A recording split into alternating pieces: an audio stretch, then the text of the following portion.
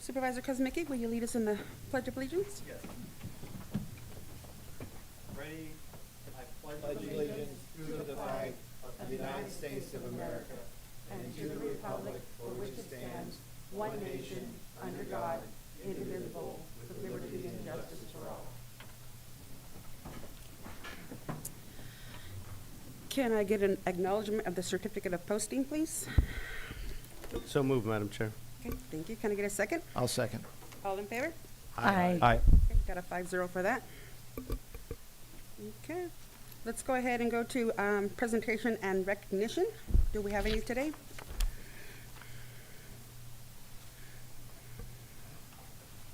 Okay. No, ma'am. Okay, so none. Department head announcements then? Thank you, Madam Chair. Yes, I'd like to invite up our Sheriff Taylor.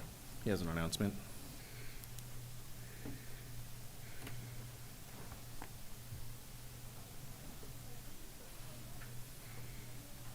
Okay. Morning, Madam Chair and Good members morning. of the board.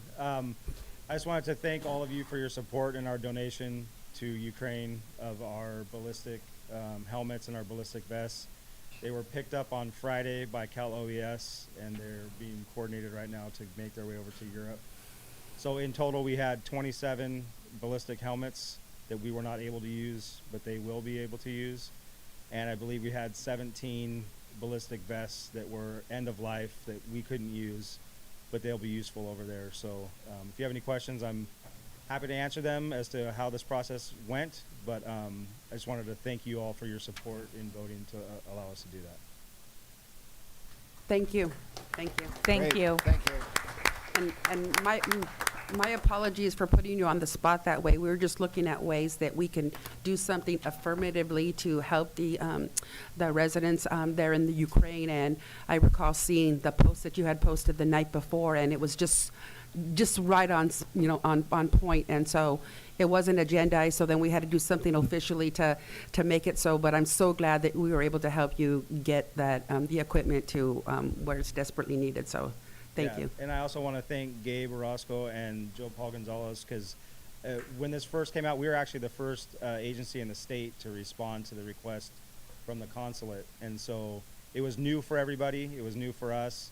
There were some questions as to where did this property come from? Was it serialized? Is it in our inventory?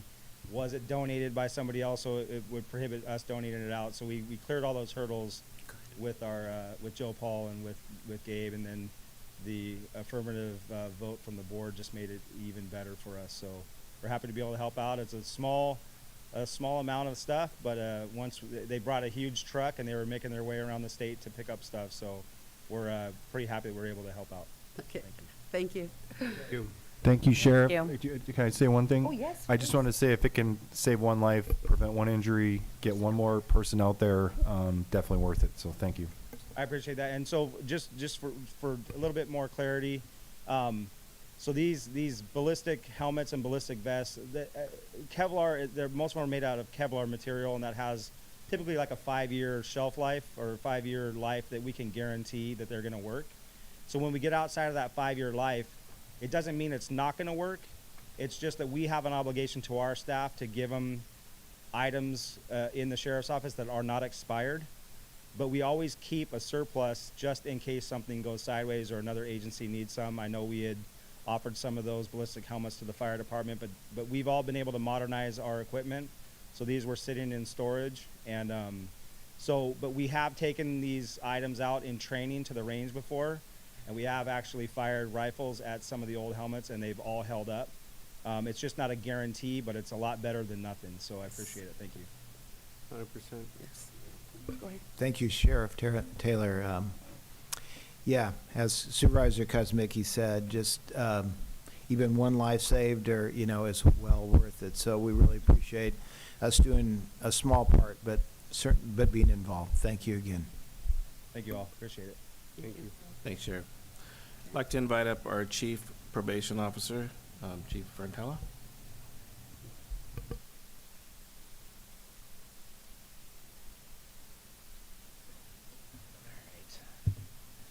Good morning, Madam Chair, Good morning. board members. It was with great excitement that I announced the probation department has promoted one of San Benito's own to the position of assistant chief. This individual came to the department in 2012 as a probation aide, and with hard work and dedication, she rose through the ranks to the position of program manager. In that position, she triumphed over many challenges and oversaw many projects to their completion, which assisted in allowing the department to keep moving forward and into a higher level of operation. It is because of her efforts and her ability to be a consummate team player that I am thrilled to announce that Ashlyn Canez is the new Assistant Chief of San Benito County Probation Department.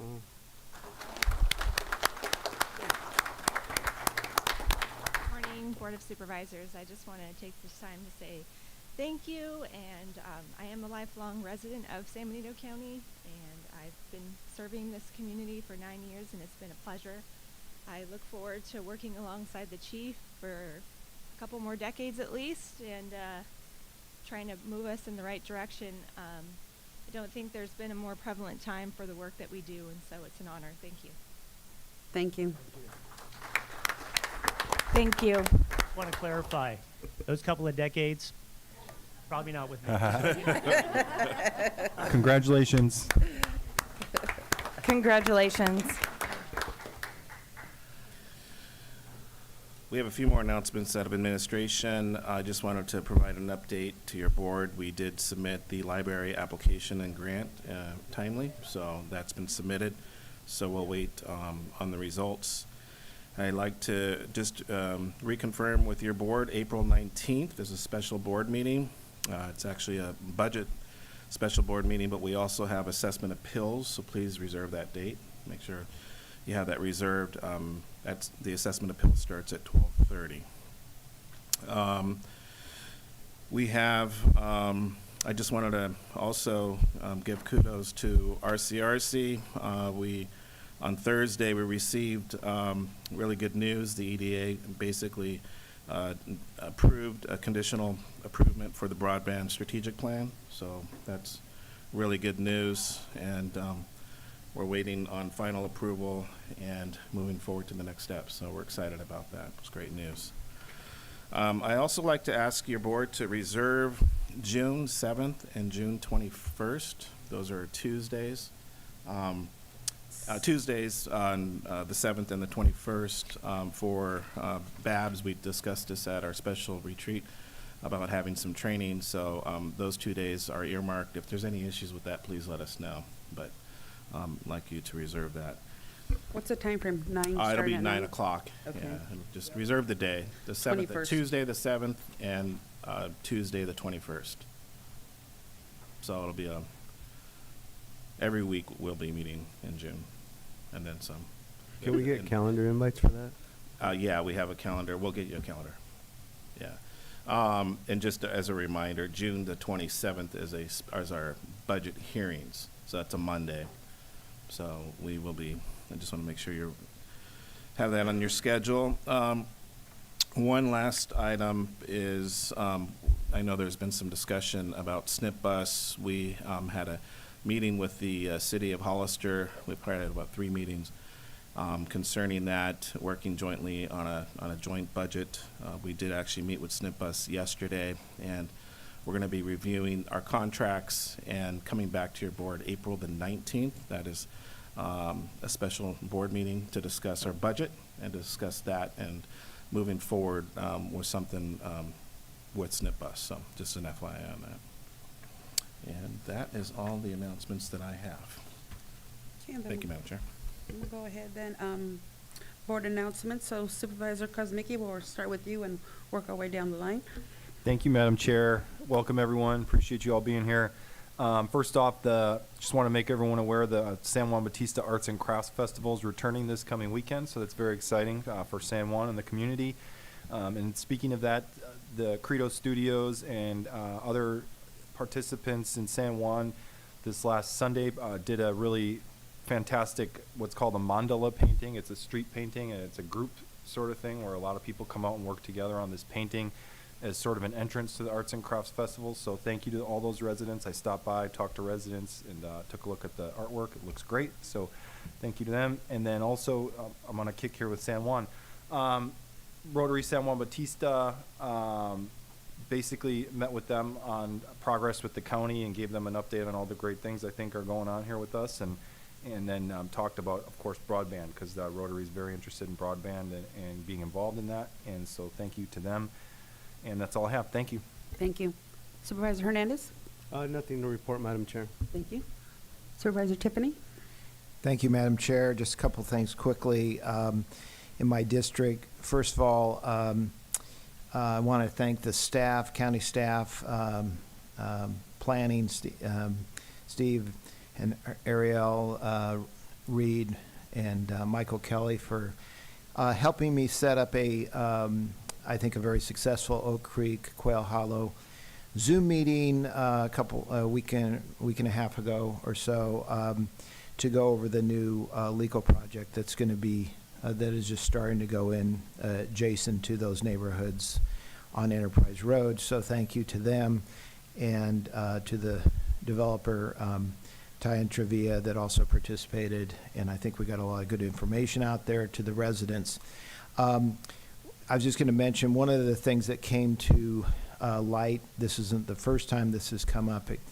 It's been brought up to me several times, and I'm sure that to several other people up here. I know it came up at the intergovernmental meeting, but I think it's very important that we push very hard with Caltrans to get a light installed at the intersection of Highway 25 and Enterprise Road. It's already a dangerous intersection, and with Roberts Ranch, as that gets residents go in there, and then we're going to have the legal project residents. That's going to be a very busy intersection, and we need to get a light in there before a serious accident happens. We're somewhat at the mercy of Caltrans, but I know that Steve Loop from the county is going to be reaching out to them, and we're going to follow through on that. So, but anyway, I just wanted to mention that. Also, as the preparations for Ridgemark Promontory project goes in, the one that's on the bluff above Southside Road, you know, there's been concerns about potential the slides, et cetera. Of course, the group has looked at this, and they've been added to the geologic hazard abatement district. But anyway, Steve and others in the county are involved in making sure that that project goes forward properly, and it's done in a way that is not going to further impact that hillside. And that's all I have. Thank you, Madam Chair. Thank you. Supervisor Dirks? Thank you, Madam Chair. I have a few things. First, the road survey that came out of the board retreat. We're looking at constituents to give feedback. So I created a Google form for District 1. I posted it on my my supervisor Facebook page. So if you're interested in responding to that, I would appreciate the feedback there. I attended the opening day for Little League. That was the first time in 5 years due to rain and COVID. Supervisor Hernandez was there with me as well. And so that was really exciting to see all the young athletes there, excited to participate after a couple of years of not being able to because of COVID. So I appreciate Little League Board, Damian Felice, and everyone who helped out that day. It was exciting to be there. I know that we're looking at coordinating a fentanyl awareness event through the opioid task force. So look for more information. We're trying to see how quickly that can be put together. And so we're looking at doing that. Also, too, just wanted to remind everyone there's 2 more tours this month for the landfill. You can call the landfill directly in order to get information about how to sign up. So we have 2 more tours on the 23rd and the 30th. And, I met with Pride Conveyance, a business here in Hollister in District 1, and I continue to be impressed with the companies that are here in Hollister. They doubled the amount of employees from 100 to 210, most of which live here in Hollister, so that's really exciting.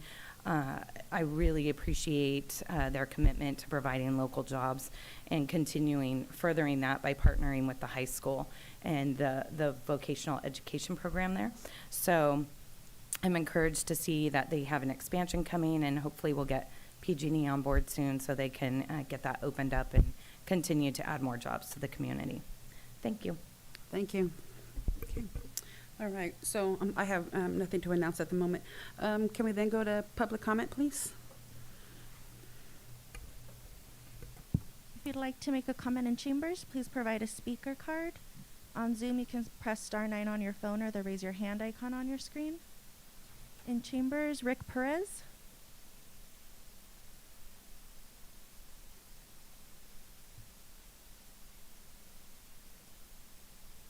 Morning, Madam Chair, Supervisors, and staff. For such a time as this, you know, we've all been in this place, in this position, for such a time as this. And I'm here today to speak on mental health, substance abuse. And I know you guys are going through the process, and for such a time as this, you guys are here to make the right choice, and I believe you guys are. I just hope that in this, that there's going to be a performance evaluation, not just for the incoming CEO, but also for the upper management, to make sure that, you know, I don't know, from my opinion, there needs to be a lot of changes, and you know what, we can always, I'm not here to down anybody, I'm here to say we can improve our city, our county, ourselves, you know, and those that need help, we can help them to become better. So, I have family members that have been waiting 30 days to get some substance abuse counseling. You know, when you're dealing with addiction, there's only a window that's open for so long. And for them to take 30 days to get to us, and we haven't even, and we started the mental health process, and they haven't even got back to us. You know, and that, again, I'm not trying to down nobody. I'm saying this is where we can help improve by setting up performance evaluation, and with this initiative, having the not just the new CEO, but the department heads, and on staff going on down, because you know we're building our city, and we're doing some roads, we're doing some businesses. We're doing all this building. And you know what? We can't forget the most important thing: the people. The people. And you know what? With this day and age, we need help. It's a difficult world, especially for the younger generations. You know, they didn't have the benefit of drinking out of a faucet, out of the hose. You know, so the world's a different place, and they need some help. And for such a time as this, you guys have been put in this place, and I thank you for making these good decisions.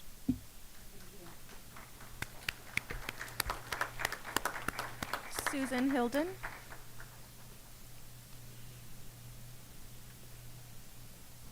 Good morning, Lady Chair and board members. I'd like to continue on the spay and neuter issue and share some updates. We had a clinic last Thursday at Pet Friends, and I wanted to share the statistics that came from that clinic. 40 cats were spayed and neutered. Of those cats, 20 were male, 20 were female. 16 of the females were pregnant, and we aborted and euthanized 88 fetuses during that SNP bus. It's a small fraction. Every female cat you see on the streets of Hollister that is feral is pregnant right now. The chances that she isn't is probably in the 5% range. Those cats were trapped at 14 separate locations. The only two of the locations were city. The 14 were county. So that basically came out in numbers to 15% in the city, 85% from the county. That's it. Thank you for listening. Thank you. Natalie Day.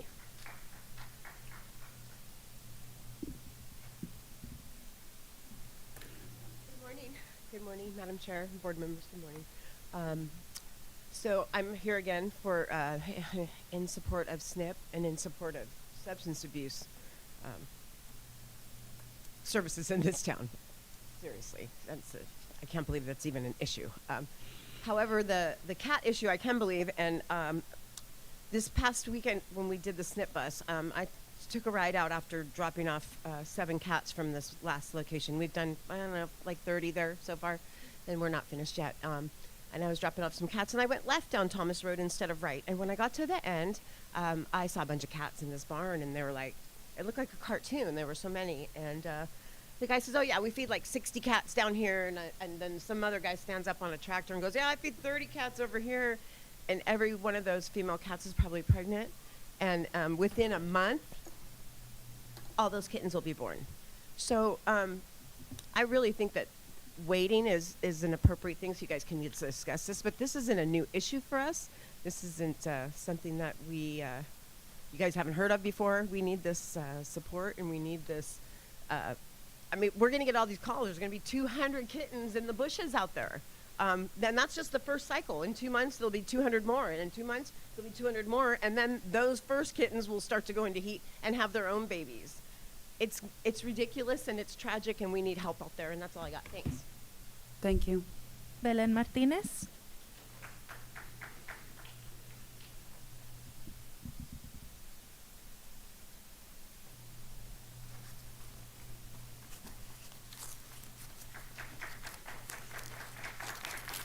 Can we please not, excuse me, before she starts, can we please not clap, okay? I will have to ask you to leave if you can't stop the clapping. I understand you're supportive of the speaking, and we feel your pain, but please let the speaker speak unhinged, or unhampered, okay? Thank you. Muy buenos días, supervisores. Soy Belén, una orgullosa miembro de SEIU 2015. Cuido a mi hija. Llevo 35 años cuidándola. Para mí es muy importante tener seguridad médica porque necesito tener acceso a ir al médico cuando necesite o más bien cuando esté enferma. Para yo poder seguir cuidando a mi hija. Necesito también cuidarme yo. Y estoy aquí hoy exigiendo seguridad médica y salarios justos. Estoy hablando por todos los proveedores de IHSS, porque muchos de nosotros no nos alcanzamos con lo que ganamos para pagar por cuidar a nuestra salud. Y por cualquier razón o aumento de horas trabajadas no calificamos para medical, y por esa razón muchos de los proveedores se están yendo a trabajar o a vivir a otros condados para poder tener acceso a aseguranza y mejores salarios. Somos trabajadores esenciales, merecemos salarios justos, aseguranza, respeto y dignidad. Gracias.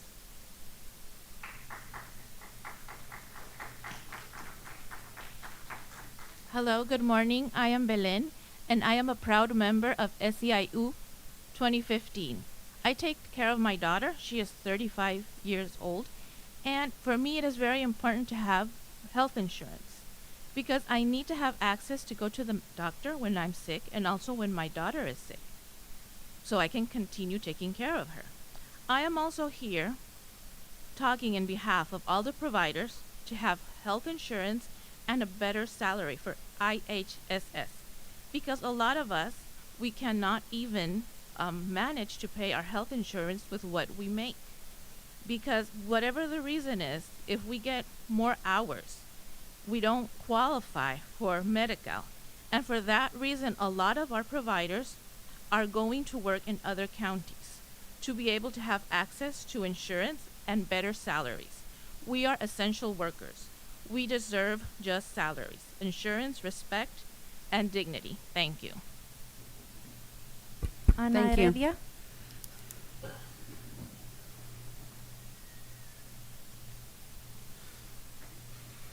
Hola, buenos días. Mi nombre es Ana Heredia. Soy proveedora de In-Home Support Service en el cuidado en el hogar.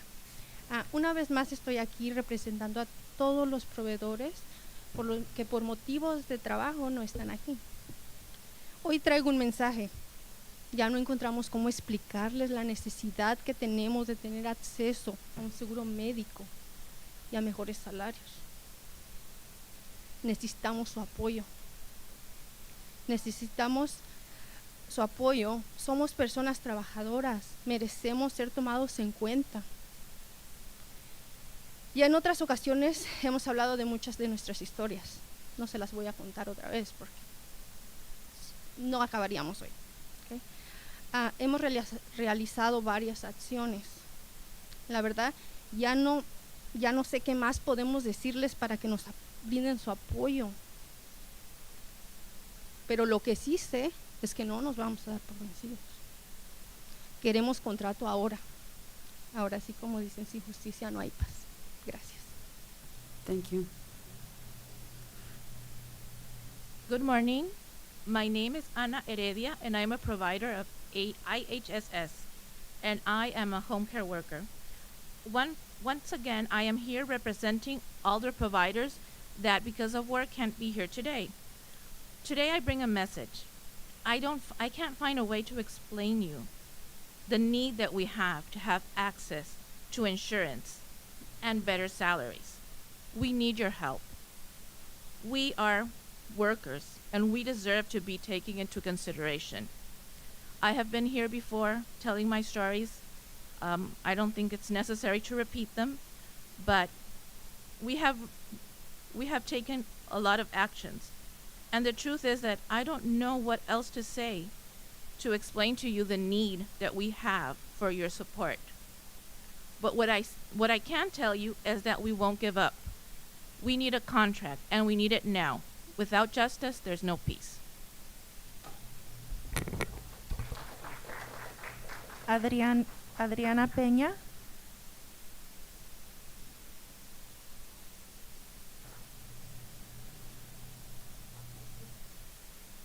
Good morning. I'm going to speak in Spanish. Go ahead. Because my friends, yes, respect. Mi nombre es Adriana de Peña, and vengo de Monterrey County, del condado de Monterrey, y vengo a apoyar a San Benito. Es una vergüenza que San Benito no tiene un contrato por 3 años y no tienen servicio de salud. Todos tenemos derecho. No entiendo yo, no me entra por ningún lado como una persona no puede tener seguro de salud cuando el trabajo que hacemos como proveedores de cuidado en casa es estresante. Tenemos que cuidar 2, 3, hasta 4 personas porque no hay proveedores, y mientras no haya un buen pago y buenas aseguranzas y beneficios, retiros, no vamos a tener personas que trabajen como proveedores de cuidado en casa. Se están yendo de todos los condados porque los supervisores no están haciendo nada para que tengan buenos contratos. Hay que saber que el que todos estemos bien, el que todos tengamos servicios, en el futuro vamos a tener menos problemas. Es una cadena donde el servicio de cuidado en casa está creciendo. Nuestros deshabilitados, nuestros adultos nos necesitan y necesitamos estar nosotros bien para poder cuidarlos a ellos. Entonces ahí dicen God we trust. Nosotros queremos creer en ustedes que van a hacer lo correcto. Gracias. Thank you. Hi, my name is Adriana Peña, and I'm here from Monterey County. I'm here to support the people of San Benito. And to be honest, it is embarrassment. How is it possible that it's been 3 years and they have not had medical insurance? It is a right. They have the right to have a social security, medical health, and because they work. And it's very stressful to work as a healthcare provider because we take care of more than 3 to 4 people at once because there's not enough providers to give this type of service. We provide all the services, and it is very important that we all have somebody to take care of us. And a lot of people are going to other counties, and we're not going to have enough providers. And this is important for our future because we all have to be taken care of. We're avoiding future problems. This is a chain reaction.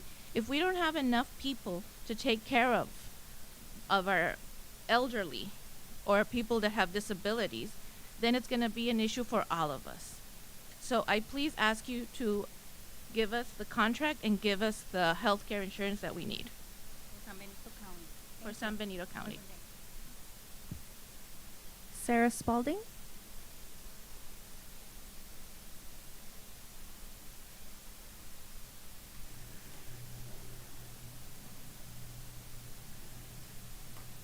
Hello, Board of Supervisors. Thank you for this opportunity to speak to you.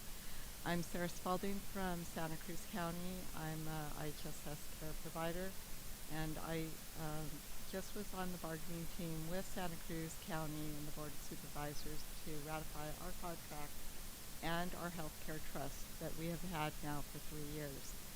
And I do believe that it is the Board of Supervisors' responsibility to complete the budget, and you have 500 care providers here that take care of your most vulnerable part of your community. I do believe that you have the responsibility to invest in your community and your most vulnerable people, and it's time to recognize the importance of their value and to give them fair wages and health care. Thank you for your time. Thank you. Valerie.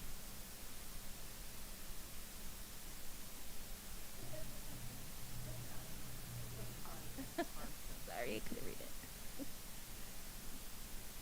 it. Good morning. I can't see. I live in Hollister for about 7 years now, and I love this town. One thing I don't like about this town is a large population of feral cats in this county. I've lived in San Jose for over 65 years, and I've always done cat rescue. San Jose, with a population of bordering 2 million people, doesn't have anywhere the number of ferals as this county. Shame on this county. Maybe it's a lack of understanding or just the expense of spade and neutering. But it seems like we have as many ferals in this county as people. My experience was when I adopted a day-old goat 4 years ago. He lives off of Rosa Mirada, and I try to visit him daily. Yes, I'm a little crazy. But on my way out there, I come across a mother cat with 4 babies. I began feeding them daily, and about 6 months later, there were about 12 cats. I was panicking because how quickly they were producing. Thankfully, I was introduced to Heading Home and was so grateful that they agreed to come and trap the cats. To my shock, when they trapped, there were 22 cats. That's how quickly they were multiplying. There are now just 6 left in the barn. I also found on Fairview a mother with 5 kittens. I think she was dumped there. She was run over by a car on Fairview, and Heading Home once again helped me out and trapped the kittens, and the snip bus fixed them. I cannot believe how many cats are dumped and how many ferals are in this county. It's hard to imagine that the snip bus can have an event and volunteers have trapped 80, 100 cats to be fixed. This happens almost every snip bus event. No city should tolerate people throwing kittens out the windows, dumping people's cats out in the countryside, shooting cats. We need stricter laws against this type of behavior and law enforcement to enforce these laws. This is what our county should strive to be, stewards of animals and protectors. We have these wonderful groups of volunteers going out at night. Instead of watching their favorite TV shows in freezing or hot weather, they're sitting for hours trapping cats to give them better lives. You have a board, you as a board have a chance to be heroes. You know there is a big problem in this county with ferals. Anyone who lives in this county knows that. You should try to do everything in your power to support the SNCC bus and these people and fix these cats. I thank you for your time. Thank you. On Zoom, if you'd like to make a comment, please press *9 on your phone or the raise your hand icon on your screen. You've been unmuted. Please state your name and you have 3 minutes. Yes, good morning. My name is Elisa Martinez. I'm a lifelong county resident, and I'd like to share how I and others have tried to help in the overpopulation of community cats in the unincorporated areas of the county. Out on Fairview Road, we helped fix 60 cats, that's 60, who had been breeding near a mobile home park. And this had all started with 2 cats who weren't fixed and whose numbers quickly multiplied. Out on Hillcrest Road, this is a place where people regularly dump unwanted cats. And we helped resident Kit Sherman with 30 feral cats. And I adopted one of those feral cats. And over the years, Mr. Sherman has paid out of his own pocket to fix many dumped cats, but he just can't afford to help them all, and he shouldn't have to. These are cats that people dump and abandon, and he has new cats showing up regularly. Out in Tres Pinos, a total of 70 feral cats were fixed for residents Gary Welch, Bob Caleri, Valerie Smith, and June Hockenberry. Off of Sunny Slope Road, we helped Mary Lou Andrade and Kevin Trenberth fix 15 feral cats near Swank Farms. 22 cats were fixed. Wren's Ranch and Doug Lyons Ranch, 10 feral cats.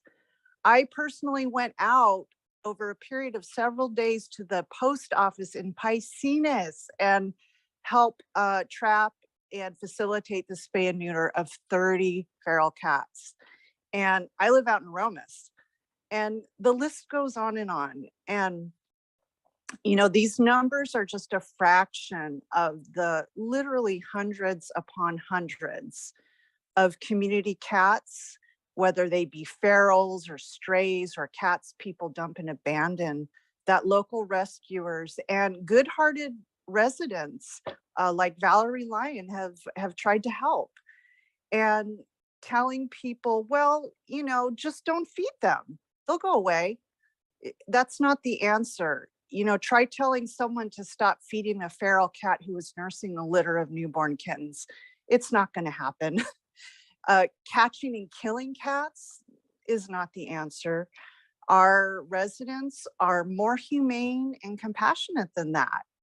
And, you know, these animals and these cats deserve better than that. So I, again, strongly urge the board to approve generous funding for SNP spay and neuter clinics. The need is really there. A lot of people don't see the work that these rescuers do behind.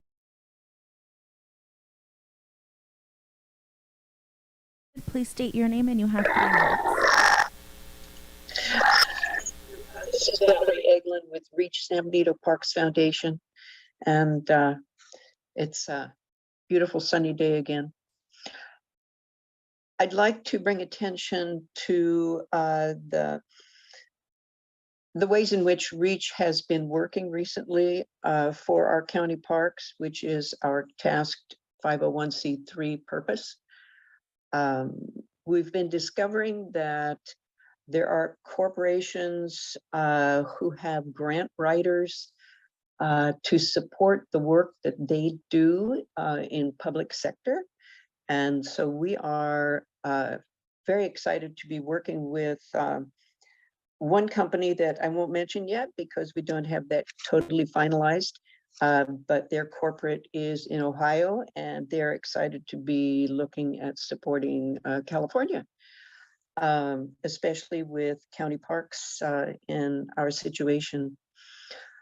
With the Riverview Regional Park soon to be built out, and the historic park coming into flower for the summer, and the Anza Trail, we're busy with finding ways to support these county entities in support of our county. Totally. One thing I got a report this morning that there's a problem on the Anza Trail with grooves that have been cut in for rain water drainage, which has its advantages. However, even Granite Rock has diagnosed it as not being the best accommodation for hiking and biking, which it is our county recreation trail. So we're working to see what we might be able to come to compromise with in that, and we'll bring it to Supervisor Kosmicki as soon as possible. Otherwise, there was, oh yes, the Flint-Bixby Overland Stage. We're investigating the way in which the old stage road came to being and how it was taken out of service with the Salinas Grade Road being created and the 101 bypass. Very, very interesting. And we'll be coming to the board to create a interpretive plaque at the Anza Trail that talks about the county history that we need to highlight there. So that's kind of a short report, hoping to keep the Board of Supervisors informed as to our efforts. You've been unmuted. Please state your name and you have 3 minutes. Hello, good morning. So I wanted just to comment on the members who previously spoke in regards to their insurance. There's our Spanish-speaking community who take care of the elder. So I do not represent them. I'm not part of their group, but I have heard them speak in previous meetings. And there's a problem here because they come for your help. They come to advocate for what they need, but there's something missing here that the community is not aware of. So it is incumbent upon our Board of Supervisors to inform the public what is the next step that they need to take for them to be successful on what they're asking for their community. If there's an additional step, what are the processes or the process to get to that level, to that point where maybe you guys are able to help them. I know you can't speak back or answer their questions, but possibly communicating with them afterwards by email or calling them. I think you guys need to take that next step here because there's something wrong here and they're not getting the help they need. Second, I want to make a call out to all our martial artists in our community or anyone who is willing to volunteer for our local new Bulldog boxing gym who is opening up. And Zeke, I've known Zeke for many years and he's a great advocate in helping our youth in boxing. So I think it's a great program that he's been doing for many years. And since his gym was taken away, if anyone has time and can go volunteer, I think that would be great. I just wanted to say that. Thank you. Thank you. You've been unmuted. Please state your name and you have 3 minutes. You can. Good morning, Supervisors. This is Rob Bernowski. I just wanted to say publicly how much I do appreciate the time you spend at least responding to me and some of the conversations we've had. I know speaking in public comment periods, sometimes I and maybe others come across as being angry, which, you know, we are, but I just want to let the world know that through these conversations and the ones we have privately and making sure that people like me are informed on the issues that you know that I am interested in is truly, truly appreciated. It's tough being an elected official, and you're going to hear me call in on a consent item and be critical of it, but I do want you to know that it is appreciated, the amount of deference you do give us and the amount of respect that you do give the public. it's being an elected official, I know, is a tough job, and I just want to acknowledge that in general, all of you are taking the job very seriously, and how much I appreciate it. Thank you. Thank you. You've been unmuted. Please state your name and you have 3 minutes. Good morning, Elia Salinas, and I'd like to start off with thank you for giving us back the 3 minutes. I don't know if I can even speak that long. I got used to 2 minutes. Anyway, with regard to the consent agenda, you have 15 items on there today, and there's 9 items that I will be speaking on later. For transparency purposes, I really feel that some of those items need to be on the regular agenda. Also, as stated before in previous meetings, anybody being appointed to any kind of a committee or office here in San Benito County by the Board of Supervisors, I feel that that person should appear before the board, be introduced to the public so we know who they are and what their faces are and what they're going to be doing. And with regards to the SEIU members, the IHSS people here in San Benito County. It's appreciated that those people from other counties come, but honestly, I don't know too much about this, but I can tell you that Spanish is my first language. And the translator, and I'm sorry, it's too bad that they've already left because I would have said it in Spanish as well. Their translator did not do them justice. It was not correctly translated to you, the board, and that is not, that's not doing a job for those people that wanted to speak and were speaking from the heart and giving you their sentiment as to why they feel the way they do.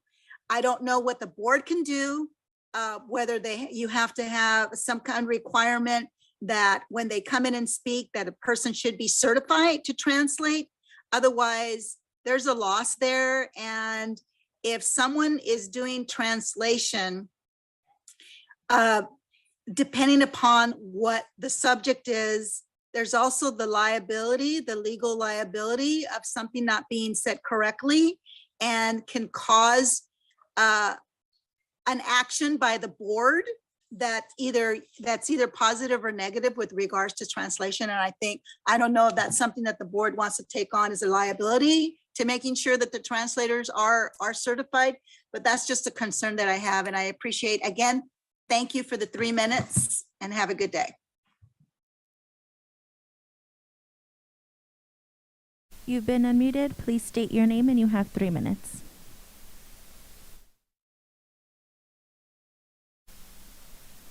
You've been unmuted.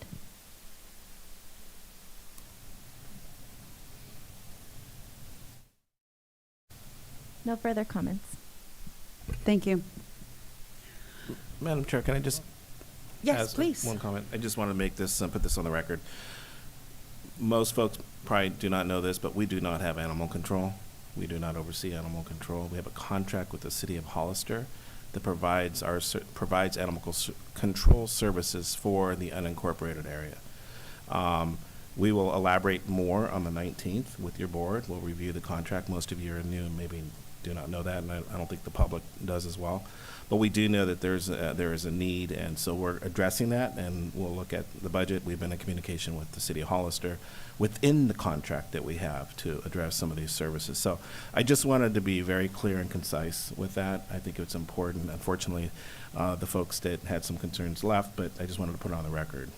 But we'll talk more about this on the 19th, as well as with SEIU 2015. We're under negotiations, so there's not a lot we can respond to on that. I just wanted to make sure the public knew that as well.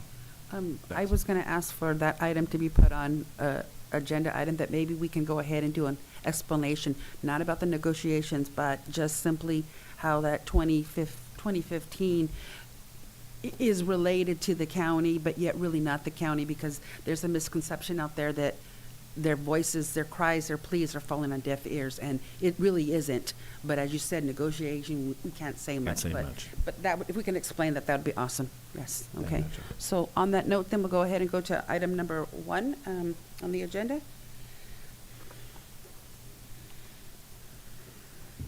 Thank you, Madam Chair. We have our Auditor Controller here, Joe Paul Gonzalez.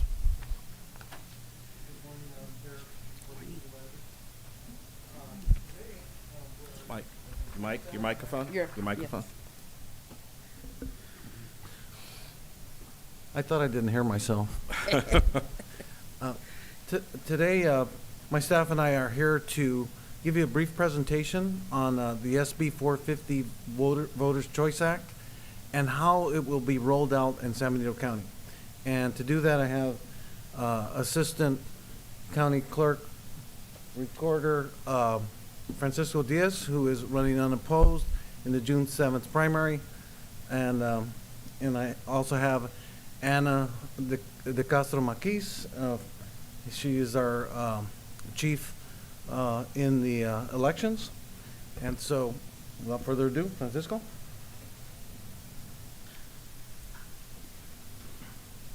Jennifer's number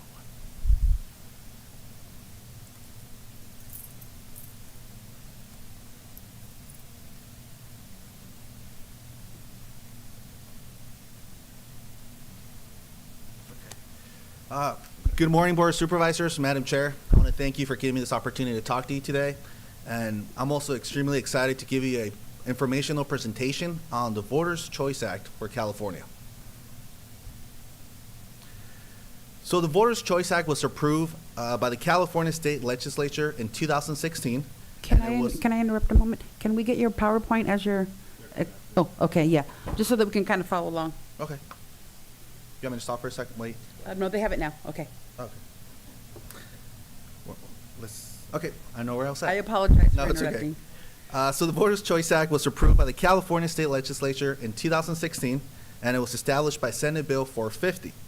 Under the California Voters' Choice Act, or also which is referred to as the VCA model, all registered voters will receive a mail ballot. Voters then have the option to return their ballot either by mail, drop box, or at a voting location. Under the VCA model, you apply what's called a vote center location or voting location. The key difference between a vote center location is that now you can vote up to 10 days before election day. You can do same day registration, but you can also go to any of the locations within your county. Whereas in a polling place model, you're assigned a particular location and you can only vote one day. Now, San Benito County has implemented a hybrid VCA model for our last 3 elections. In order to implement the California Voters' Choice Act, or the VCA model, you have to create what's called an Election Administration Plan, also referred to as an EAP plan. The EAP essentially provides the methodology that the Elections Office is going to use in order to implement the Voters' Choice Act, but also the various types of voter outreach and engagement program that it's going to create. The first draft of the EAP was published on July 29th, 2021. A public consultation for voters with disabilities and the language minority groups was held on December 8th of 2021. Initial meetings of the Language Advisory Committee and the Voting Accessibility Advisory Committee were held on December 28th. This process allowed for the public to provide input and also on the EAP, but also to help us formulate a better plan of how we're going to implement and oversee the Voters' Choice Act.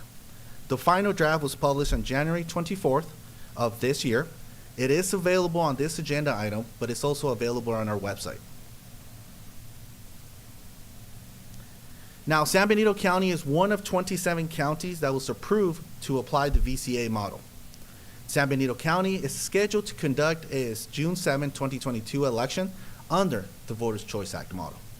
As you can see from the graph here, it illustrates all the counties currently in California that are approved to do this model. However, there are about 4 or 5 additional counties right now that are in the process of also converting to the VCA model. As mentioned before, under the VCA model, the voters all registered voters will receive a mail ballot. Now, the voters can return that mail ballot either by mail or they can use one of our 6 convenient drop boxes that are located throughout the county. Our drop boxes here in San Benito County have 24/7 video surveillance. We do daily pickups twice a day, and we also have them open 29 days before Election Day. Now, our ballot drop boxes are selected and placed and installed in a particular geographical area based on predetermined criteria based on election code.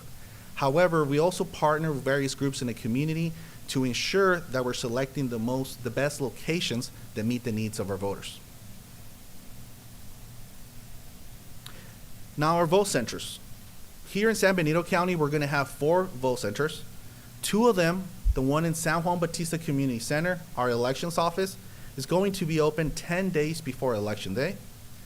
2 vote centers, St. Benedict Church and also the Armory over by the airport, is going to be open 3 days before Election Day.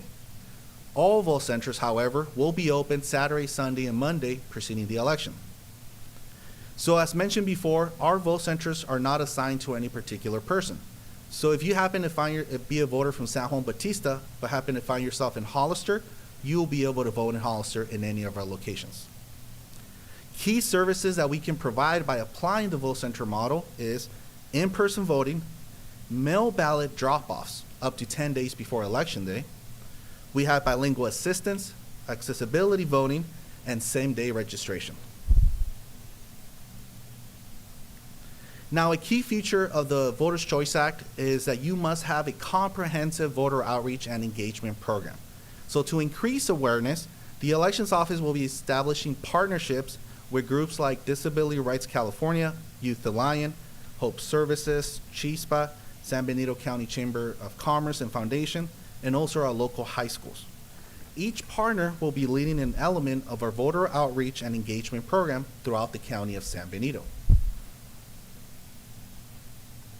And of course, we're going to commemorate all this with a Voters' Choice Act kickoff celebration, and I'm going to have Anna talk about this a little bit more. I have a question, Madam Chair. Can we just let them finish first, and then I'll go to you first for the question. Thank you. Good morning, Madam Chair and Board of Supervisors. So I'm very happy to present to you all the kickoff event that we have for the Voters' Choice Act. So this will be a community event. Everyone is invited, and we encourage everyone to come by and see all that we have to offer that day. There will be different activities for everyone. So that means for the young ones, we will have our future voters will be participating in their own election that day. They'll learn what it is to be registered to vote and what they can do now. Our high schoolers are going to be able to pre-register. They can pre-register beginning at 16 years old. And for those that are already registered to vote, they can learn what it means to be going from polling place to Voters' Choice Act. So we will have photo opportunities with characters there for the youth. So everyone please come by and enjoy the early afternoon for that Saturday, and we will be at the Veterans Memorial Building right outside the patio, and everyone's invited, so please come by. Okay. Supervisor Hernandez, you have a question? Yeah, Francisco, you mentioned that you partnered with those organizations. Are you limited to only those organizations? Would you be willing to work with other ones? So we are not limited to those organizations. Right now, we're starting the initial conversations with them. There is, a process because we got to ensure that we are going to create a program that's going to meet the needs of the voters. Oh. So some of those high school programs for schools that we're going to be partnering with, they're going to help us create social media engagement that's going to target people so they can pre-register to vote. But we are open to other partnerships. It's just being able to come up with how can they help us either increase awareness of the VCA model, register people to vote, or provide better information to them for whatever need they have. And is there like specific criteria that you guys have to make sure you work with an organization? I mean, in my head, I'm thinking probably nonpartisan, right? It's correct, right? So right now we're trying to partner only with nonprofits.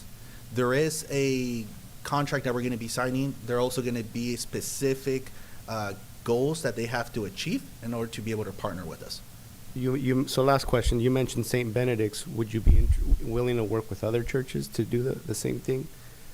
So we haven't had that discussion, but right now we haven't partnered with any churches. We're using St. Benedict's Community Center for voting, but we're not partnering directly with them to provide a service outside of voting. Well, I mean, because legally, them staying nonpartisan, they can still do voter outreach That is and correct. registration. So that's just a thought, and I imagine there's other organizations that'd be, open to helping. Correct. And like I said, we will be open if there are organizations that would like to partner with us. They can send us an email or give us a call in the office, and then we can formulate a plan to see what's the best way they can help our office. Thank you, Francisco. Thank you, Madam Chair. Any other questions from the supervisors? If not, we'll go to the public. Okay, let's go to the public first. Make a comment in chambers, please provide a speaker card. On Zoom, press *9 on your phone or the raise your hand icon on your screen. You've been unmuted. Please state your name and you have 3 minutes. Elia Salinas. Gosh, now that I have 3 minutes, I don't need to speak for 3 minutes, but thank you. I just want to put on notice, I'm sure the board, you're already aware of, that there's some rhetoric going on out there about this event happening and people don't want to go. They're trying to gather people to protest this. Anyway, so please be aware of that. And I know with regards to the location of St. Benedict's Church, or it's because of the location of St. Benedict's Church is what I meant to say. It's on the east side of the county that there's a large population there now. It could have been taken place at Richmark where it has happened before, but now it's going to be at St. Benedict's, and it's a prior location. It's got nothing to do with reaching out to any of those members of the church, and I completely understand I kind of get an idea where Supervisor Hernandez is going, but it's the location and not because it has anything to do with trying to partner up and trying to get something done behind closed doors. This is all for the benefit of the voters and not anything else. It's nonpartisan. Thank you for allowing me to speak. No other comments. Okay, we'll bring it back to the supervisors. And Supervisor Dirks, can I go to you first? Thank you, Madam Chair. First, I just want to say thank you so much for being a leader in the state and being one of the, handful of counties that are doing this right now.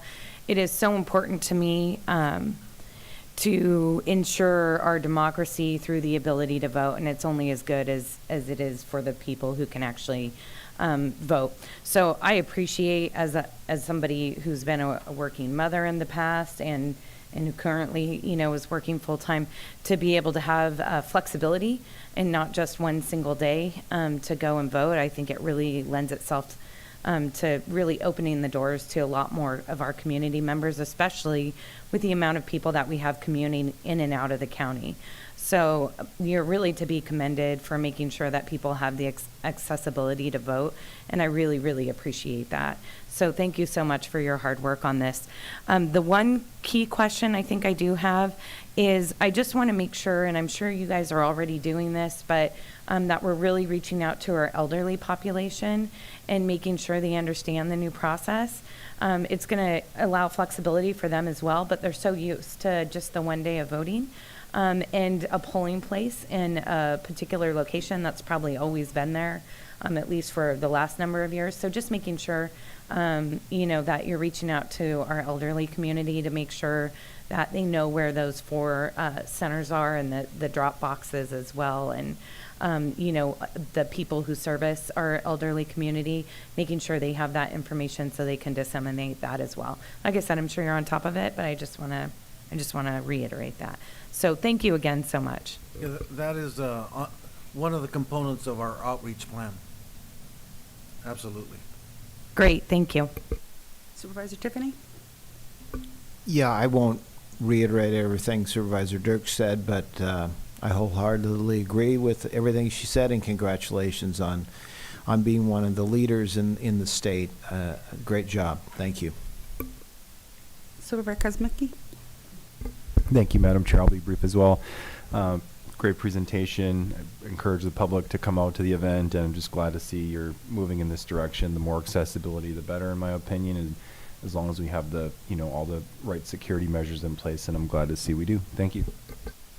Supervisor Hernandez? Thank you so much, Francisco. I've always appreciated and respected your organization. The Elections Department has always been on point with respecting the people's voice, and I appreciate that. Thank you. And on that note, I'd like to be the first one to congratulate you since you ran unopposed. I guess it's a done deal, and you are now what is his official title? Not yet. Well, it wouldn't have to be finalized and so forth, but Well, it'll happen on June 7th. June 7th. And what will be your title on June 7th then, on June 8th? His title will be County Clerk Recorder. County Clerk Recorder. Congratulations. You're probably counting down the days as well, Joe Paul, aren't you? Yes. Yes. Just keep it simple. What I did want to do is go back to the location. So you said in San Juan it's going to be 10 days, correct? And then you said St. Benedict's and the Armory were going to be, was it 3 or 4 days? I didn't quite jot it down when you. It's Saturday, Sunday, and Monday before election So 3 days, so the Saturday and Sunday before. And then to piggyback on what Supervisor Hernandez and Supervisor Dirks mentioned about the partnership, have we reached out to the Jóvenes del Antaño? Because yes, okay, I just didn't see them listed as your partners, and I figured that would be a great location to hit the seniors because again, they're serving the meals daily, they're seeing them Monday through Friday, and any kind of flyer that is informational about, how and where, and then the drop box locations is great. Madam Chair. Yes. Part of the requirements of the SB 450 model is that we're no longer just the elections department or the register of voters. We take on an additional title of Chief Public Outreach Officer for elections, and so that's a whole different dimension to the job that has been added. So, and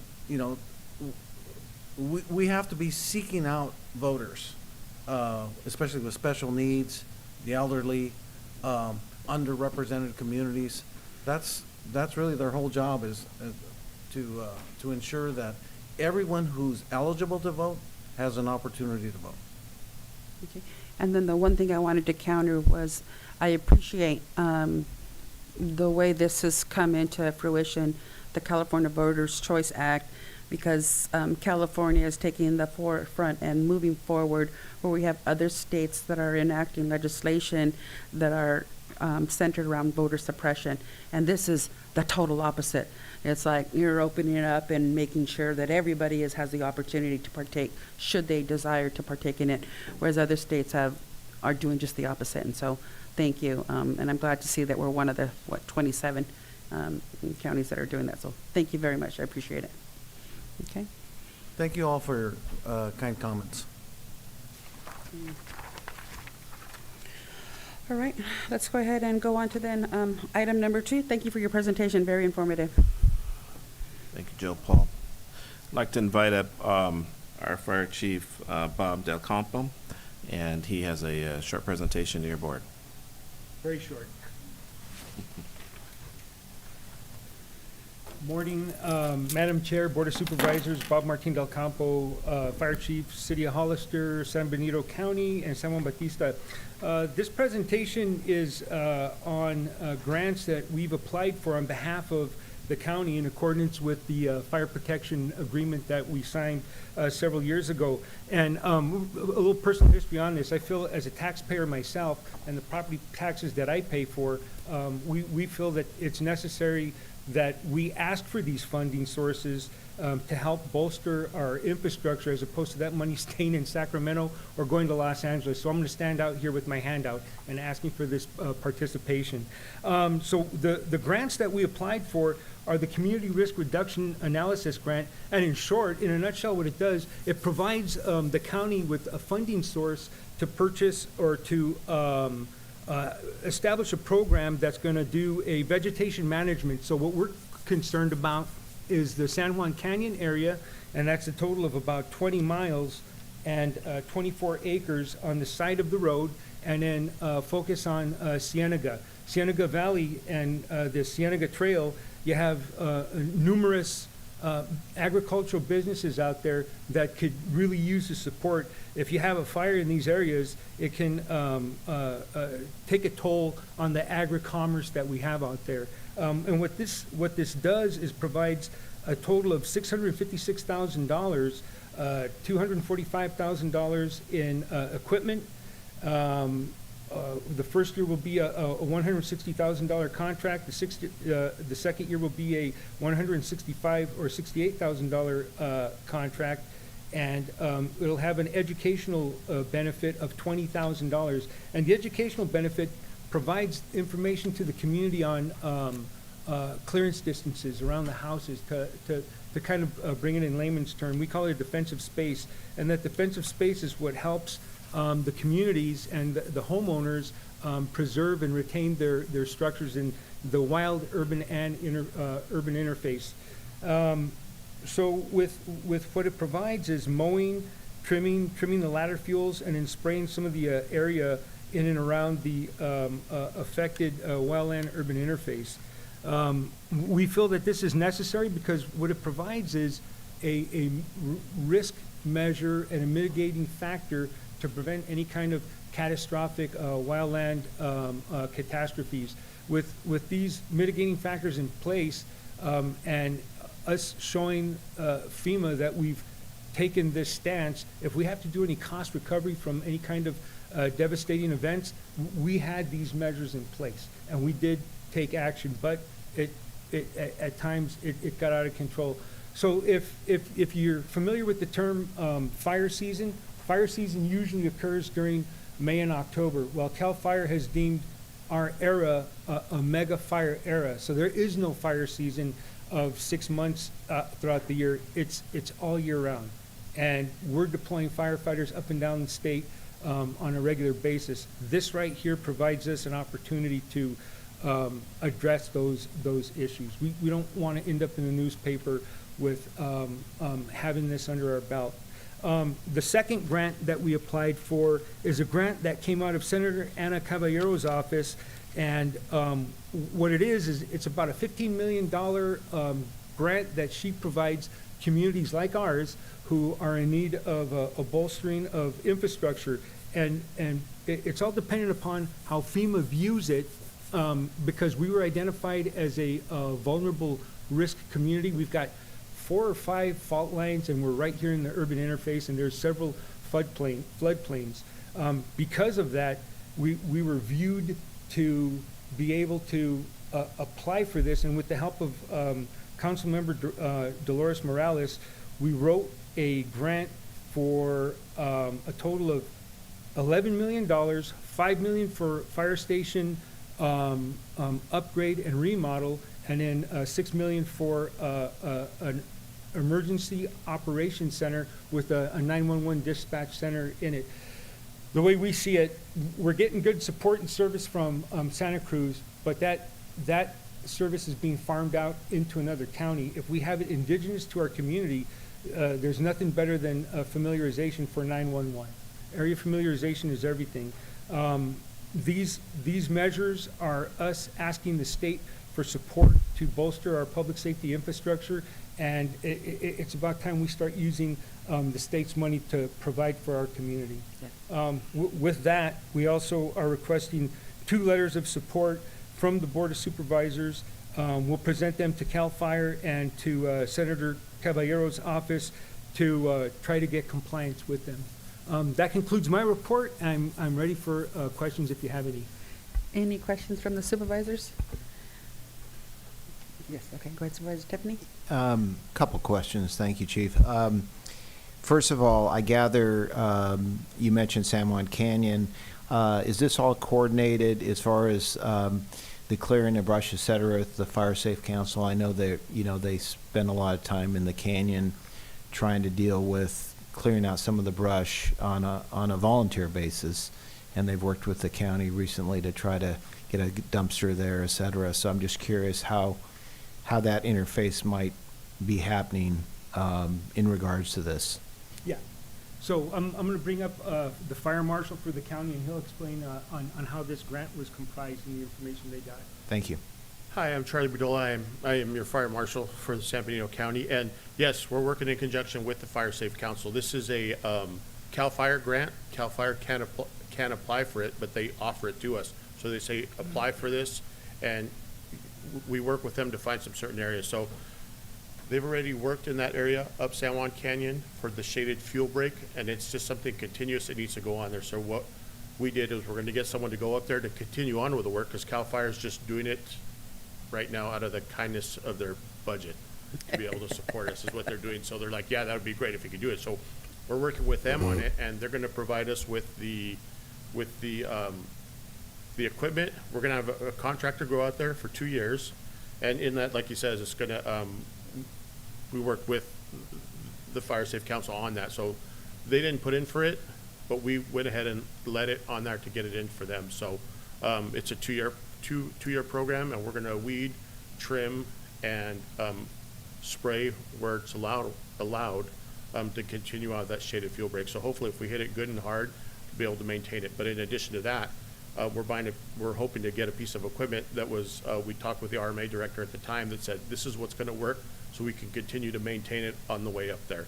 And the reason we picked San Juan Canyon because it's obvious, and then we hit another place. So we're always up for any other roadways that we can identify, and we can hit those in there also. So I thought about Grass Valley, Lime Kiln, and all those other roads, but if there's other areas that are some target zones that we don't know about, that you might know about, or you might want some help with that, let us know. And if we don't get it this year, we're going to keep applying until we do get it, and then we'll expand our area to hopefully treat the whole county's roadway. I know that every year the Public Works Department, in addition to doing everything in regards to potholes and slides and other things, is a very important process they go through is mowing and cutting along the county roads to try to prevent wildfires. So I gather that you guys coordinate with that as well, because I know Public Works is always very short-handed in that area. Yeah, there's 3 different components. So Caltrans has an initiative to take care of their part. Then there's Public Works, and we're working with them to, we'll do our part, and then we'll give them a piece of equipment and assist them as much as we can with that. I mean, we're not going to go out and do it, but hopefully we ask them what do they need to help them be successful throughout the county. Right. And this was a piece. And our contractor came back to us after we evaluated and said, hey, they might want to check with this piece of equipment. It might work a lot better. This is for someone that does it all the time. So we could always take that back and reevaluate them, tell them this might work better. You might be able to get farther and deeper reach with this piece of equipment instead of this piece of equipment, but it's still within the budget. Thank you. One last question, a different question. With the work that's being done in San Juan Canyon and other places, you know, the home hardening and the clearing of space, how is that going to improve the insurance situation for these homeowners? I know that there's been some recent changes made within the state to try to get insurers to take into account individual situations and where people are really trying to reduce their risk in their homes. And I just want to be sure that our homeowners have the opportunity to potentially reduce their insurance rates. You know, unfortunately, where we're transitioned to, I don't think it'll affect it at all. It's actually within 5 road miles of a fire station with an established water system.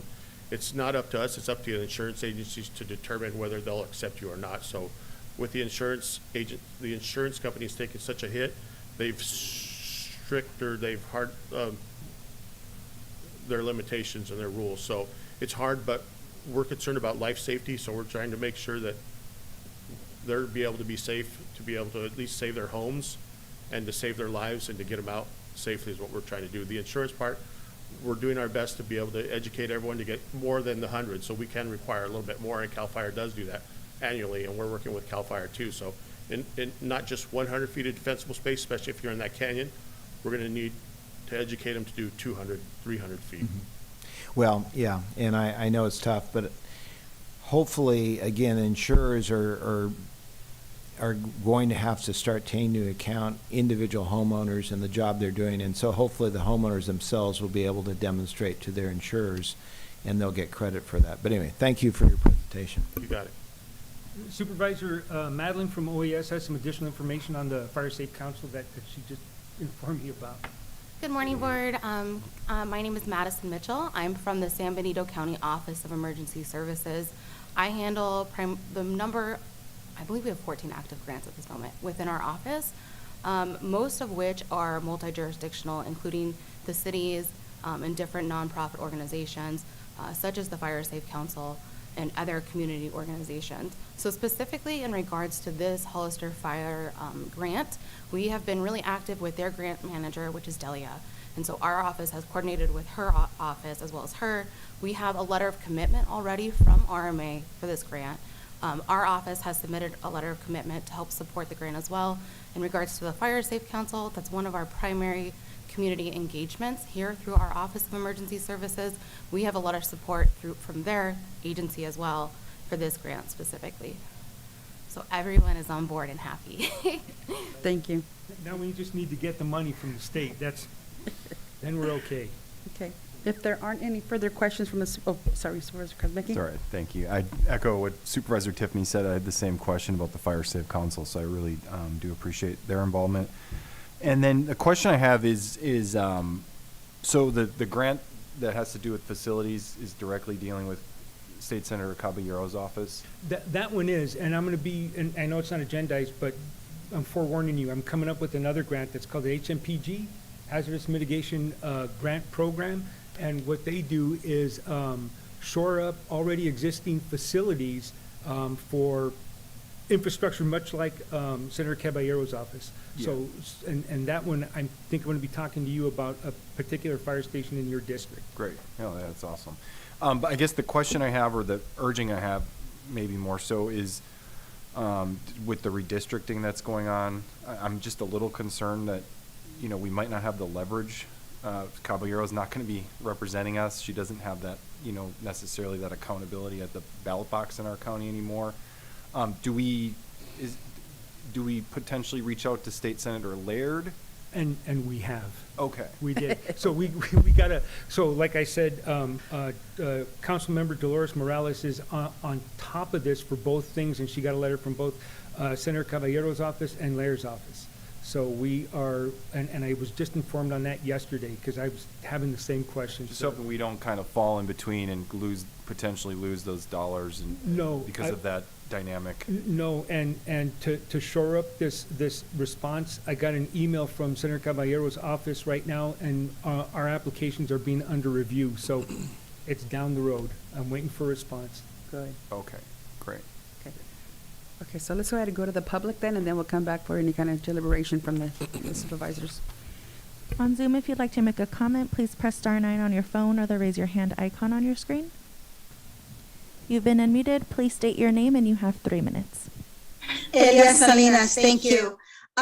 Well, there's one thing you cannot say, or you with regards to Chief Del Campo, is he has been very proactive 4 years trying to find money anywhere he can to benefit our community. So kudos to him, his staff, Fire Marshal Bedoya as well. They're out there trying to find money. They're doing the job. The county, I request that the county should be doing the same thing for them. It shouldn't lay 100% just on the fire department to do this. We have a duty to them as well to make sure that they're funded, because we need firefighters.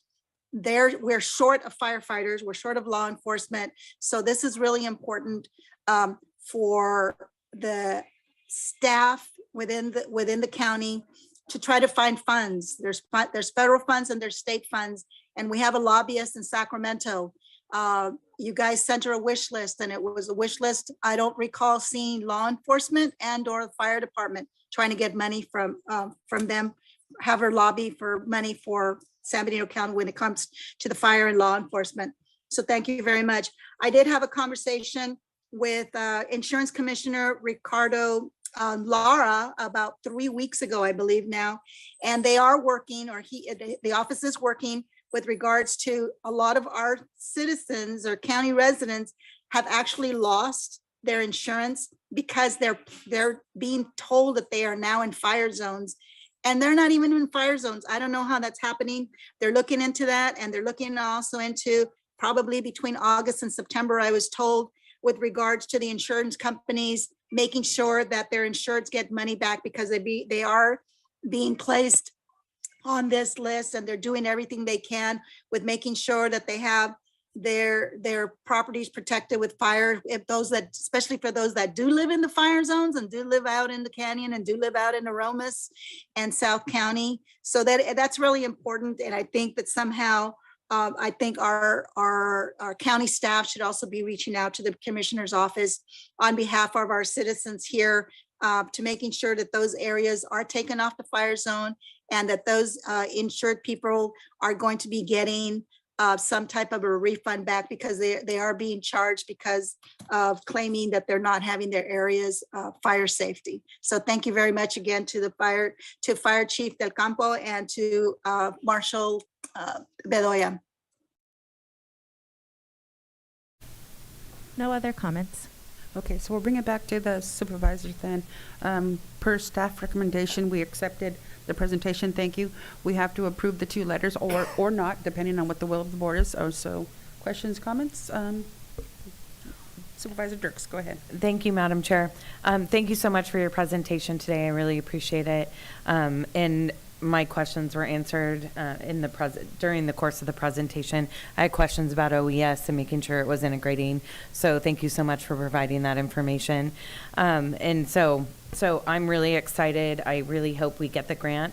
Fire Station 3 is in my district, and from what I understand from our conversation in the past, that it is a portable facility.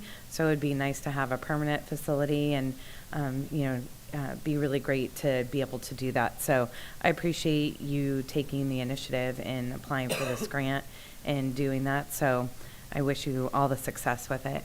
Thank you. Supervisor, Tiffany, sorry. I think I've already spoken enough. Thank you for your presentation. All right. Supervisor Kuzmicki. Yeah, real brief.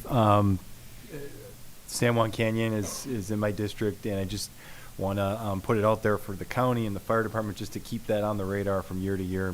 We got to work together to make sure that that doesn't fall through the cracks, because that one bad year, as you guys know, it could really be devastating for that area. And I know there were some issues that they had last year with just mowing and all that, and we got to stay on top of this, and you are, so thank you for that. And then let's not forget that both the canyon and Cienega lead to state park facilities, so that should be an additional sort of on our end. It should be something that we can really put out there to try to get these grants. Thanks. Thank you. Supervisor Hernandez. Thank you for all you do, Chief Del Campo and Fire Marshal Bedoya. Madam Chair? Yes. I have one quick question. Sure. I probably should have talked about this. We've talked a few times. I just had a quick question on the letter itself. On the second bullet, you do highlight the $5.5 million for the permanent placement of Fire Station 3. I know we've discussed this over the years prior to COVID about potentially having a fire station at Rosa Morada. And my question, I guess, is that a possibility or flexibility if the board so chooses to go that direction? We really haven't had time to discuss that strategically.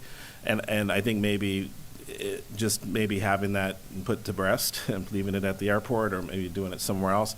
I think it might be good to have that, maybe further discussion on that. But I just was wondering if those funds could be used in either location. So what I did was, when I put this application together, I plotted out 5 different sites. And as I understand it from FEMA, they're not going to allow us to put it in a at-risk location. So if it was an area that's on top of seismic activity, that's a no-go. If it's in a floodplain, that's a no-go. And if you remember, Rosa Morada got flooded a couple of years ago, and I don't think that's going to happen there. So we gave them 3 other spots, and they were close to the airport because it's in an elevated area and there is no seismic activity. It looks like if we do get it, they're going to tell us put it here. So that's where we're at with that. Rosa Morada could be used as something else, but at present, I don't see it being utilized or identified by FEMA unless there was an elevation of 8 feet, I think it was their recommendation. And we're talking about us first shoring it up with an 8-foot elevation. I'm 6'4", so that's up around here. And that's the direction that they would make us take prior to that. So was that on one of the lists then? Was it still on that list? the Yes. Rosa Morada? Okay. Yeah. All right. Okay. And I just want to comment on, thank you so much for utilizing the connection that you have with Councilmember Dolores Morales. That woman has insight to grant funding. The county did meet with her, and we are looking at connecting into some of those aspects, and I'm so glad that you're able to capitalize on that. She is in the know and going to bring possibly funds to not only the city, but to the county as well. I think so too. Yes, so she's a very intelligent woman, so thank you for that. And also thank you for putting to rest the issue for Rosa Morada. We discussed that, and it was a potential site for the fire station, but since you just declined it, now we can go ahead and look at other options to use it. So thank you for that. So on that note, thank you for your report. So let's go ahead and do item number 2 and 3 together, rolled up into one, the 2 bullets under the staff recommendation. We have 2 letters of support.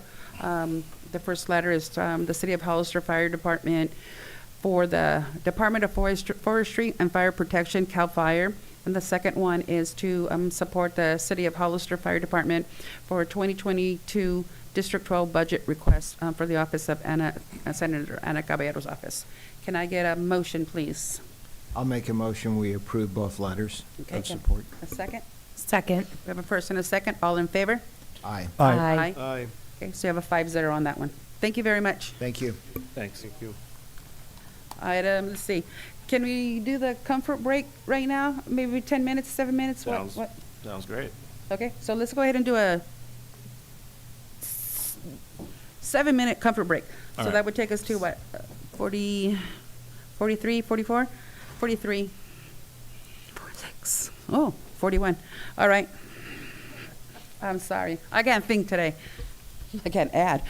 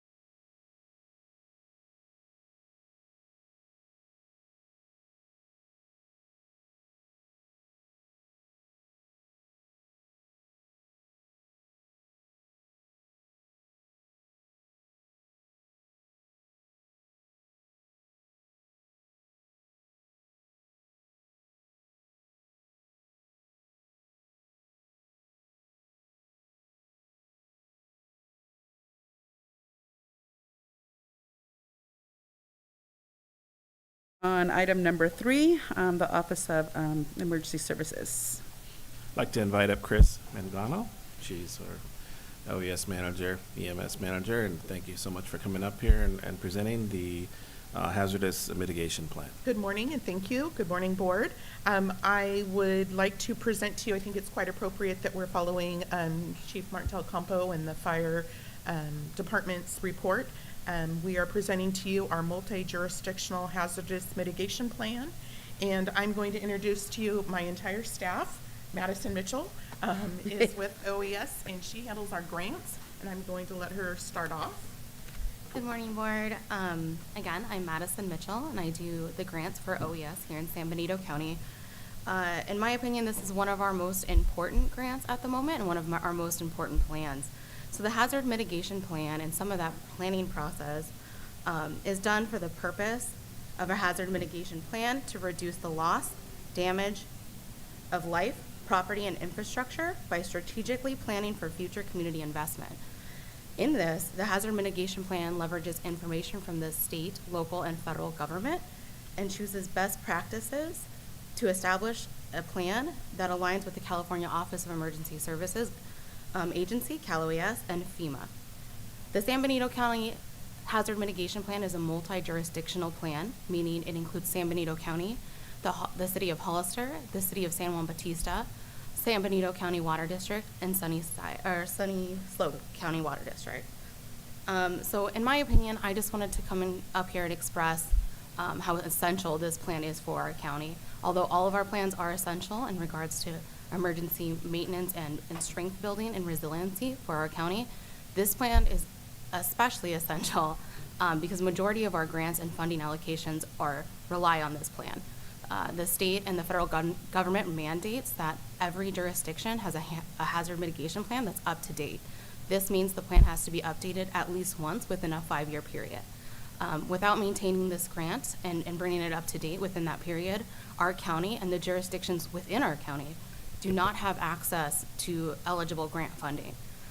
So this is one of our most pressing plans to update at the moment. And what's great about that is our county currently has 14 open grants and allocations for funding through the state and federal government. All of those allocations and funding sources require this plan to be updated. Some of those funding sources are Homeland Security grant funds, which is primarily for law enforcement and fire-related projects and services, to not only maintain our infrastructure and our operations, but to build and gain more strength and resiliency for our community. Some of those other funds very specifically involve emergency communications, high frequencies, community emergency responses and teams, and community education. So all of our funding sources and grants, which is basically the bulk of our agency and our department here in the county, rely on this plan to be up to date. So we're really excited to bring this forward and go to public comment soon. Thank you.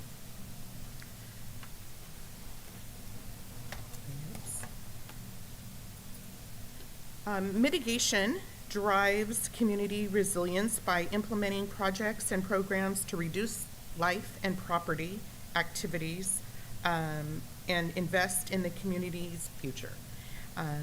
Communities with FEMA-approved hazardous mitigation plans, as Madison said, are eligible for certain federal funding sources.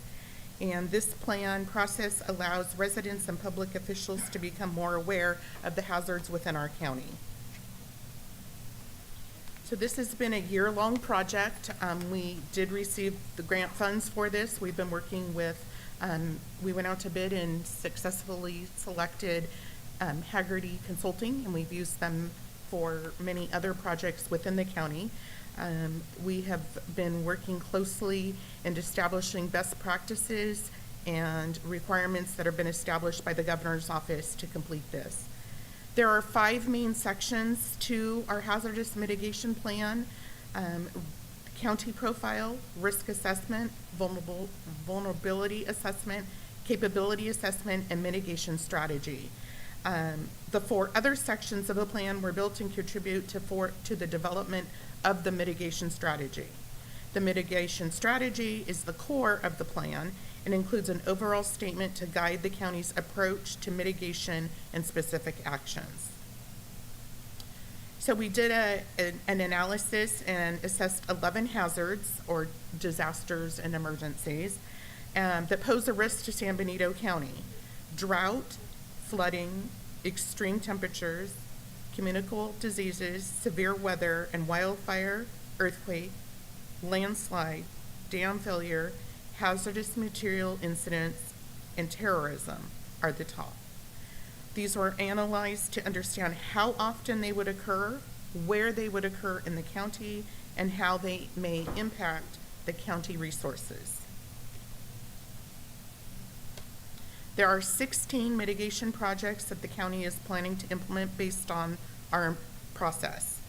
These mitigation sections were developed by considering the hazards of greatest concern to the community, the hazards that may cause the greatest impact to the county, the capacity of the county and participating jurisdictions to implement them, and best practices for mitigation.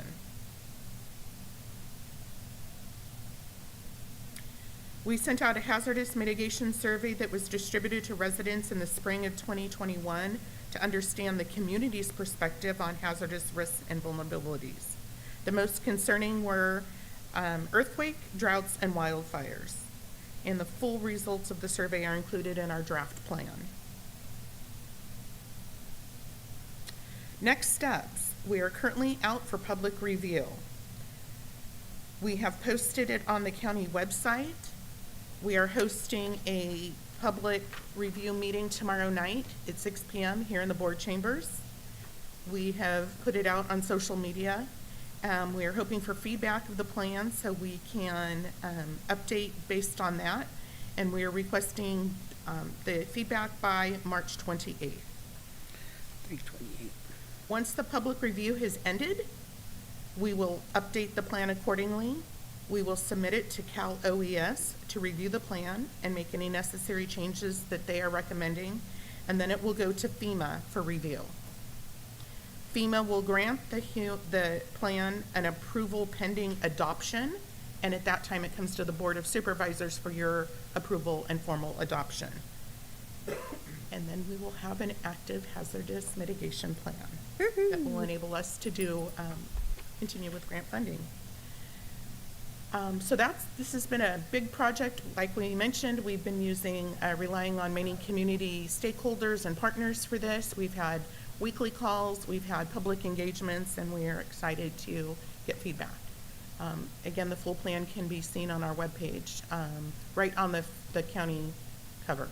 Okay. Any questions? I have just one for clarification. So as you, and it was more, Madison, you had mentioned the multi-jurisdictional mitigation report. So you said City of San Juan, City of Hollister, you said the Sunny Slope Water District, San Benito County Water District. Was there anyone else? I couldn't write fast enough as you were talking. Sorry.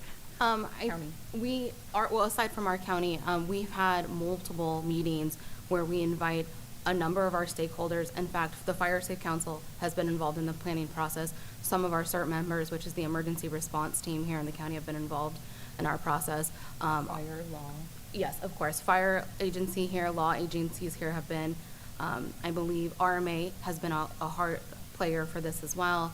But we have invited even nonprofits, some of our nonprofit organizations, some of our members within our religious communities, we've invited to these meetings.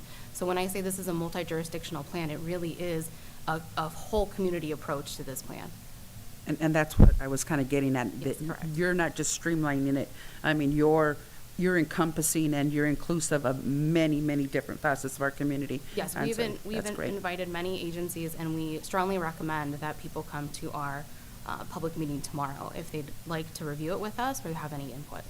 Okay. In fact, Monterey County participated in one of our first kickoff meetings, as well as City of Morgan Hill. So we tried to include neighboring counties and cities to participate and share best practices with us. Great. Any other questions? Okay. A quick question, thank you. So the priorities, when you have I saw the survey with the three, I'll share maybe somewhat of a different viewpoint on that, but how do the priorities play into ultimately what the plan looks like? You know, when you talk about, there were three listed, I think Sure. there's a couple Earthquake, flooding, more fire. personally, but yeah. Right. how do they plan to, how do have, like, having a slate of priorities like that, does that mean that they're given more priority, I guess, in the No, plan? they're just priorities for the citizens that responded and things that we took into consideration for the entire planning. And it's multi-hazard, so we're encompassing all the hazards rather than have a specific earthquake plan or specific fire plan. We're encompassing all hazards with this. And I will So add they're equal. that those priorities do come from historical data from local, state, and federal databases, which maintain and track incidences and emergencies. So a lot of this data we're pulling from is not only public opinion or our expertise here within our county, but also historical data. Yeah, and I'll just instead of going back and forth later, you know, earthquakes, wildfires, flooding, landslides, and then I'm surprised communicable diseases wasn't on there. Oh, it was. No, as far as one of those top Yes, three. no, it was, well, it wasn't one of the top three, Yeah, believe it or well- not, but it was one of the top, It was one of the is one top of tier the risks top- for our community. Yeah. 16, right, so it is listed. But I personally just looking at it practically, earthquakes and wildfires seem like really the ones that could really have the most devastating impact on the community. Just my 2 cents. Thank you. Sure, thank you. All right, let's go to the public, please. Oh, I'm sorry. Supervisor Tiffany had a question. Thank you, Madam Chair. I'm just curious, as far as this plan, are there areas identified for where monies come from to deal with disasters, basically? And I ask that question because I know that up in Napa County, for example, a number of years ago, I think there was a significant, I think it was an earthquake where the businesses came together and put together a huge fund to deal with a lot of the issues that took place after that. I was on the Community Foundation Board, and I know there was discussion a few years ago about trying to start putting together a fund to support that in our district. You know, there didn't seem to be the will to move forward in that area because, you know, until it happens, no one really worries about it, even though, you know, we know with earthquakes in particular and now wildfires, unfortunately, it may just be a matter of time. So I'm just curious, how does that play into it? You know, the funding to deal with the immediacy of the you know, potential disaster, and then the after effects of it with businesses and homes, et cetera. Thank you. So the plan does identify some different funding sources. Most of those are through the state and federal government, primarily through FEMA. So right now, the CalOES, which is the California Office of Emergency Services, has a huge push for mitigation strategies and planning. And so in that, right now, there is a ton of hazard mitigation funds available. And so that's one of the primary funding sources identified within this plan, is really like Chief Martin Del Campo said, we need to start utilizing these funds within the state and federal government that we have available. And right now they are available. So this plan was actually funded with a hazard mitigation, or this update rather, for the plan was funded with a hazard mitigation grant. And we currently have 3 pending applications for additional hazard mitigation grants for our county involving RMA projects, involving fire and emergency communication projects. So those funds are out there, and we're aggressively and actively pursuing them. So that right now, unfortunately, because we are considered a resource poor county, majority of our funds will come from the state and federal government. And when that incident does happen, because I won't say if, when the incident does happen, majority of our funds will be through public assistance through CalOES and then FEMA. Thank you. And then I know, Ray, that, I mean, that's one of the reasons why we have reserves and other things are for unforeseen emergencies. That's right. Yeah. We used for the pandemic. Yeah. Yeah. And historically, we've actually used it for the landslide off of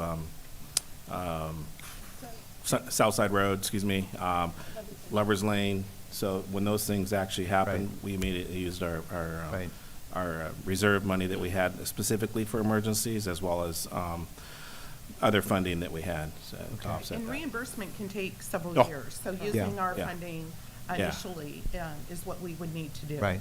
Well, and I guess my point is that I understand there's public funds both locally and statewide, which is great, but we want to be sure that as part of the plan, the business community is brought in, and local private funding can also play a role in recovery. Right, and Okay. small business loans would play a role in that as well.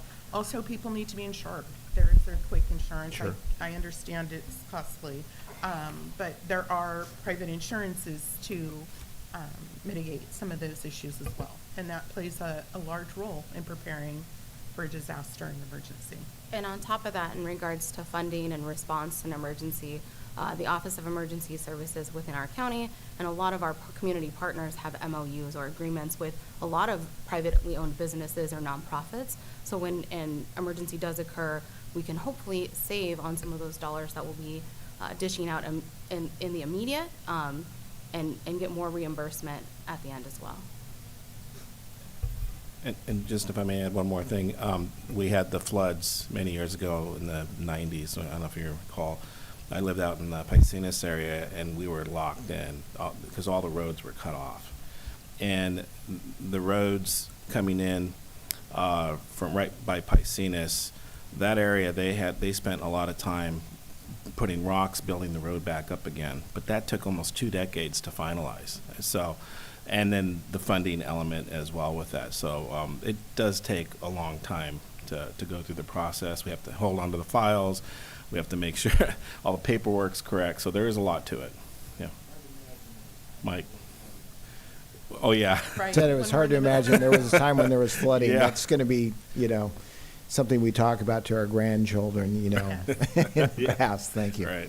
Yeah. All right, so let's go ahead and go to the public then. If you'd like to make a comment on Zoom, please press *9 on your phone or the raise your hand icon on your screen.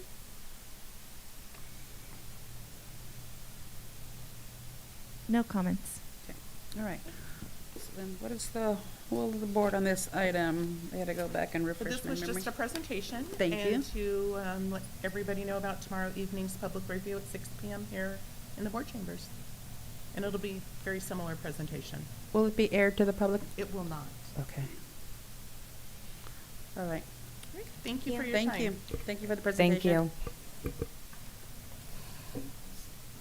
Let's go ahead and go to item number 4 then. Thank you, Madam Chair. Yes, we have Ariel Goodspeed, Principal Planner for RMA. She'll be presenting this item as well as the next item. Ariel?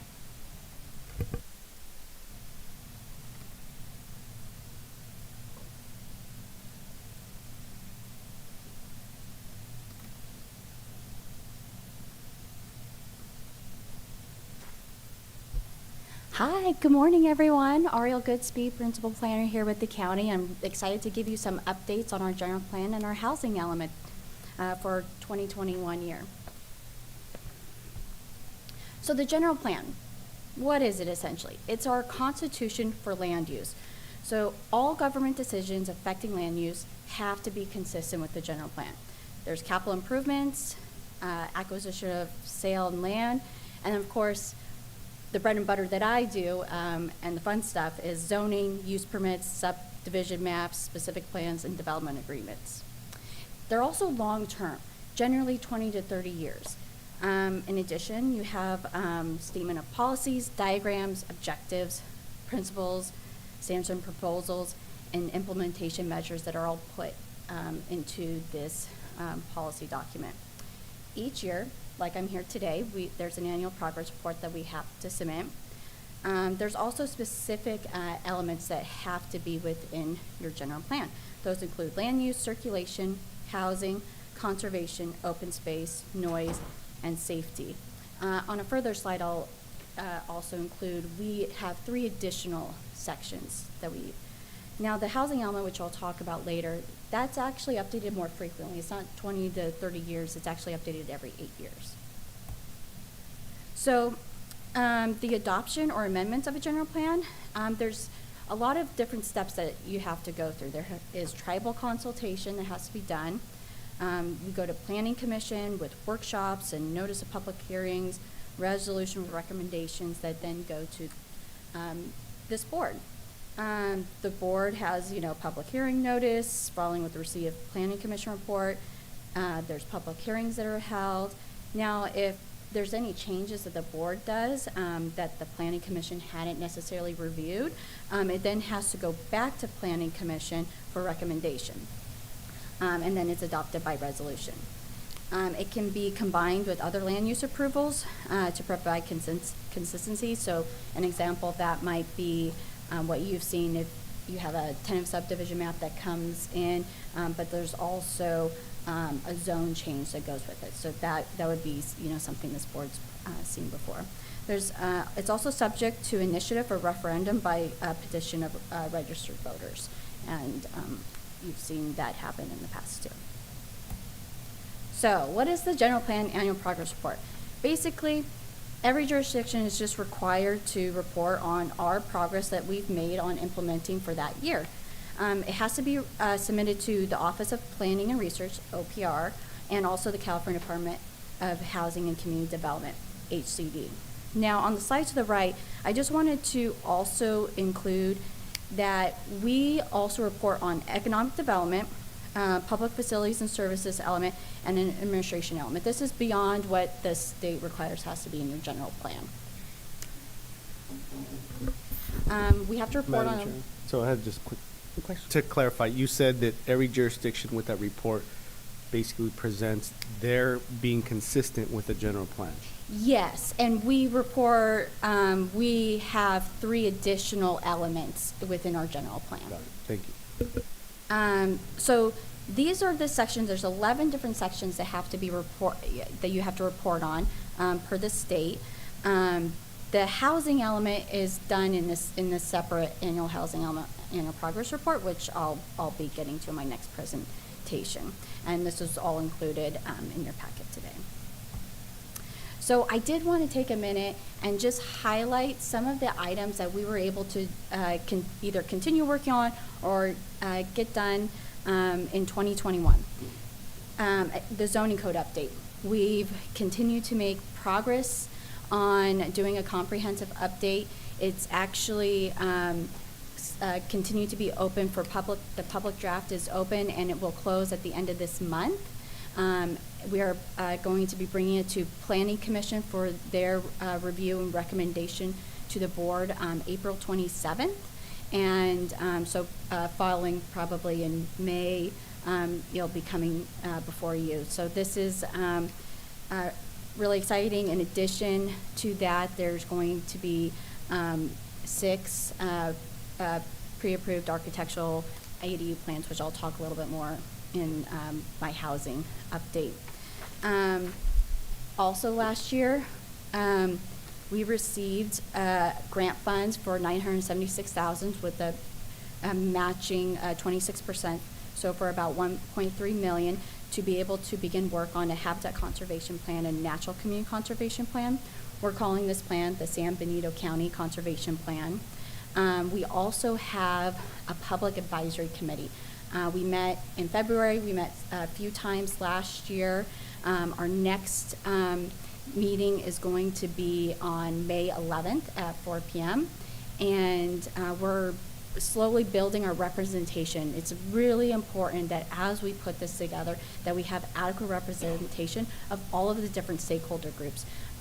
So if we haven't gone a good developer representation. We're still looking for that along with some others. So if anyone knows anyone that's interested in participating, please, have them reach out to me.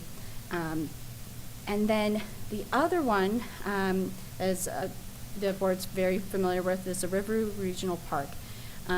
We got a 99-year lease with the high school district for 46.9 acres to be able to apply for a $3 million grant.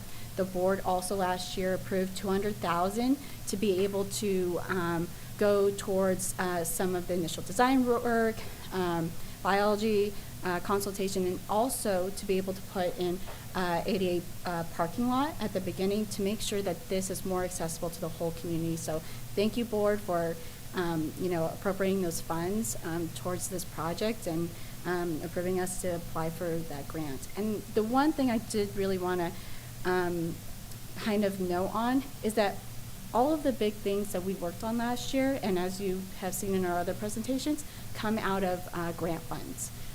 It's a really big thing in order to make sure that these kinds of projects are being able to be done for our community. So thank you.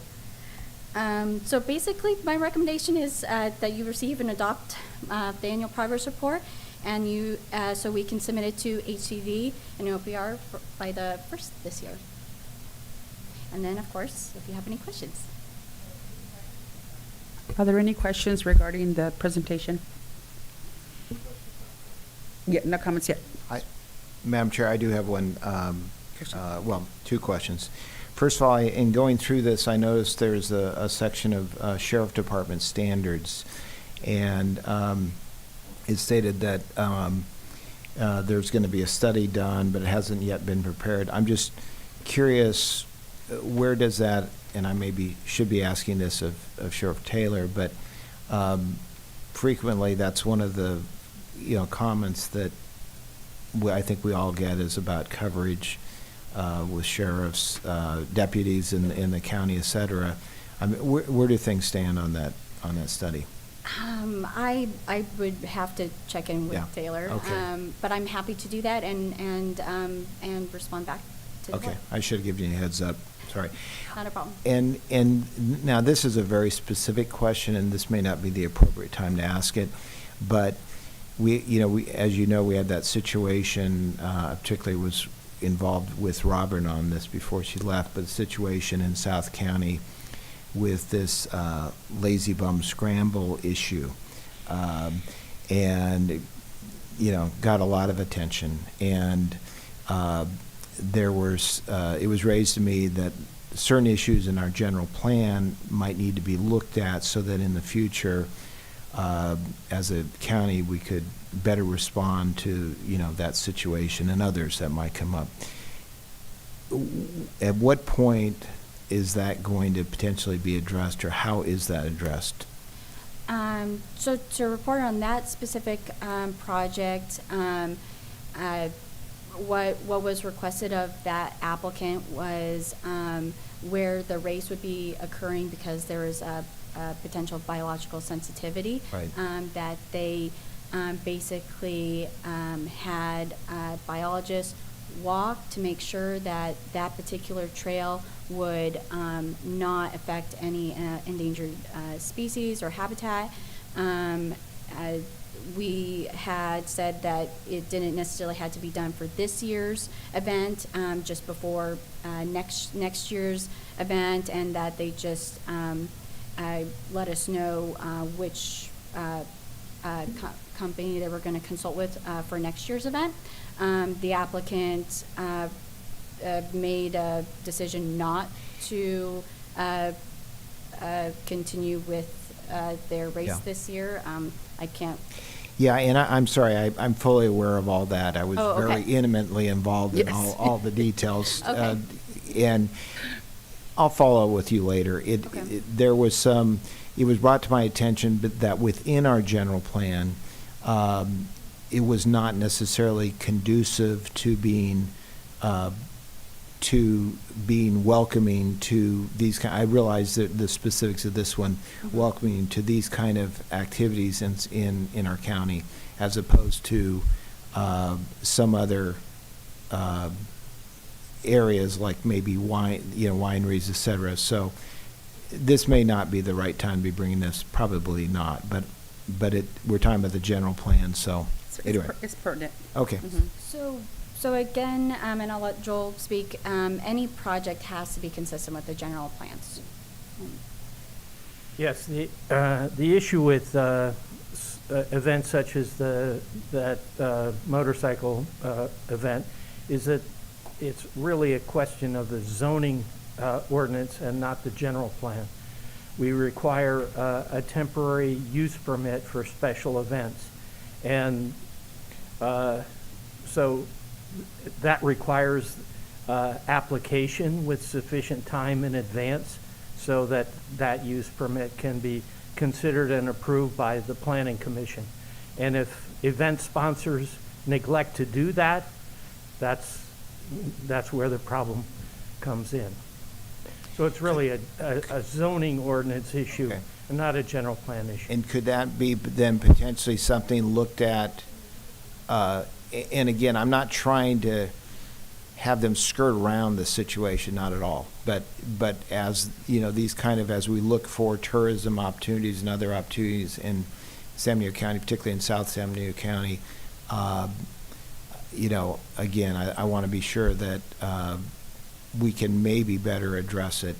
So maybe the zoning update is something that we should be looking at potentially. I would suggest that that perhaps we could create an administrative approval for special event permits rather than require planning commission consideration. That might help streamline the process, but it would still require the appropriate studies be done for the planning administration approval.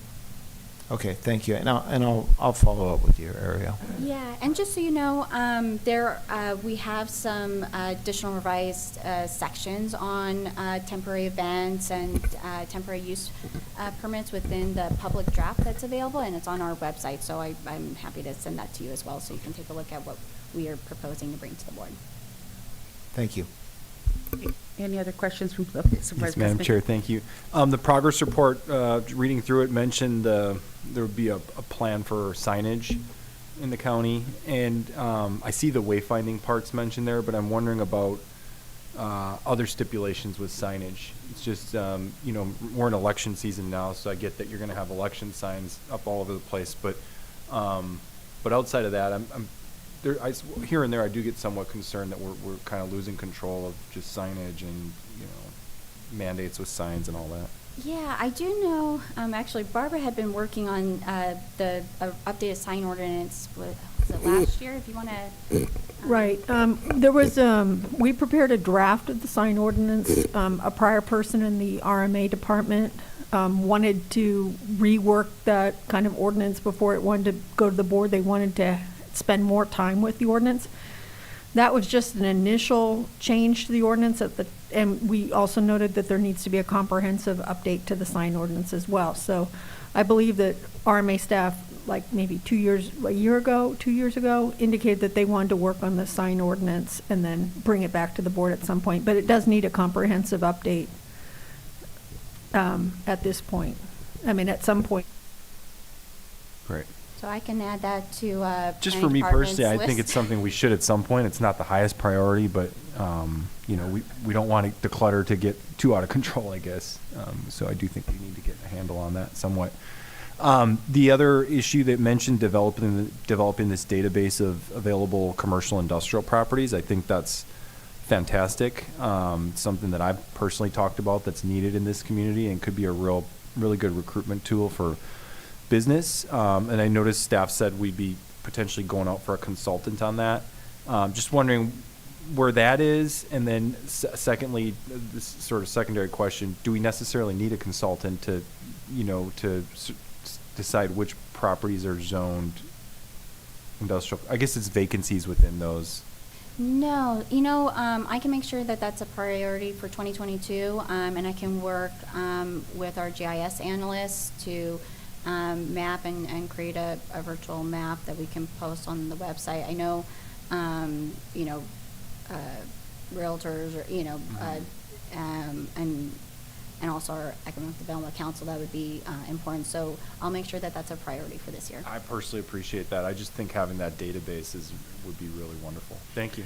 Okay, and I'm just going to remind the supervisors that we have questions for clarification pertinent to the presentation, but if you have other questions that you want to address, let's kind of allow the presenter to present. That was part of it. That was part of the progress report. I understand, but I'm just saying, and then we'll go to the public. No, but the progress report, I was literally asking questions. I read through the progress report. I don't know if I'm everyone not else trying to read it, attack but- you. I'm just kind of just reminding so we can kind of Okay, go. but it was relevant. Thank you. Yes. Okay. And so let's go to the public, and then we'll come back to supervisors for their comments. And I know Supervisor Hernandez would like to make a comment once the public has spoken. Thank you. If you'd like to make a comment on Zoom, please press *9 on your phone or the raise your hand icon on your screen. In chambers, you can provide a speaker card.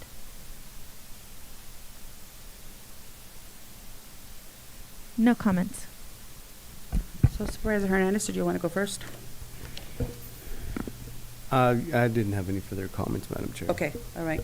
Anyone else would like to go next?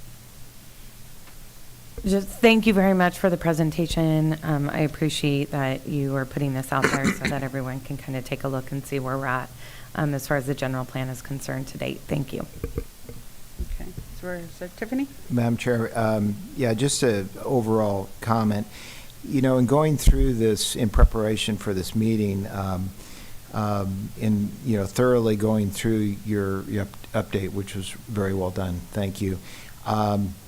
You know, it reminded me of the work that was put into putting together this document, the general plan, in 2015. And I really would encourage everyone out there that's listening to read the general plan, and especially to take a look at the land use section. You know, it really, I couldn't help but notice, but how much of it really focuses on the preservation of agricultural land, for example, the priority that's given to farming and ranching in our community, since it's such an important part of our community. You know, and the point being here that a huge amount of time is put into putting together a general plan. A lot of the concerns and issues that people are raising that say the public is not involved in coming up with the direction of the county is frankly just simply not true. Public is very involved in putting together a general plan. A lot of time was involved, a lot of meetings, and this is the proper way to do planning and the proper way to make decisions going forward. And within our general plan, there are very clear direction as far as how we should be going about things. And anyway, I can't help but, Phil, when you look at some of the people that are putting forward an initiative that's trying to take this very thorough and detailed planning approach away from the board, it's just very misguided. Anyway, thank you. Supervisor Kozmicki? Yes, Madam Chair. And just to clarify, the presentation was 8 pages. There's a separate document. The actual progress report, which we're supposed to be approving today, is what I was referring to and with my questions. And I do have further comments on the progress report itself. Oh, go ahead. This is your time. Thank you. So there's an economic development strategy mentioned in there with regular updates stipulated. I just want to make sure, I know we have an economic development committee, but to make sure that we're following through on that part. I noticed there were no San Juan Bautista entities mentioned in the part where the general plan progress report mentions, or the plan itself, and then the progress report mentions local groups working on an economic development marketing plan. So I just want to make sure that San Juan Bautista, I think it mentions maybe other along those lines. I just want to make sure that San Juan Bautista is included in any of those discussions. There's an inventory of unsafe structures that's mentioned. The county shall review and update its inventory of unreinforced masonry structures which may be hazardous during an earthquake and provide this information to OES. That's something else that jumped out for me on there. I want to make sure that we're following through on that. And then the catastrophe preparedness plan, they both kind of remind me that to me, and we had the prior presentation, and the staff's doing what they can, but that we're really not, and maybe it goes without saying, and it's an inherent thing, but we're really not nearly prepared enough for disasters. And for me, that's something, especially where we live, I would like to see a priority. Mentions the county shall review the community wildlife protection plan every 2 years, or wildfire protection plan. Again, same thing, adopted. So the general plan says we should review this community wildfire protection plan every 2 years, but it also then mentions that the county is using the community wildfire protection plan adopted in May 2010. So obviously, and I know we can't keep up with all this stuff, but I'm just hoping that we can catch up at some point. That's 12 years ago. It's supposed to be every 2 years. You're going to say something, looks like. Sorry. Yeah, so some of these different, reports or items actually come out of different agencies around the county. And so when I'm putting this together, I'm collaborating, the catastrophe, as you saw, that comes out of OES, the fire, this comes out of our fire department. And so, but I can coordinate these messages of, and for 2022, and report on next year. Okay. And then I'll quickly run through just two more bullet points. The county, in the progress report, the county shall conduct periodic greenhouse gas emissions inventories every 3 to 5 years to monitor progress in meeting GHG reduction targets. I don't believe we've done that either. So that's another one where I'm nudging us to, there are several items in the progress report where it basically says we haven't done those things. So I just want to make sure that we're eventually coming back to those and following through on our general plan, essentially. Yes. So one of the things I had been looking into last year, and I am working with Gabriel downtown as we start to update our fees, is that most jurisdictions have a general plan maintenance fee that when you do projects, and that's how you collect the funding to be able to prioritize staff time and resources in order to help with implementation. And unfortunately, in our fees, we don't have that. And so I believe that with including that in the next updated fee schedule, we'll be able to have that funding revenue in order to do better implementation. And it is, I know, a priority for the county. These are definitely important things, and I know that it's our job to just, continue making more progress. And the report's great. It's no criticism on staff. I'm just reminding us to, to eventually, it's a 20-year plan that we want to follow through on these. And last thing was that the general plan calls for a major review every 5 years. I don't believe that's occurred yet. So I think we should do a major review of the general plan. And, I appreciate Supervisor Tiffany's comment, totally agree, but I also, times change, and these documents should be maybe more fluid than they necessarily always are. So I just would certainly encourage the board to do a major review of the general plan at some point in the near future. Thank you. Supervisor Hernandez, did you have something to add to that? Yeah, I had a question. You mentioned the fees. So what is the structure of that? What is the percentage versus, where does it come from? You know what, jurisdictions do it a variety, whether it's a percentage or a straight fee. There's a lot of different avenues on how it's put together. And I'm working with Gabriel on what would be our particular avenue. They have to, do studies and in order to put that together. We're not there yet. Mostly it was just looking at how to get additional resources for the county to do better implementation, and that was one of the things I found in my research. So you don't know, basically? Not yet, how we're going to do it. Okay. So, we have, and Supervisor Kazmicki mentioned the implementation part of the process. I mean, it's my assumption that we're not able to do these things because we don't have the money. And my question at that point is, when it comes to the general plan process is what is going to be the priority? Because in my mind, I think economic development should be priority one.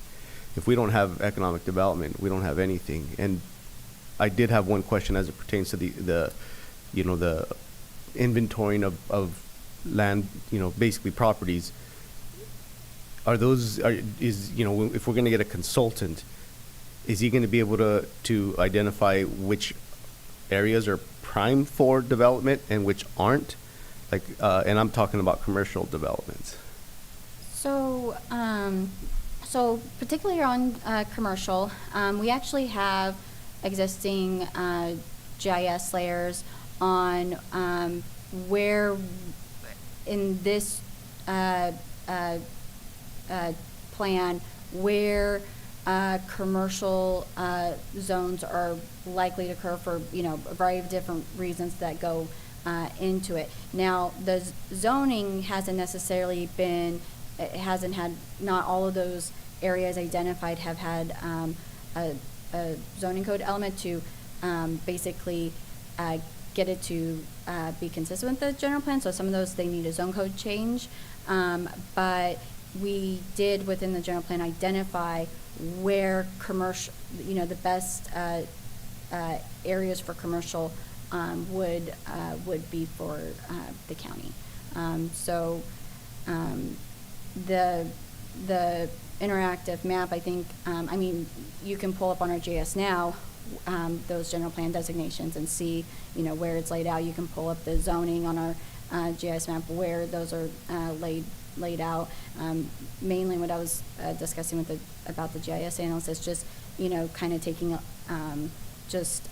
creating just a particular interactive map that we have some others, just particularly for commercial. So the general plan does lay out where it expects to see commercial development within the county for the next 20 years. And I imagine that was because of the stakeholder input in the vetting process, and obviously, yeah, so my question, I guess, maybe it even specifies particularly to the nodes, right? The nodes themselves have been identified as locations that are main thoroughfares, opportunities ultimately for prime commercial benefit, right? And at that point, you're talking about sales tax and other benefits that come back to the county.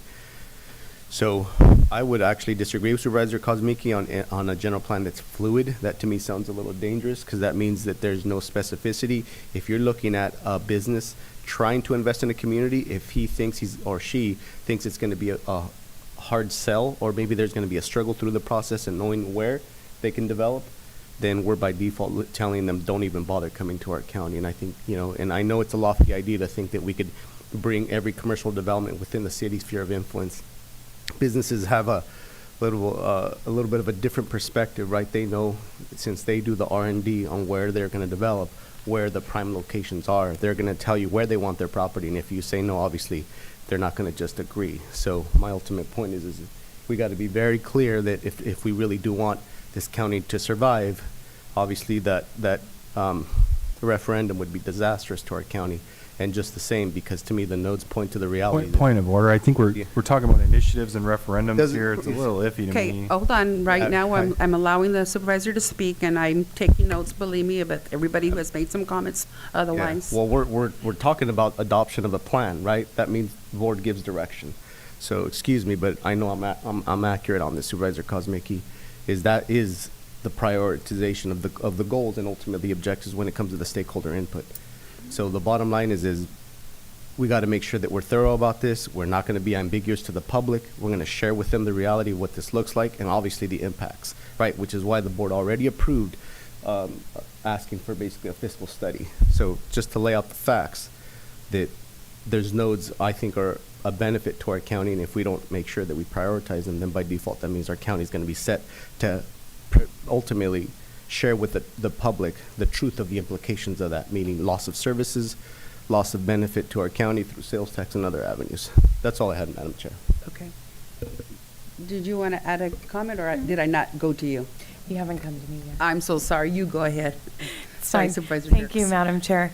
Thank you, Ariel, for the plan. I'm going to make sure that I post this. Transparency with our community is really important, and I think this is nice. While long, it does kind of, break it into little chunks. So whatever people are interested in, whether it's the pathways and bike paths and, kind of where we're at on that, it kind of gives people direction to let us know what they're concerned about as well. So I do appreciate you putting this together and giving this to us in this way. And then just to be very clear with everyone, it's not just the Planning Commission and the Board of Supervisors that are involved in the general plan. In 2015, can you tell us a little bit more about community involvement and how that might have happened? It is a little bit before my time, but in general, anytime you have a general plan update, there is a massive amount of community input, workshops, public comment periods, and when 2015 update was done, it went through the same process that every jurisdiction and is required. I'll just add a little bit to it. I came on board in 2012, so I was at the tail end of the work of the general plan, and I do know that there was the boardroom was full of individuals that had input and gave their thoughts, their comments on many different facets within the general plan to the board, and the board listened to all of those comments and molded and shaped what we have today for the most part. So there was just a lot of meetings. Hundreds of people There were was- involved. Yeah. And was there a community citizen advisory committee of some kind as well? Can we direct the Okay. screen to go to the webpage that shows, because on the general plan, it shows all of the names of the people that were involved, all the organizations, great. and there are like hundreds of names that are on that. I just, yeah, and yes. sorry to That's interrupt, okay. but I just wanted it to be really clear as we move into some of these different issues, and look at it, that it wasn't just like 9 or 10 people, 5 planning commissioners and 5 board of supervisors that approved the general plan in 2015. That there was a lot of community involvement. So I just wanted to make that very clear to everyone. And excuse me if I'm correct, I'm told that specifically with the commercial node development, there were extensive meetings on that, and interactive meetings where they looked at many locations and got input from the public, a lot of stakeholders, and so that was a very robust discussion to arrive at the commercial nodes. Okay, so have the supervisors all spoken? Because I'm going to take my turn now. Okay, I was taking notes as my fellow supervisors were speaking, and there were some really good points that were raised, and I apologize for all of us coming at you, but this is basically the framework, the foundation in which the county operates.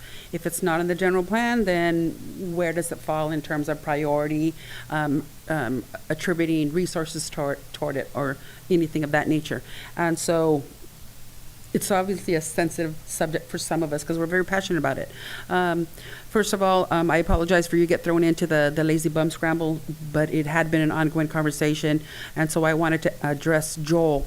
What would be the procedure for administrative approval if that was a route that we went on a one-off occasion? So maybe just a summary and kind of give it to the supervisors so we would know, or if we're prepared to do that now. And not that I want trying to circumvent the system, but I know that we received a lot of concerns and emails regarding, how dare you cancel this event, when we didn't really cancel it. The promoter himself chose to not go ahead and fulfill the requirements or the asks that the county was asking of them. So what would an administrative approval look like for a similar situation?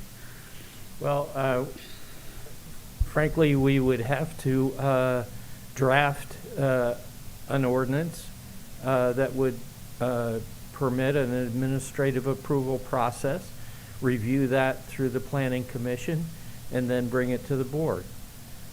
And that could be part of the zoning code update that we're currently engaged in. Okay. So if maybe we can have something like that on the books, if you can get that process going to us, so that way we can become aware of it, and there's something already in writing, if there's the off chance that something happens like this again, where we have the administrative approval there already as a avenue to consider. And I know that the RMA and planning went above board trying to help make this event happen, but for whatever reason, the parties couldn't see eye to eye, and so the organizer chose to not proceed ahead. And not that the county didn't prevent them, but the organizer chose to not proceed ahead. Yes, and I just want to add that I believe in our update, temporary use permits are an administrative action. I will send out to the board the particular sections on those events of code, and then also, and so you can review, and hopefully we address it in our update. Okay. And then what I did glean from that experience, because I know the organizer had reached out to me, but since it was in Supervisor Tiffany's district, I I involved him, and then I, stood back and allowed him to go ahead and take the lead in the conversations and so forth. But what I gleaned from that is the county needs to be proactive in educating the public in a lot of things, but especially in situations like that where it's full disclosure. And I think it's hard to find anything. I'm sorry, I don't mean to knock our IT. It's hard to find anything on our website. It is not user-friendly. And I know that's not your issue, but it is for me as someone who isn't really computer savvy. And, I mean, I can get by, but I find difficulty finding something on the website myself. But I do know the general plan's on there because I have seen it. Going back to some of the other things that were discussed, again, questions were raised about the general plan and its process and being put together. From my understanding, it was an 8-year process. There has been some concern from this dais here that maybe we should throw it out and start over, and that to me is not, that would be disingenuous to all the people who have put in, and I said the hundreds and hundreds of people have put in, and would cost some anywhere to the tune of $1 to $2 million to do that. And again, that would be a disservice, because it was a collective community effort to put this together. And if anyone is curious, go to the website and look at the general plan. And I'm going to say in the first 3 pages, there's listed name by name by name all of the people who participated and who included in the process. One thing that I did want to bring up, and this is probably not your issue, but it is for me, the Riverview Regional Park and the 99-year lease. So I want to know what's going to happen in year 100. And I know that it was spoken to me from here, the dais, and from that podium there. Well, don't you worry about the 99-year lease, but I do, because I want to make sure that that is the county's in perpetuity. It belonged to the county, and it never reverts back to whoever gave it to us or is allowing us to use it. We're putting millions and millions of dollars in investing in it and improving it, the amenities. I don't want the county to lose that. So somehow, that Riverview Regional Park needs to remain an asset for the county indefinitely, forever and ever and ever. So I'm concerned about the 99-year lease. And I see, Joel, you're ready to respond, so if you want.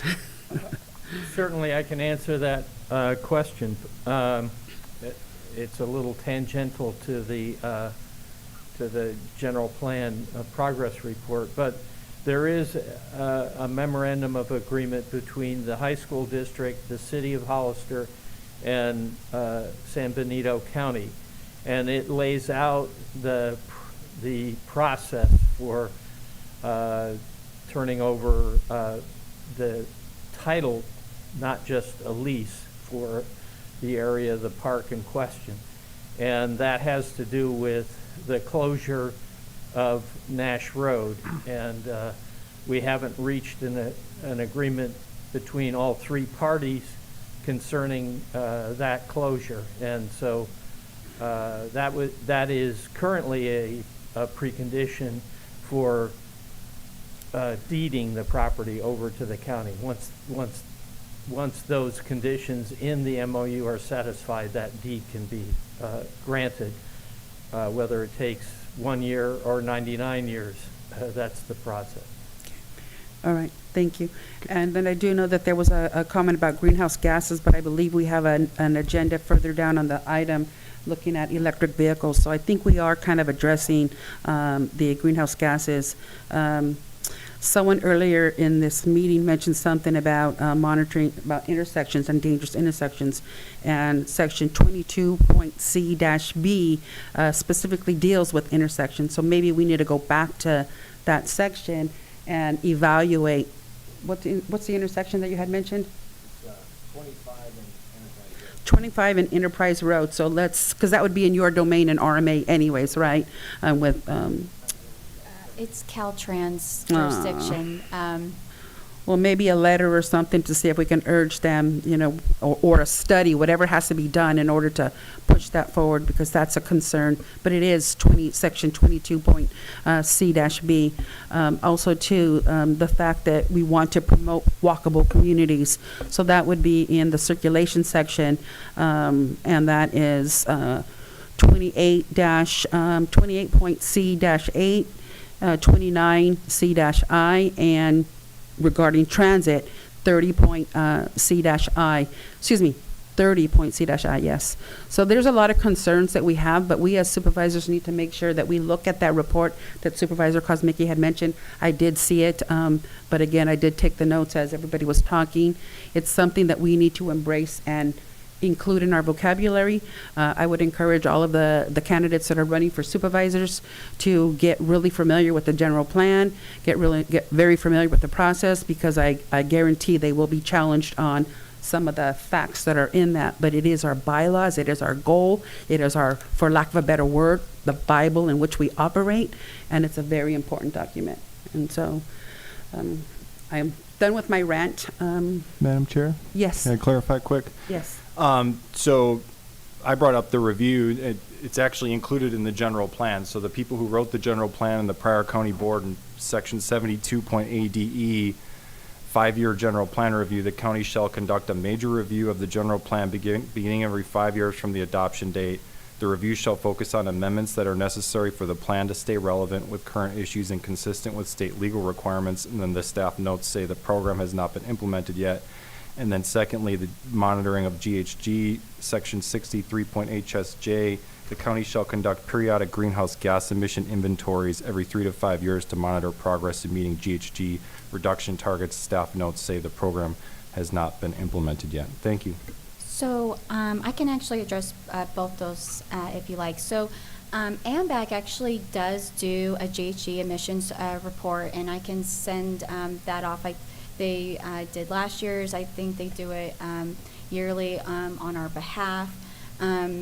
One of the items actually that was brought to the board was to begin work on the Sustainability Master Plan, which addresses greenhouse gas emissions. We haven't made a lot of progress to date, but that is also in the works to better address. So some more behind the scenes, but that is actually being worked on, and I'm happy to forward the reports on to the board. And then in addition, it is in the board's purview to direct staff to begin looking at review of our general plan and what potential amendments, and so staff can take that direction and begin work on it. I was gonna just add one thing.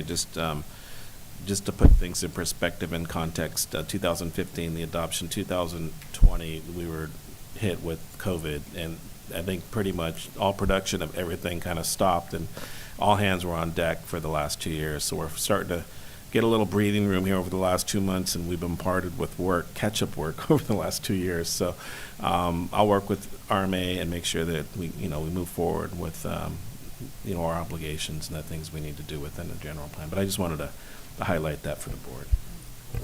Thank you. All right. So it says, looking at the recommendation, staff requests the board of supervisors to adopt the 2021 general plan annual progress report and to recommend approval, which will then be submitted to the Office of Planning and Research. So what is the will of the board on that recommendation? So moved, Madam Chair, to adopt as is. Okay. I'll second. We have a first and a second. All in favor, say aye. Aye. Aye. Those opposed? Okay, so we have a 5-0 on that. Thank you. And I take it you're doing the next item as well. I am. You get more of me. Lucky you. So my next presentation is on the housing element annual progress report. And then I did also wanted to just touch base. I know that this board really prioritizes affordable housing, and so I just wanted to kind of include a little bit of what's going on and take that opportunity while you have me here. So what is the housing element? It's one of the components of the general plan that I just discussed. As I mentioned, it's updated every 8 years. And this element really provides an analysis of community housing needs for all income levels. It identifies adequate zone sites to meet shared and regional housing needs at all those income levels, strategies to provide those needs, and then as lots of discussions have been happening about RHNA, the Regional Housing Needs Allocation, is the state's projected housing needs to accommodate all those income categories. And then it is approved by the State Housing Community Development. So we're in our current 2015 to 2023 housing element. It provides analysis of existing and projecting housing needs, statement of goals, policies, financial resources, qualified objectives, preservations, improvement, and development of housing. In 2021, our housing element was reviewed and approved by OPR and HCD, and it focuses on 5 main goals. The first goal, availability of housing, basically stimulate the private sector's involvement and participation, and investigate the use of federal or state programs to help promote the preservation and availability of affordable housing. The second goal within the element is development of housing. Provide adequate housing to all persons in the county, including those with special housing needs, and to emphasize basic human need for housing and shelter. Maintenance of housing is the third goal. Really encourage the preservation, maintenance, and improvement of existing housing, and the replacement of unsafe or dilapidated housing. Similarly, encourage private housing rehabilitation, and then again, make use of federal and state programs. Goal 4 is equal housing opportunity, basically to ensure that housing opportunities are open without regard to income, source of income, marital status, family, age, sex, sexual orientation, religion, creed, color, race, national origin, ancestry, disability. And then goal 5, energy conservation, basically to establish development and construction standards which encourage energy conservation for residential uses, promote the use of energy conservation methods in housing for all segments of the community. So the annual housing element progress report, again, like the general plan, it's required for each jurisdiction to basically provide the status and progress on the implementation.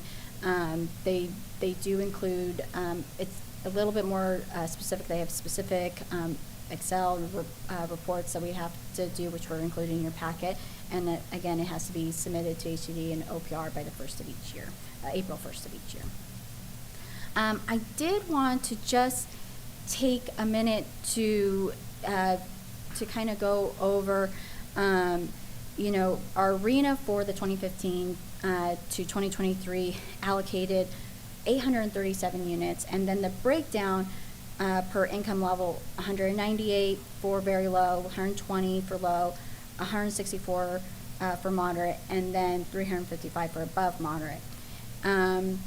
Last year, as part of the review 2, 12 of the very low income units, and then you'll see the next 12 in the 2022 for a total of 24 very low income units will be built.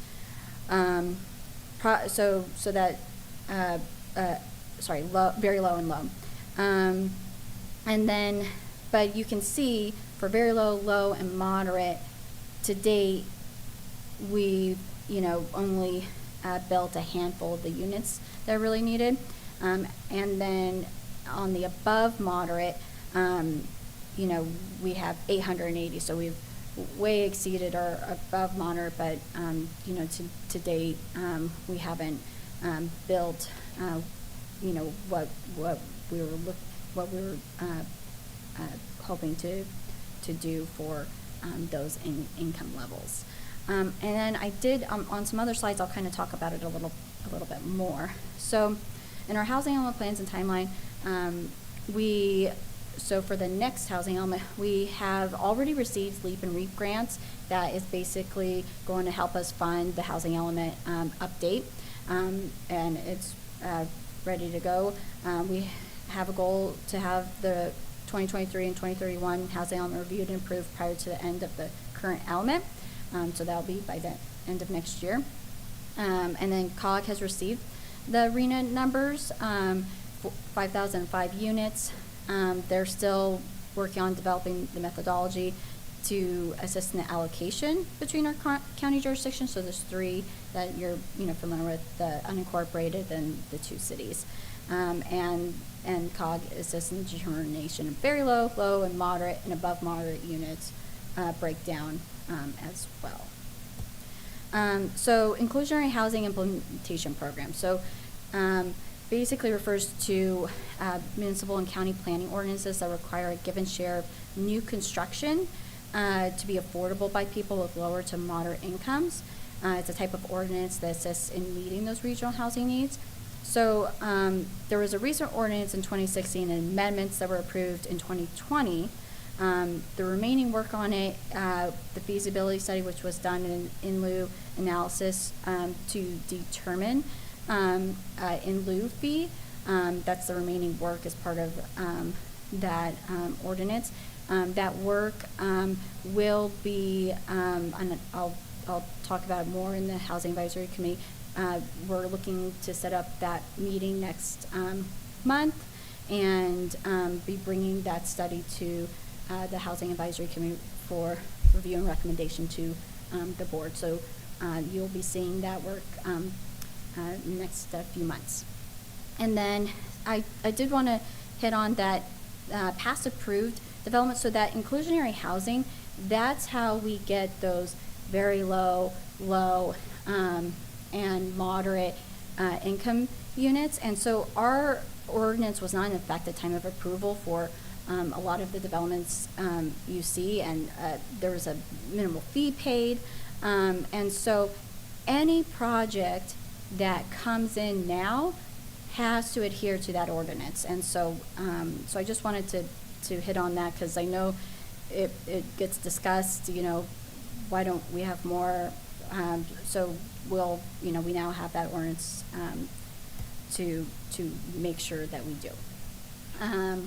So the Housing Advisory Committee, I just, it's one of the implementation programs. It's part of the inclusionary ordinance. It's comprised of the 2 supervisors here today, 2 planning commissioners, which will be Robert Gism and G.W. Devin Pack. And then on consent for the agenda today, it does require, as part of the ordinance and also the bylaws that were adopted for the HAC, that there are 3 public members. 1 has to be affiliated with affordable housing, 1 has to be affiliated with builder development, and 1 financial.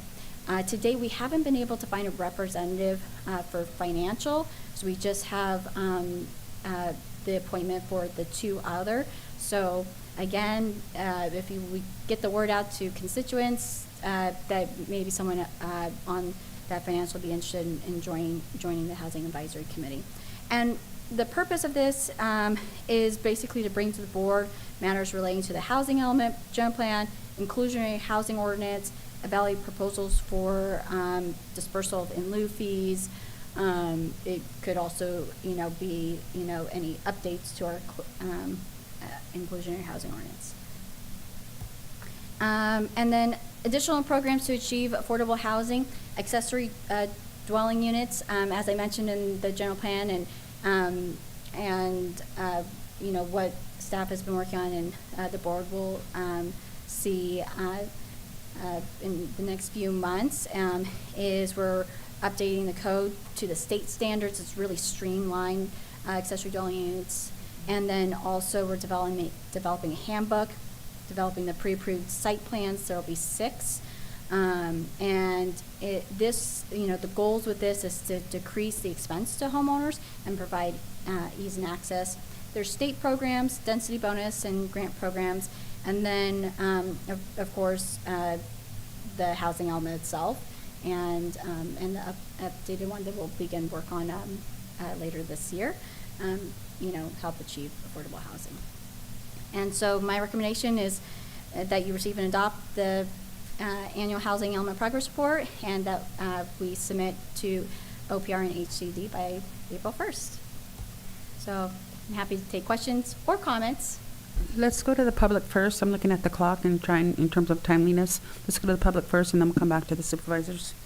In chambers, if you'd like to make a comment, please provide a speaker card. On Zoom, you can press *9 on your phone or the raise your hand icon.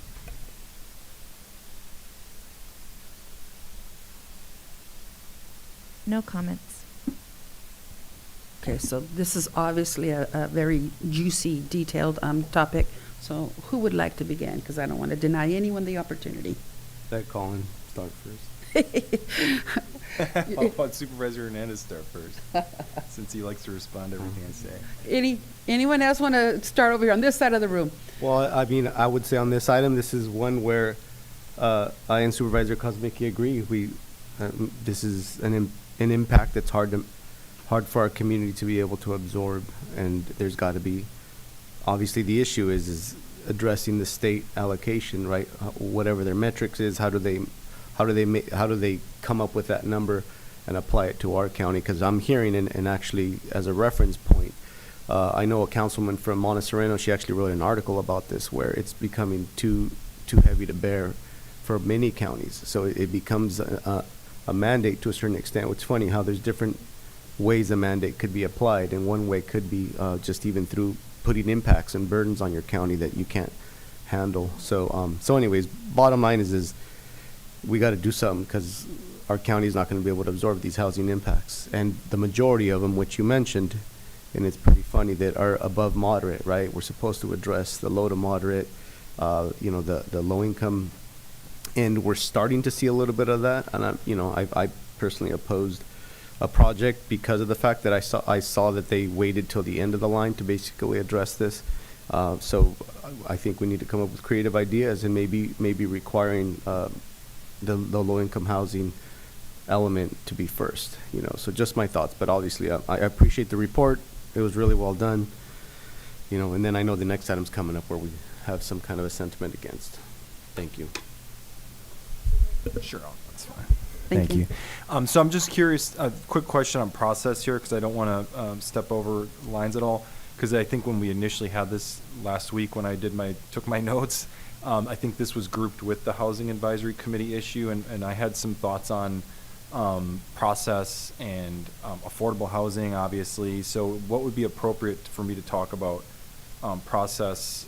I could just give you my brief thoughts on affordable housing, and then is it okay if this I talk is your about time process? to say whatever you want. If I talk about process if later. you want to complain or compliment. No, I'm not. No, because I have some complaints myself. Yeah, no, and I, so, when and maybe I don't want to repeat myself too much, but the meeting before the three of us took office, and then Betsy came later, and Peter was already on the board, we all stood up here and pleaded with the prior board to not approve the affordable update in December 2020. I'll say unfortunately they did anyway, and here we are 16 months later. So it's just, I have to really emphasize that I really am hopeful that we don't spend another 16 months updating this, and that to me this is very, very urgent. This is very, very urgent, and I know I said that previously, that it should be really at the top of the list, I think, for this board, and to get it done expediently. So just real briefly, I'll talk about process later. I totally agree with Supervisor Hernandez. The way it's set up now, that allows developers to do the moderate and to basically just do them, for the most part, moderate, is an absolute, not all moderate, but the Santana Ranch example, for instance, where there's really no low, very low. To me, that's really a travesty, and it's really kind of a mockery of even having an affordable housing ordinance, in my view. So we have a lot of work to do. Again, this isn't on staff, because you guys don't create policy. It's just the policy is extremely flawed, and we need to address it. Thank you.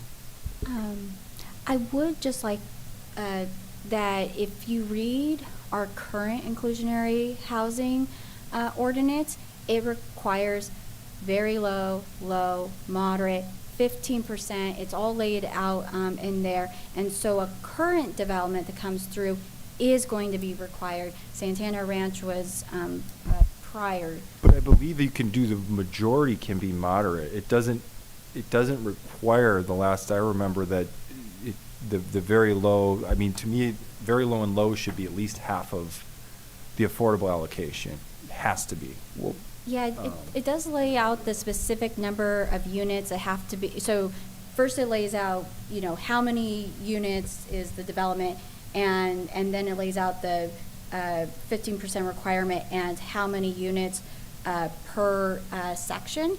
But as part of the hack, it could be maybe one of the discussions that Right. happen to maybe increase very low, and And as long as we're on that, because I don't want to, because these are similar issues, but they cross over, and I don't want to have Brown Act issues later. As long as you're on that, the three biggies for me are the 15%. That's got to come up. Are we actually going to require affordables in all projects, and not because the in lieu of fee system just has not worked? And there's evidence of that we essentially we barely built any affordable in the last decade and a half, and we're not in the development business. So I don't want to see, I would rather have the developers be forced over, say, 5 to 10 units. If you're doing over 5 or 10 units in a development, you have to build the affordable. You are not getting this key out of it. And then lastly, real quick, is really honing in, like I said, on that, really focusing on very low and low, because moderate, is it really affordable around here? Not so much. Thanks. And just so you know, the fees is really important because you're going to have fractional units, and so it helps with that fractional ordinance. Made sure to prioritize having on-site built units. That's why if they choose like off-site, it then increases, I think, to 20%. So, but again, if we want to maybe modify or increase them, that HAC committee can, have those discussions and recommendations that we bring back And I to get the board. technicality stuff, those exceptions, but I'm talking about the broader, because all the developers are taking advantage of the in lieu because it's there. And that's, so if you're building 500 units, you have to build X number of affordable. You're not going to pay us these low fees that get you out of it. They're essentially buying their way out of doing what they should be doing. So, yeah, so it does actually have to, that whatever housing plan that's part of that's part of a development has to be approved by the board. So the board's going to be, whether you approve that plan or make modifications. And so they have to meet the ordinance, and then there is, it does have to be approved by you. Supervisor Dirks? Thank you, Madam Chair. Obviously, we're in a housing crisis, not just to buy a home, but even to rent anything. It's really difficult for a lot of our community members, whether they're very low, or even moderate. And so it does need to be a priority. Affordable housing does. And if there's something we can do to the ordinance to try to shore it up a little bit to make sure it is a priority in our community, then I'm all for that. I mean, frankly, it's slightly embarrassing that we've only had 15 very low and low affordable units built in, 6 years. So I think we need to really make it a priority and make sure.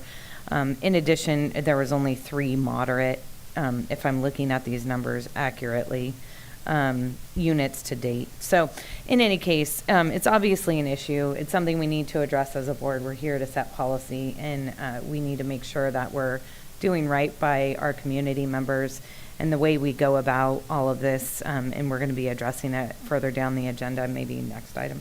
And so I think all of it begins to matter. We have to have the infrastructure to support all of this as well. So, I really think that affordable housing needs to be a top priority.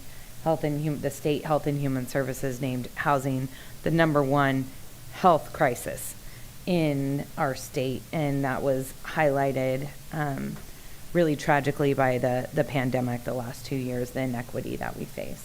And a lot of that has to do with housing needs, with our migrant workers, and with, just the very low and people who fall outside of, that category as well. So we need to take care of people. At the end of the day, that's what we're here for. And people need to be sheltered. Thank you. Supervisor Tiffany? Thank you, Madam Chair. I'll try not to repeat everything that was just said, but I think this is one area that probably all 5 of us are in agreement on. Affordable housing is a huge issue. The challenge is how to get there. And obviously affordable housing is a problem throughout the state. It's a problem everywhere. Builders don't build unless it's profitable, but you also have to make sure that you have things in place to guarantee that you will get some affordable housing if you're going to build something. And I think we have to make sure any developer understands that. I totally agree with Supervisor Kosmicki. I remember very well being in these chambers, and as he said, trying to convince them to not go forward with the December 2020 revision. We really do need, I understand the technicality, but we absolutely do need to get away from in lieu fees to get out from under actually building affordable housing. That's number one. We also need to create incentives to build affordable housing. And that was one of the things I simply didn't understand is how could we take away the reduced impact fees or waiving impact fees for affordable housing, and that was one of the changes they made, which it still does not make sense to me. So anyway, we have to, address that. I know there's the Housing Advisory Committee, and I would agree. This has got to be a priority. We've been a little bit fortunate in that there have not been any developments come before this board. This, in the last couple of years, or year and a half, I guess, almost year and a half now. But there will be, and we got to be ready. So, those are all really critical components. The other thing I just wanted to mention is that I think we should. It's somewhat related. I would like to see us pursue. We brought this up before, but pursue the idea of looking at affordable housing on the property. Some of the properties we have at the county, Buena Vista Road is one possibility, for example. And the other thing is, I think that, and Supervisor Dirks and I discussed this recently on a related subject, but I think as a board we need to look back and learn from, frankly, previous boards' mistakes with development agreements.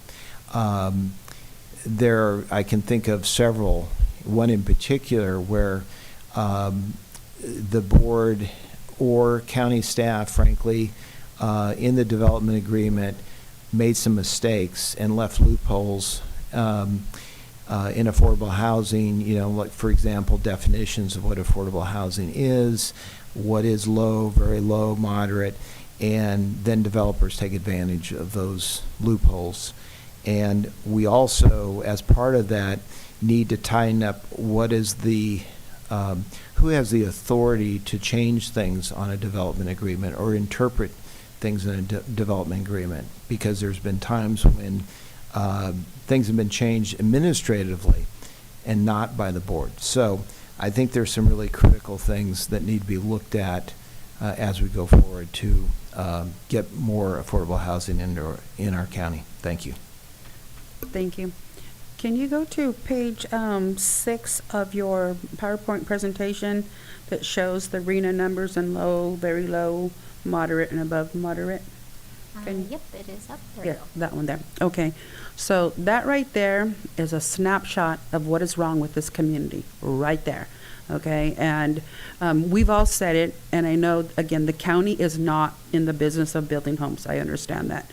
But when we're presented numbers like 5,005 units to be built out in the next 8 years, it's almost impossible for me to get behind this report and embrace it because of past practices.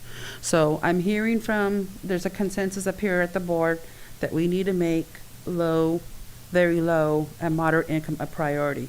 So I would like for that to be your priority too, to help us put that in writing. So County Council, something in terms of the ordinance, go back and look at the in lieu fees, because I would agree and concur with both Supervisor Tiffany and Kosmicki. The meeting before we were sworn in, there was a decision made on the board about the process of modifying the in lieu fees, and I actually was part of those meetings. They were on Thursday night, and I would attend when I could, when I wasn't working, and I felt like I was a pedestrian standing on the roadway, and there was a speeding semi-truck coming at me, that there was no way I could stop the process. And I don't know if I want to stop the process completely, but now we are all in a seat, and there's at least 3 of us that I've heard that want to change that. And so definitely, let's look at the in lieu fees. But it seems like Supervisor Dirks and I will be on that HAP committee, and that would be within our purview to look at that with the Planning Commission. So moving forward, we can't go back and change what's moving forward. We also have to take into consideration the SB 330 and the Housing Crisis Act of 2019. We're not going to be able to get beyond that one, okay? The state is telling us that we have to make sure we have housing. It's a crisis. We all know that prices are just ridiculously high. So we're going to have to work in unison, because the SB 330 basically states that it prohibits local jurisdictions from enacting any new laws that would affect or reduce the units, limit the units, the level of units in the housing within our borders / jurisdiction. And so it's a fine line that we're going to be on, trying to find that balance. But there's no disagreement here. We need to focus on affordable homes. And so just letting you know, that's where we're coming from. Madam So- Chair. oh. I just had, Can we let her respond first? and then- Yeah. Yes, okay. I was just gonna say, those in lieu fees have not yet been adopted. So next month when we have that meeting, you'll get to tear it apart, build it, however, and then. Well, bring it to and the- again, I want to respect also the previous committees, because there were multiple meetings that this took place, but it was at the very last one, and I cried foul at one of them, saying that this was not a properly agendized meeting, because I relied on a commissioner's posting on Facebook, and it was a wrong Zoom. Everything was by Zoom, and it was a wrong Zoom ID. And I'm like, wait a minute, how can we partake in this meeting if we are being not allowed in because the improper information? I was minorly correct, but majorly wrong, according to county council. But I still state that it's little situations like that that prevent the community from being part of this. And as I was there personally attending these meetings, I still felt like it was a freightway, train, semi-truck, whatever, and I was just one person trying to stop it, and it was going to be impossible. But it's going to be a new highway, a new road, and new people behind the wheel. So I look forward to the new conversations. Yes, Supervisor Hernandez, you had something to say, and I interrupted you. Yeah, so 2 thoughts. One is that the in lieu fees, at one point in time, we were actually considering increasing it. Developers showed up, they did not like it. I think we should have done it. I think we should actually maybe consider that, maybe as a dual option to increase the in lieu fees, and or prioritizing market rate homes. We can't require you to build, right? But I think that's the issue with the market drives market rate homes because of profitability's sake, and I understand that. But that still doesn't change the dynamic that you end up having a developer basically waiting years through the development process to make sure that the prioritization is for market rate homes, and then eventually when the market starts to kick up again, maybe they'll add at the end of the line the low income homes. So all that being said is maybe there's an incentive through the in lieu fees being outside of the reality of what's going to make sense to them, to encourage them basically to either pay the in lieu fee or the low income homes come first. But obviously that would have to be vetted through legal. But ultimately, whatever that means, to make sure that they understand the priorities of this board, from the consensus that I'm hearing, that low-income homes need to be developed on the front end, not wait till the back end years and years later, speeding up the process of issues with the low-income housing developments. That's all I have, Madam Chair. Just wanted to make sure I forgot to mention about the sweat equity programs, the self-help housing programs. If there's some way the county can really get behind that and find nonprofits that want to do what they've done out there at Southside Road, at the old, the location of the old hospital, that would be awesome. You know, so if there are developers out there that are interested in doing that, please come and see us. And I really love Supervisor Tiffany's comment about looking at county properties and maybe doing that ourselves in conjunction with the developer, and build affordable homes. We really have to solve this housing crisis. And just to add real quick Yes. to that, great point, that again, just that Buena Vista property. I know we've talked about that Buena Vista property for farm worker housing or for affordable, that maybe we could use some of the in lieu fees that we do have for something along those lines. Thank you. Madam Chair, could I ask one more question? Yes. You know, the states, there is a housing crisis. Everyone needs to build housing. Hopefully, we'll get our affordable housing built. But with all the money at the state level, is there any money that, and I know I've read certain things, but any money that is out there that's potentially available to counties to help in the process of building affordable housing? I'm just curious, what is the state doing to assist counties when they're making these RHNA demands? You know, I don't know all that's out there because there's a lot of different grant opportunities. But I actually did just the other week meet with a grant writer to look at what additional services and look for grants to help the county, and housing was one of the items.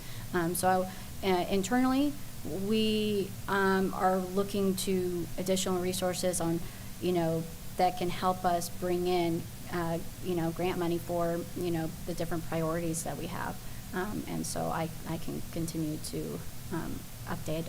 I'm not sure all the resources. Gabe, you bet. Yeah, thank you, Board. One quick item that I did want to address on the available. Is your mic on? Oh yeah. Okay. One item that I wanted to address on the potential grants available. The state does have home key grant that can go towards transitional affordable housing. They had done a home key part, or I guess the first one, which was a year ago. Right now they're vetting out the second one. I know that through the HHSA Community Workforce Development Program we had applied for. And I believe it's to finish out the transitional housing project that we have over there at the Migrant Center. To continue to build out units over there, but that could just be one project that we apply for. If the grant's still open available, we can definitely look at it to apply for affordable housing projects or anything that we may be able to do, in addition to maybe other grants and opportunities at the state level. Okay, thank you. And one suggestion I think for us also, and specifically for the Housing Advisory Committee, I mean, this is a real challenge for all counties, is for us to take a look at what counties, if there are any out there, that have been more successful with affordable housing, and see how they have gone about it. I know that in the consent agenda, we're going to be, I'm sure, approving an appointment of Seth Capron, who has a tremendous amount of experience in low-income housing, and so bringing his expertise and knowledge will be very helpful. But I do think, let's look at what other counties are doing that have had some success, because we have been clearly, a major failure in this area, with few exceptions, like the Sweat Equity, project, or some of the others that Seth and a few others have been involved in. Thank you.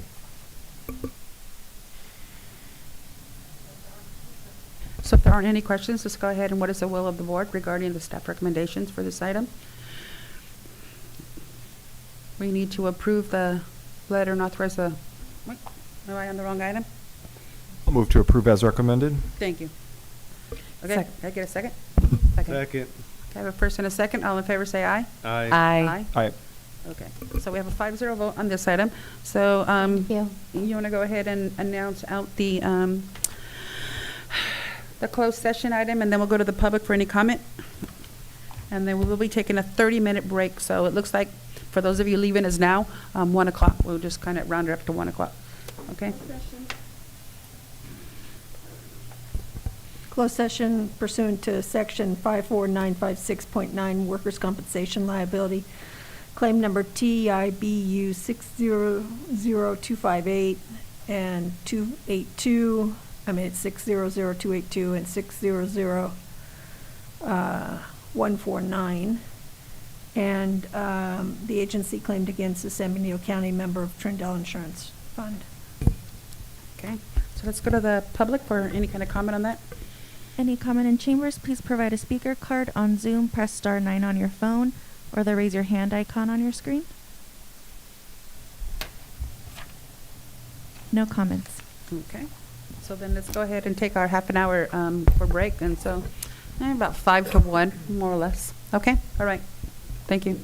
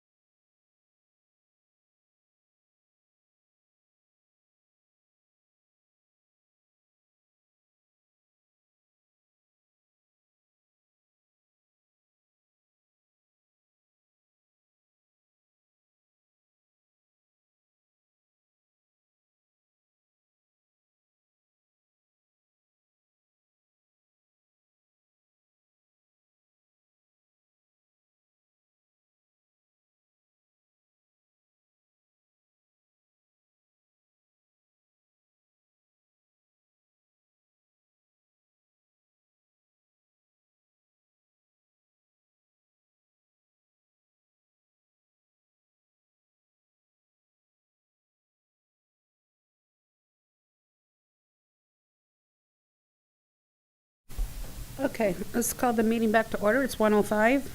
We are at item number 6. Madam Chair, we need to report out a closed session. Oh, yes, sorry. There was no reportable action.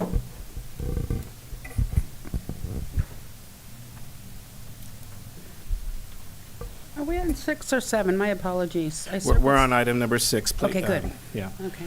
So I'd like to introduce Gracie Rodriguez. She's out of administration. She'll be presenting this particular item.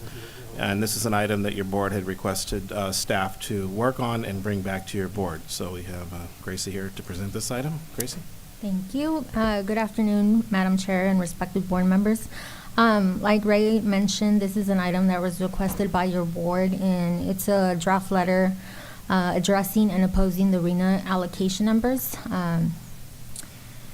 It is in regards to the 6th cycle regional housing need allocation. We were allocated approximately 5,005 units to build in affordable housing. And within this item, you will find presentations. I do want to acknowledge that those presentations were backup material. One of the presentations was from last year, and it has representatives from your board that were previously appointed to the COG board members. Current COG board members, I believe, are Colin Kosnicki and Peter Hernandez, with Supervisor Dirks as an alternate. County staff, CEO staff, along with county council, did draft up a draft letter for your board consideration. Within the materials that were presented as well, we did present a letter that COG had sent over to the Housing and Community Development Department in regards to opposing the RENA allocation. So I guess for your board consideration is that draft letter, if you guys have any recommendations or would like to further discuss that item. With that, I'll hand it back to your board. I believe that this was a board request, so I would turn it over to the board members that are interested. This is a policy determination from the board about what type of letter, but the draft letter is presented as directed. And I believe that Mary Gilbert is on the phone for questions. County Council, Assistant County Council Joel Allenwood's also available. Yes, thank you. Okay, so who would like to begin, those of you that are on the COG? I'll be brief, Madam Chair. I guess this is obviously the intent of the letters is an olive leaf petition to the state, right? It's not our desire to necessarily bypass the state, but just the same, it's a humble attempt, I think, which is, for me, I have very little patience because ultimately I don't see them doing anything, but just the same, let's assume that they're going to listen. We're going to be requesting for them to reconsider what these numbers mean and the impacts they're going to have on our county, and if anything, have a thorough conversation about them really understanding the impacts as it pertains to the input of our community. So we'd like to have that conversation. Hopefully this is the start of it. Thank you, Madam Chair. I'll go. Sorry, I'm on COG as well, so I'll just go quick. Thank you, Madam Chair. So, again, the COG board expressed the desire to pursue the opposition, but also to change the allocation numbers, just so that everyone's aware that because originally when we received the reports, the Hollister had an allocation of 2,500 homes, and the county quite alarmingly had 2,300 homes, which really doesn't add up when you consider that we're a rural area, it's unincorporated, and if we're going to be growing, certainly the vast majority of that growth should be in the city. And then, of course, there's the question of whether we have the infrastructure to even support that level of the 5,005. And so the 5,000, as was pointed out in the report, the 5,005 homes is over like 130% of the last allocation. And we all know the state's trying to, force local communities to build more housing, but 128% is just by any means really just unreasonable, really no matter where you stand as far as I'm concerned, unless you're obviously a developer. And then as for the opposition and taking a stand, I just believe it's important for local jurisdictions to speak out when we disagree, especially on such an important issue like housing.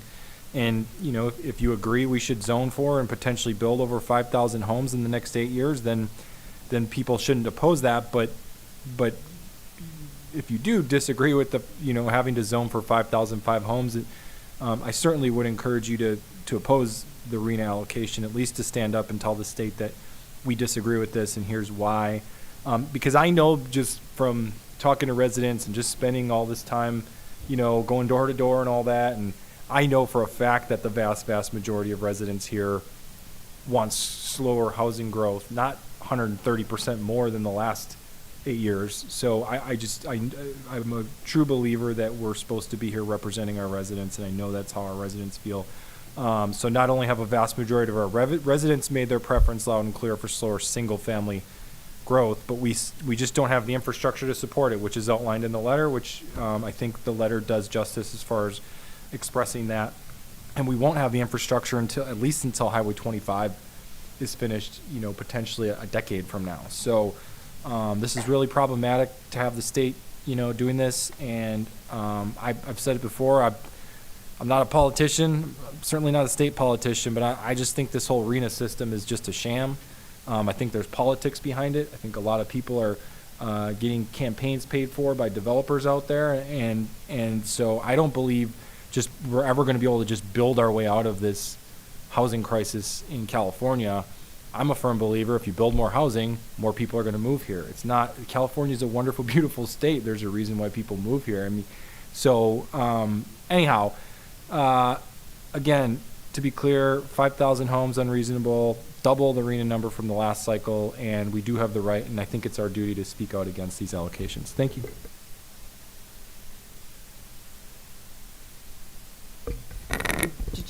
Yeah. Thank you, Madam Chair. I agree. Obviously, we were having this discussion. My one concern is more kind of logistical. It feels like the same letter that was sent from the city, which the state pushed back on, which is fine. But is there something, what are we hoping is going to happen? Like, what's the next step? Because if we're essentially saying the same thing, I'm assuming they're going to send us the same response. So I'm wondering, what are the next steps? Like, how can we effectively negotiate this? Are we hoping they're going to hear it clear because it's from the county supervisors? What's the hope? And I'm not against it. I just really want to know what kind of, formality we have around this. And I could respond to that, Madam Chair.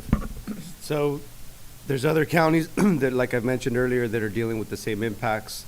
There is an element of federalism within our ability as a local jurisdiction to push back, which basically means is we can band together with other counties and ultimately create a multi-jurisdictional response that doesn't allow the state to just keep pushing down our throat what we know, and it's not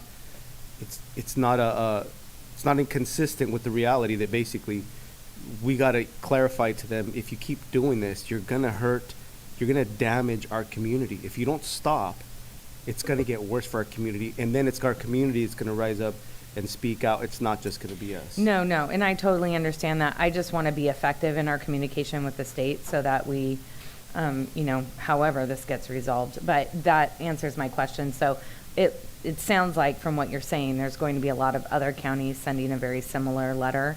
And so by doing that, it's going to create kind of a group pressure. Coalition. And back against them. Is that the goal and hope there? Okay.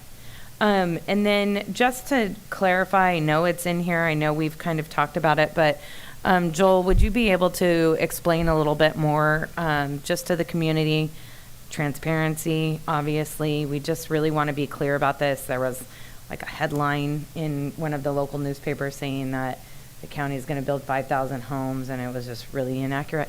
And so I just want to make sure that information is very clear about what do these numbers actually mean. And obviously I've read through the information, but for the average person, how is this, what are we talking about here? And then that way they can have a better understanding. Well, first of all, the housing element law itself is very complex. It's 51 pages of very dense legal language that lays out the process that includes the development of RENA numbers from period to period, cycle to cycle, and that process involves the state of California, the local councils of government or regional transportation planning agencies, and the cities and counties within those zones. And the process, just to take a step back, is to first require population projections to be made initially through the Council of Governments. And again, Mary Gilbert is standing by so she could address that more directly. But, and those are compared against population projections made by the Department of Finance at the state that is in charge of demographics, population projections. And then from those population projections, HCD allocates them among the various income groups based on census data, which has to do with the needs of each particular jurisdiction. So, and this happens every cycle. In the last cycle, the population projections were reflective of the fact that we were in a recession. And so the numbers were lower than the previous cycle. So to say there's a 134% increase, if you went back to the previous cycle, it would be less of an increase from that. So once the total allocation is made for the regional planning agency, the Council of Governments, then it's the Council of Governments' job to allocate those numbers between the jurisdictions within that. And that's the Council of Governments is in the process of doing that. They're considering a number of different alternatives as to what share should be allocated to the two cities and to the unincorporated county. But what ultimately the numbers mean is that those goals have to be addressed in the next iteration of the housing element. And the requirements are that the jurisdiction essentially identify appropriate zoning that can accommodate the development of those numbers, development of that number of housing units. It does not require the county to actually build them. It does require the county to identify constraints that would impact whether or not those could be built by either nonprofit or for-profit developers, and to identify steps that might remove or ameliorate some of those constraints. So the county is not responsible to build anything as a result of the housing element, but merely to create an environment where there's appropriate zoning and locations and identified infrastructure needs that could result in that development. It's a policy document, as it were, not a development document. Does that answer your question? Yes, that does. Thank you. I just wanted it to be clear that even no matter what happens in the back and forth with the state, I just wanted people to be really clear about what the implication of this is, and that if no one comes to develop, then we would have no homes built, right? That you'd have an identified need that remains unmet, just like in the last cycle, the previous report that you had. We have an unmet need for moderate and below and lower income housing units that needs to be addressed. We've more than met our requirement for above moderate. So it just focuses the next iteration on what needs to be done to address and prioritize the types of units that need to be developed. Generally speaking, the zoning requirements to meet the need for low and moderate income housing are, the state considers multifamily housing as necessary to meet those the needs of those income groups. So it would require us to look at what is our inventory of available multifamily housing in the unincorporated county and match that against the identified need of the allocation once COG makes that allocation. The critical factor for the county is we can't start on the housing element redraft until we have that allocation done by COG. And so that's the next step in the process that needs to occur for us to move forward. Okay, thank you very much. I think hopefully those people who are listening or go back and watch this later, that kind of takes some of the jargon out of it so they're able to fully understand the implications of what we're talking about with this agenda item. So thank you. And the only other thing to say is that there are adverse impacts that the state can make against the county if we do not have a compliant housing element in place that addresses those needs. So if the board didn't want to, when it comes back for the future zoning, then the way that the board could address the needs was be doing multifamily, so that wouldn't necessarily open up larger tracts of land for regular above market housing. Would that be one way to address that? That's accurate. Okay, and then just so the board does note that it is easier for developers to go forward with developments if they do have the correct general plan and zoning. So I just want to note that is a true fact, but this is the law as far as what has to eventually be adopted by the county. We have to update our housing element after we.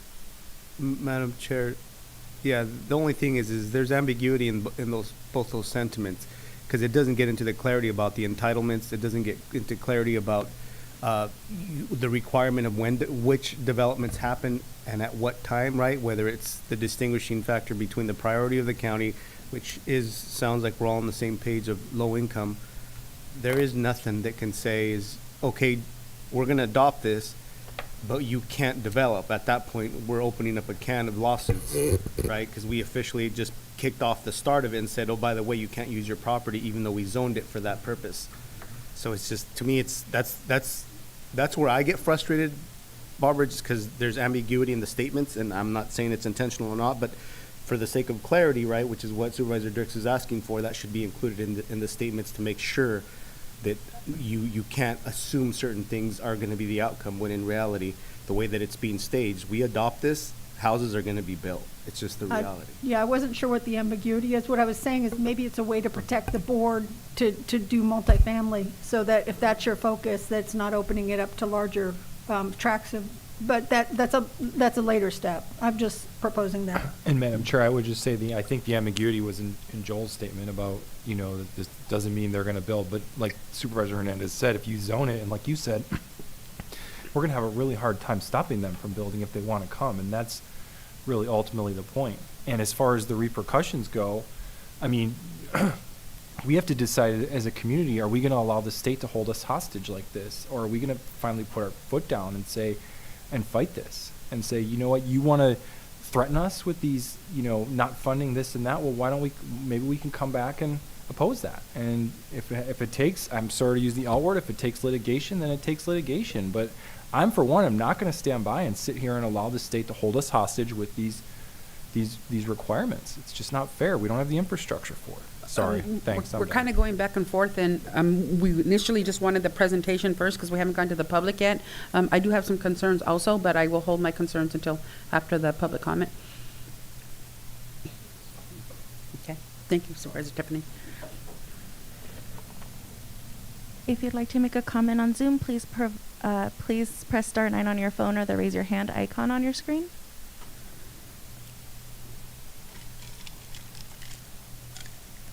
No comments. That's nice when we hear that. Okay, so Supervisor Tiffany, you had a question? It's not really a question, I guess a well, I do have a question, but first the comment. I'm in support of the letter for all the reasons everyone else said. But I also, to Supervisor Dirks's comment, which I think is applicable here, is this letter is essentially the same letter the city sent. Almost word. I mean COG sent. Excuse me. Under the the chair of COG's signature. So essentially, it's a copy, which is fine. But as Supervisor Dirks pointed out, COG has since gotten a response. And I think a letter would be, and maybe there's a timing issue here, and maybe that's not possible, but a letter that at least takes into account their response, I think would be much more effective, if there is a response. I'm looking at their response, and, among other things, one thing they say is that you have got 30 days to object from the numbers which we received September 10th, 2021. So, and I was on COG at the time, but it does beg the question is, we should have responded quicker than we did, both COG and probably ourselves. But anyway, we are where we are. But they do respond in a very specific way. They talk about, I'm just looking at the letter, they talk about what are the areas that you can challenge them on. And so I'm just wondering whether or not, we looked at that and whether the letter that we send could be kind of a more responsive to their comments, so it might be more effective. Otherwise, as Supervisor Dirks said, we're just going to get it. It's not going to really do any good. So that's one comment. And then a question I have, and this is, I guess, for those Supervisor Kosmicki or Hernandez who are on COG or Mary that's online, is have we, in looking through the material, I see other numbers through, I think it was D and E, which are the other ways to look at it. And has there been any determination yet by COG as to what allocation of this 5,005 goes to the county? I'm just curious where that stands. Thank you. I can answer that if you'd like. Go ahead, please. So the COG is still going through, and there is consensus on the COG board to severely reduce the number of units in the unincorporated area, push those into the city of Hollister primarily, and actually I think San Juan would reduce just a little bit because San Juan just has their wastewater issues, especially right now. There's no ability to really build anything right there. So that, if that answers your question, I don't think that necessarily solves the issue because we still have Highway 25, so that, and I will just really briefly, and perhaps Mary Gilbert can, comment as well, but I came on the COG board in December, I guess, and it's my understanding that there maybe wasn't an extensive conversation at the COG board level, that it was more that the staff sort of did the back and forth with the state, and I made my preference clear that even though it's 8 years from now, that going forward, the elected officials certainly should be centrally involved in those discussions, and it shouldn't necessarily just be the staff going back and forth. Thank you. Okay, and then where I'm coming at is I'm looking at having the benefit and the insight from attending, being part of AMBAG and listening to their RENA conversations, because both Supervisor Dirks and I were in attendance, and I think I reported out at a previous meeting, is that the cities and the counties had differing opinions, and they went ahead and AMBAG responded within that 30-day time frame, and so they were timely, whereas we are not. But listening to that, the item that was really in dispute was the methodology and how the allocations were divided up between the various entities. We don't have much to play with because there's the three entities, it's the city of Hollister, the city of San Juan, and the county of San Benito. That's the extent of it. Whereas Monterey and Santa Cruz County had not only those two counties, but then they had all of the cities that are within the jurisdictions of each of those counties. And so it was interesting. I held back from any kind of input because here I was a visitor and that's how I see myself, as a visitor sitting on AMBAG. And granted, I'm one of the directors for that organization. However, the choices that we were going to be making was not going to affect our jurisdiction, it was going to affect theirs. So I listened to the cities. And so I have to apply that same logic that I did for AMBAG, that I have to apply that to San Benito County. It's a shame that there was not a response within the 30-day time frame, and it looks like we've lost our opportunity. I don't want to just send the same letter that went from San Benito COG. I would like to have a more effectual letter, but again, see if there's a response. I did see in the notations there was a letter from the state on January 25th, indicating it. But if there is anything else from the state, I would like to respond to that letter, as Supervisor Tiffany had said, as opposed to just doing a carbon copy of the previous letter. But we don't get to really dispute the numbers that are given. We just had a previous item on the agenda talking about the shortage of housing. It is what it is. People they're falling in love, they're having children, we're multiplying. Go forth and multiply. That's what it says in the Bible, right? Well, we're doing that in this community. But every time we multiply, we need housing for those people that live here. And as much as we don't like it, we can't stop it. And so we just have to make sure that we address it accordingly. So I would tend to lean toward the direction that Supervisor Tiffany had mentioned. And if we do have to decide on a methodology, I would hope that the COG board is looking at maybe something in the neighborhood of the column C, whereas Hollister has more homes within its jurisdictional boundaries, 3,023. City of San Juan would have 146, and then the county would have 1,836 as opposed to the 2,300. So I like the methodology. And Madam Chair, we were looking at even lower than that, just so you know. Yeah, I know that there's a C in so the we're right. talking in the hundreds for the county. Yeah.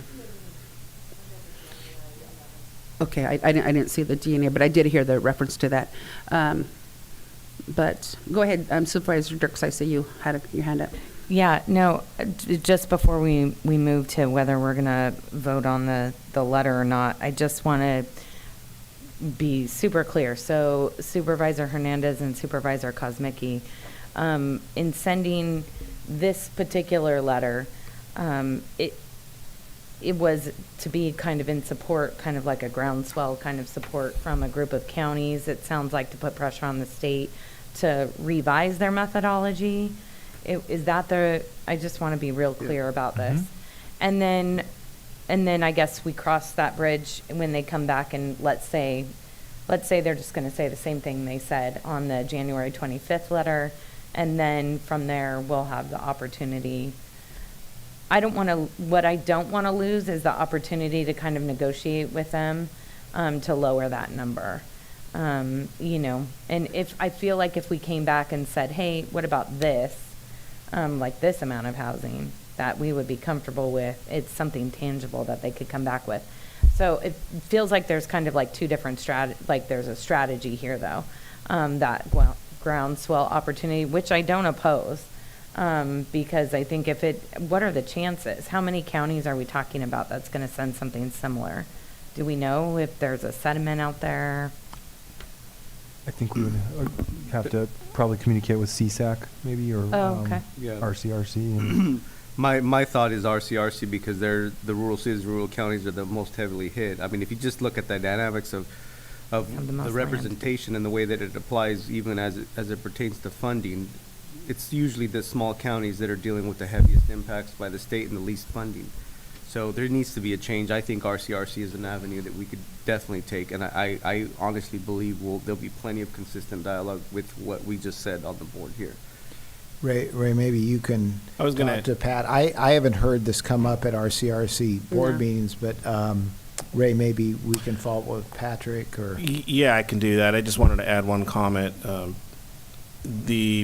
Historically, whenever there are issues, there are usually canned letters that are sent out to the counties. Yeah. And then we usually go through and take them to the board. So that's that ground swell that you're talking about, and getting the message out that, hey, look, here we are, San Benito. We don't really like these numbers, these don't fit, and here are the reasons why.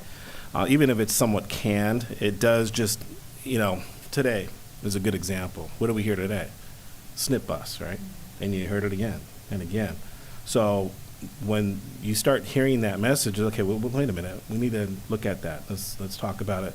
Let's look at it. Let's deal with it. And I think ultimately that's what the COG board and our two COG members are kind of bringing up here. How we discussed that. We talked about it. We talked with legal about maybe drafting another letter, but in light of timing, in light of how long it's taken, we're like, you know what, let's not wait. We said we were going to bring this back to the board. Let's go ahead and bring what we have, hopefully have a debate about it, discussion about it, and maybe your board says, hey, look, bring this back to the next meeting. We'll have a kind of a revised letter addressing the comments that we received from COG, from the state. So we were just discussing all those different things. And really, it was we're looking at it from two perspectives, but we didn't want to wait any longer. We wanted to get it to your board, what we had. So hopefully that gives you a little background. Yeah, no, it does. Excuse me, to follow up, and I guess I'm addressing this to the two of you or to Mary. If we wait till our next meeting, so a couple weeks from now, and tweak the letter to be more responsive to the state's response, do you think we lose something, or do you recommend we go forward with this letter and then maybe wait and see what their response is and then follow up, as Supervisor Dirk suggested we could also do? I'm just curious. Madam Chair, my recollection was there's maybe an August timeframe, and correct me if I'm wrong, Peter, that for the final. So I think and Mary, I would suggest she correct me if I'm wrong, I think there's some time for me, I would hope that we can at least make it clear that there's at least majority opposition, and if we want to bring back a letter and respond to the comments, I would be certainly fine with that.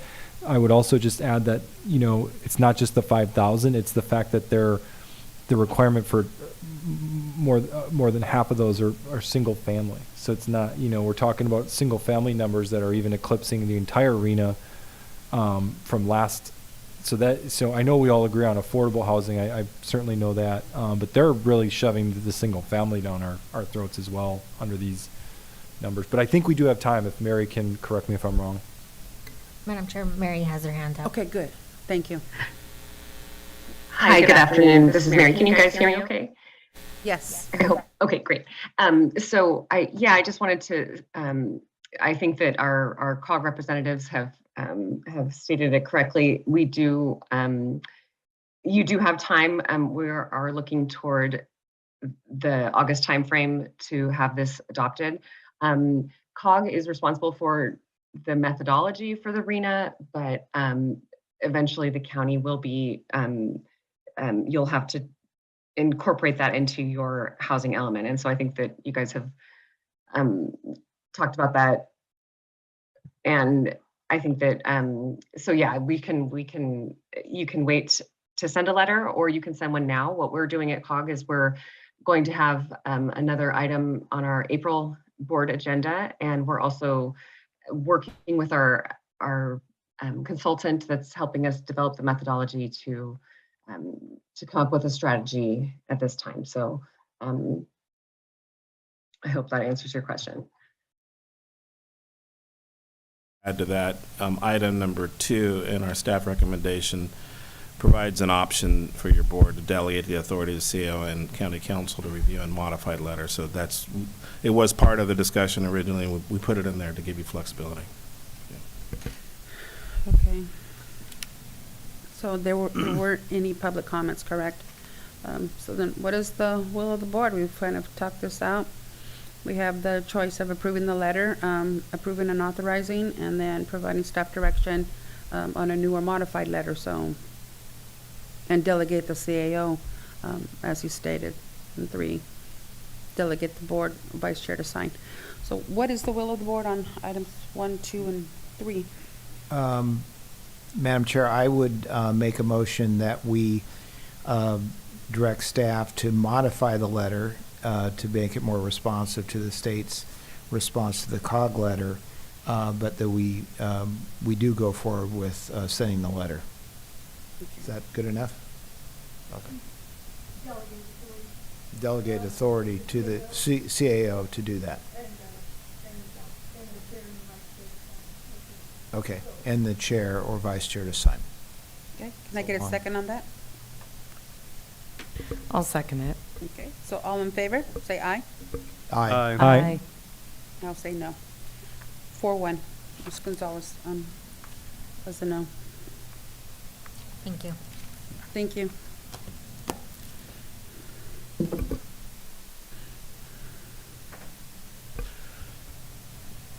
So item number 7 then. Thank you, Madam Chair. Yes, we have presentation out of administration. Our budget officer will be presenting a 3CE kind of update and provide you and the community available programming within our community. So we have Gabriel here. Gabriel, go ahead. Good afternoon, Madam Chair, Supervisors. We appreciate you guys taking some time. This is going to be a little bit of a different presentation for me. Usually I'm up here talking numbers. I'm going to be talking a little bit about the Central Coast Community Energy, better known as 3CE, and a little bit about some of their programs that they have available for not just the county as in the public agency, but for the community and community members for them to take advantage of. So a little bit of history on, or I guess background on 3CE. It was established to help out, the community, definitely to be looking out for clean, renewable energy, and to electrify any way, shape, form that can be done to help out the community, because definitely trying to move away from older forms of fossil fuel and wanting to help out the environment, especially with our California government moving towards making legislation to moving towards electrifying, whether it's vehicles or modernizing facilities. So it's composed of the partnership is composed of Monterey, Santa Cruz, San Benito, parts of San Luis Obispo, and Santa Barbara. And as their mission kind of states, they want to help facilitate to electrify and build a more sustainable environment in the community. So the next, I'm just going to kind of begin to go into some of the programs that they have. In the agenda item, I have links to some of their applications. So in case anyone in the public listening in wants to go and check them out, I have them directly linked on there, as well as flyers attached to some of the processes that take place. So the first program, Electrify Your Ride, so looking at electric vehicles, electric vehicle chargers, and electric bikes. The community has access to look at getting a reimbursement. For example, just on electric vehicles, they can look at getting either a rebate or an incentive somewhere between $2,000 and $4,000. It can be a lease or a purchase. They could look at EV charging stations at their home, or in other areas around the community. The electric vehicle charging stations, the bigger one is the second component here with the Northern Central Coast Community. So that's a bigger, broader program that can be involved. Essentially, our own specific county was awarded, or I guess is allocated $565,000 that we can put towards different programs in the community, whether that's fast charging stations or level 2 charging stations. The main difference is just on how quickly a vehicle can charge. Level 2 will take about 8 hours to get to 100%, while a fast charging station anywhere between an hour or 2 hours gets fully charged. So just depending on the different kinds of programs, but there's funding that is allocated. We would just have to look to see where are areas that we can potentially utilize to put some of these at if we decided to move forward with the program like that. But we're not restricted to just us. It can be the city of Hollister, city of San Juan. It could be a nonprofit or a local business that would like to put something near their facilities, because essentially different businesses that qualify restaurants, gas stations, commercial centers, shopping centers, libraries. It could be at curbsides, a lot of these different areas. And it can be done all throughout the county. And this is funding that 3C, more or less, this $565,000 that they've left for us to move forward with. It's just a matter of us wanting to move forward with one of these programs. The other program that I have here is electric school bus.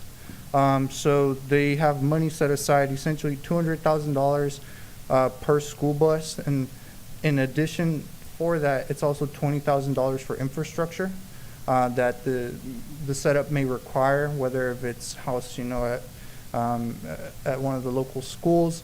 And so far they have funding aside for 6.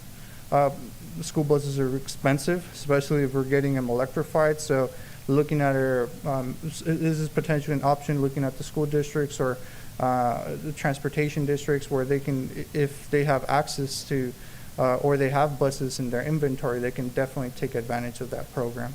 And all just essentially to try to electrify transportation options in the community.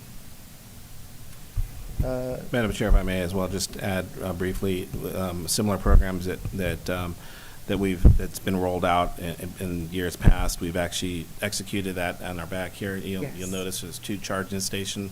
We also have another one at RMA department as well. And typically for the first year during the installation of that, it's free to the public, typically. So anybody can come out here and charge, and we open it up to the public. With us having solar panels, we've just allowed it to be free. We haven't converted it yet, and it's been free. And so we're, just an FYI on that. I think it's a great service to the community. They're able to come in and charge here locally. Go ahead, Gabe. Sorry about that. Yep, you're fine. So the secret's out, right?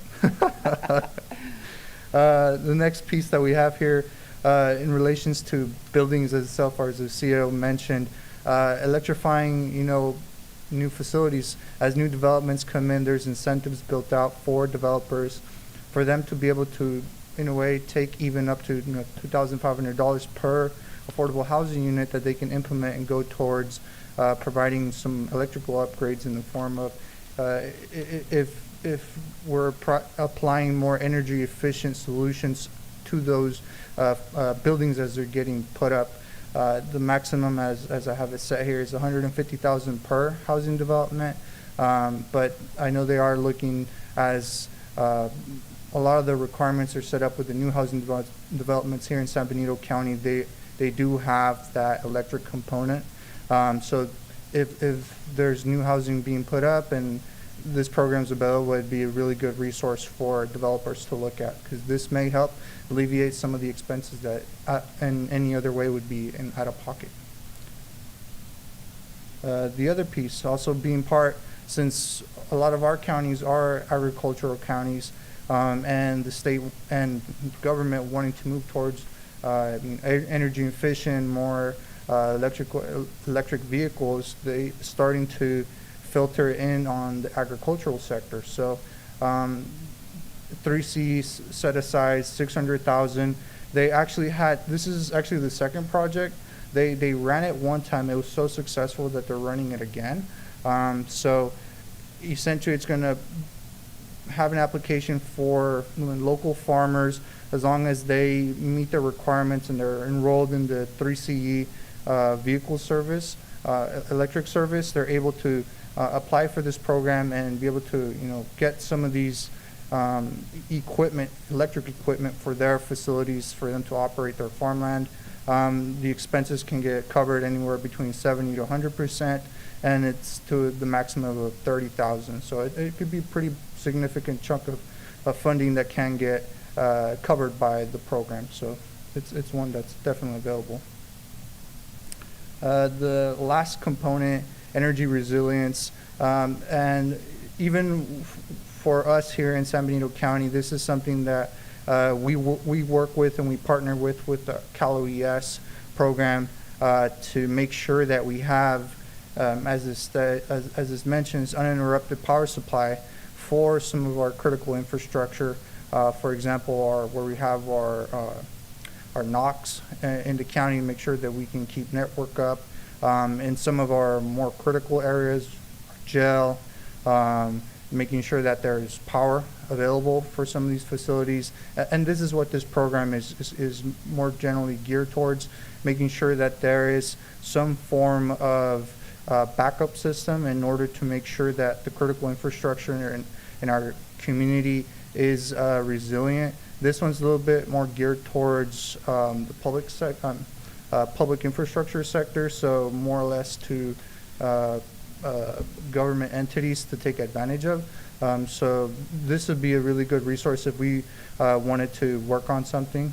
I know, like I mentioned, that our Cal OES program and our Cal OES department, we are taking advantage on the state side of some of these programs, but this is also another option that's available here locally for us to look into. And then another program which the 3C is kind of getting more information on to get going is going to be our resident resiliency incentive program. So similar from the prior program about critical infrastructure, but more geared towards the home. So it doesn't happen too often here as opposed to other states more in the Midwest when they have a lot of tornadoes. But it does happen here when we have those energy flexes, when those hot summer days where PG&E has to cut off energy. And if it's one of those days where we have fires nearby and PG&E has to cut off electricity, then you're without power unless you have some form of unplugged electricity into the system, and a generator would go pretty far. And this is an incentive kind of program that's going to being put together with the same kind of mindset of wanting to provide some form of resiliency to the community, to have that available in the case that there isn't any power because of a shut-off. And that's pretty much it. Pretty short, simple. As I mentioned, the item in the background, I have links to how to apply for a lot of these programs, as well as timelines for them. Some of them, the application is open until the funding runs out, so definitely look to take advantage of those programs. And if there's any program in particular that the board would like the county to look at and take advantage of, as our CEO mentioned, we took advantage of one of those programs, getting a couple of charging stations. It's definitely something that we could do. So with that, I'll turn it back to the board or the public. Are there any questions from the board members? If not, we'll go straight to the public. If you'd like to make a comment on Zoom, please press star 9 on your phone or the raise your hand icon on your screen.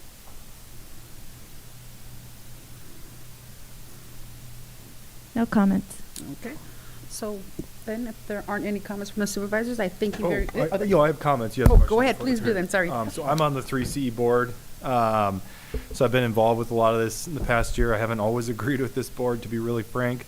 But there have been a significant amount of increases in programs this past year. And so if I recall, one of the most significant areas is electrification of government vehicles. And so I would just strongly encourage our staff to reach out to 3CE and to see what's available as far as, potentially funding some sheriff's vehicles or some other fleet vehicles that we have, because it's quote, I don't want to use the word free money, but I'm going to use it anyway. It's free money that's there, whether you agree with how we got to that point or not. The money's there, and we don't want to leave that on the table, because all too often we are left out of these programs. And then I really want to make sure that our residents are aware of all the programs. I mean, the vehicle electrification incentives are really impressive when you add in. It's not just, you can get 3CE, you can get also, I'll add Monterey Bay Air Resources District. You can combine those together on top of the federal rebates that are available for if you get a certain vehicle that's $7,000 something back. You can literally get $10,000 off of the vehicles, so it becomes more affordable for a lot of people. So I really, I'm not sure where we're at with the PIO situation, but I really would hope that we can promote promote these programs so that our residents aren't left out. And then especially I think the vehicle electrification is really a big deal. And then I think on the agriculture electrification, obviously we're an agricultural county, and so I certainly would hope that we can help to get the word out on that, along with I think the electric school bus item as well. So thank you very much. Madam Chair, I want to add one more thing just to dovetail to Supervisor Kosmicki. That can even go to a resident's house if they go ahead and they bring in an electrician to put in a charging unit for their house. There's also the ability to get reimbursed for that or a portion of that. So also, a lot of people riding bikes now, electric bikes. Yes, So that's another e-bikes. program, and basically being able to double up on that as well. So there's a lot of programs, and ultimately that's the reason why we're here today. Just wanted to share it with you and the public, and we'll work on getting the message out even further. Yeah, I'll just further add that I know RCRC has talked about wanting to be sure there is a lot of money, a lot of infrastructure that's going to go in the state, and they want to try to be sure that it gets to the rural counties. And there is a concern that most of the money will flow down to Los Angeles, as well as the Bay Area. Although the Bay Area is relatively ahead of many others in the state, but I know the RCRC is pushing hard to get more money for charging stations and the like to rural counties like San Benito County. And just one more last, I promise it's the last time I'll talk on this item. That's one of the caveats to that, though, is you have to be a 3CE customer in some of these cases to get reimbursed. So just an FYI on that as well. Oh, sorry, Madam Chair. Most people are. They might not even realize. They don't even know it. You have to actually opt out of 3C. You have to go ahead and opt out of it. Most people are. 3CE, to their credit, is actually cheaper than, for the most part, PG&E rates, even though we have all these programs, but the corporate model PG&E versus this lesser cost model. So most residents are 3CE. The vast majority of residents are 3C ratepayers. Thank you. Okay, thank you for the presentation. I would hope that the county would model this and install more charging stations at all of our departments, not just admin or RMA, but if there's funding out there, let's utilize the funding. Okay. Thank you. All right, so that takes us to then item number 8. This will be an update. Which supervisor would like to go first on this one here? I'm going to decline on any kind of update, but looks like we have some openings, and I've been working on my openings. So who would like to go first on that? I'll go first. I'll be quick. Thank you. So we had a COG meeting, and I don't want to steal Colin's thunder, so I know we have an issue with 156 being pushed out. In general, it keeps getting pushed out. It's supposed to be in August. Sounds like they're pretty firm expecting it to happen. He gave us all this rationale why he think it's going to happen, but at the end of the day, it seems like it just keeps getting pushed out. And then there's obviously an educational element as this develops with the roundabout on the 156 and 25. So that's something that there's a big push for to make sure that the public understands. And to a certain extent, I think those that are designing it, there's just a lot of concerns with high-speed truck traffic. That's all I have, Madam Chair.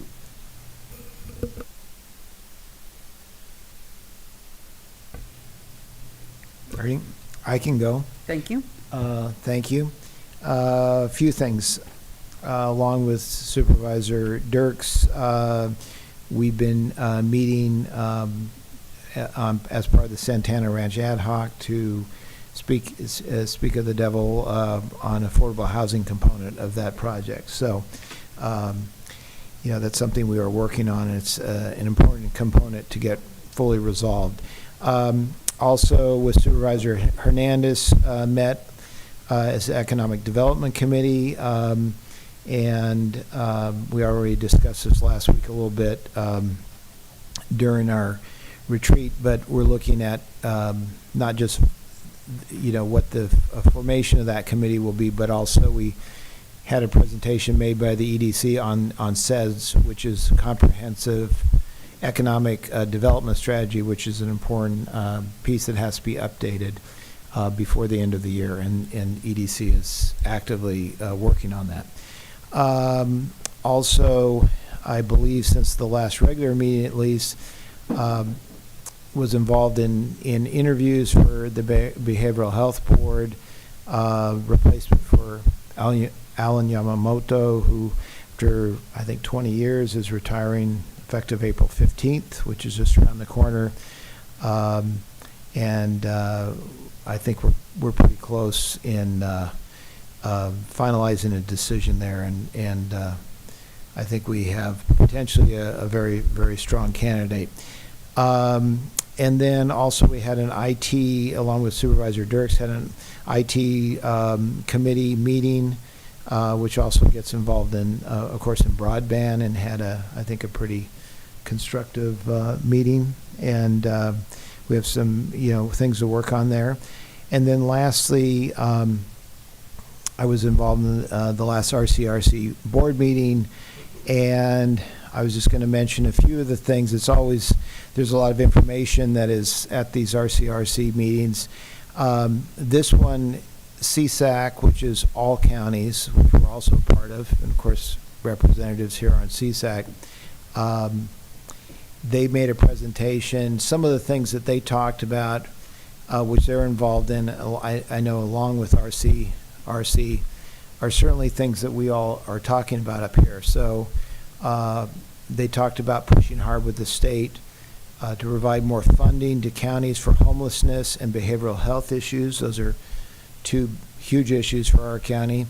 They also talked about the issue of the fact that the state has a lot of money, but how do rural counties have the capacity to get the grants that they need?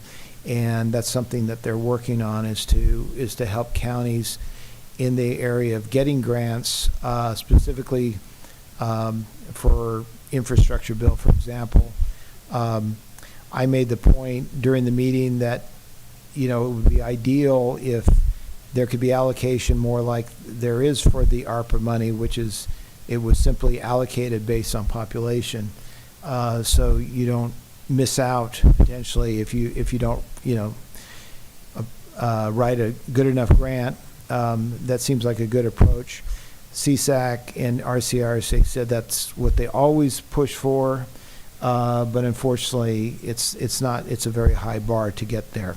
There was also discussion about Public Records Act, and that's a very important issue with CSAC, and I think RCRC.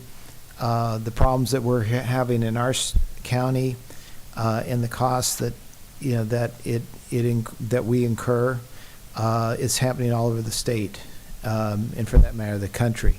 So it is a difficult issue, but it's being worked on statewide. And then they talked about some of the bills that are coming through.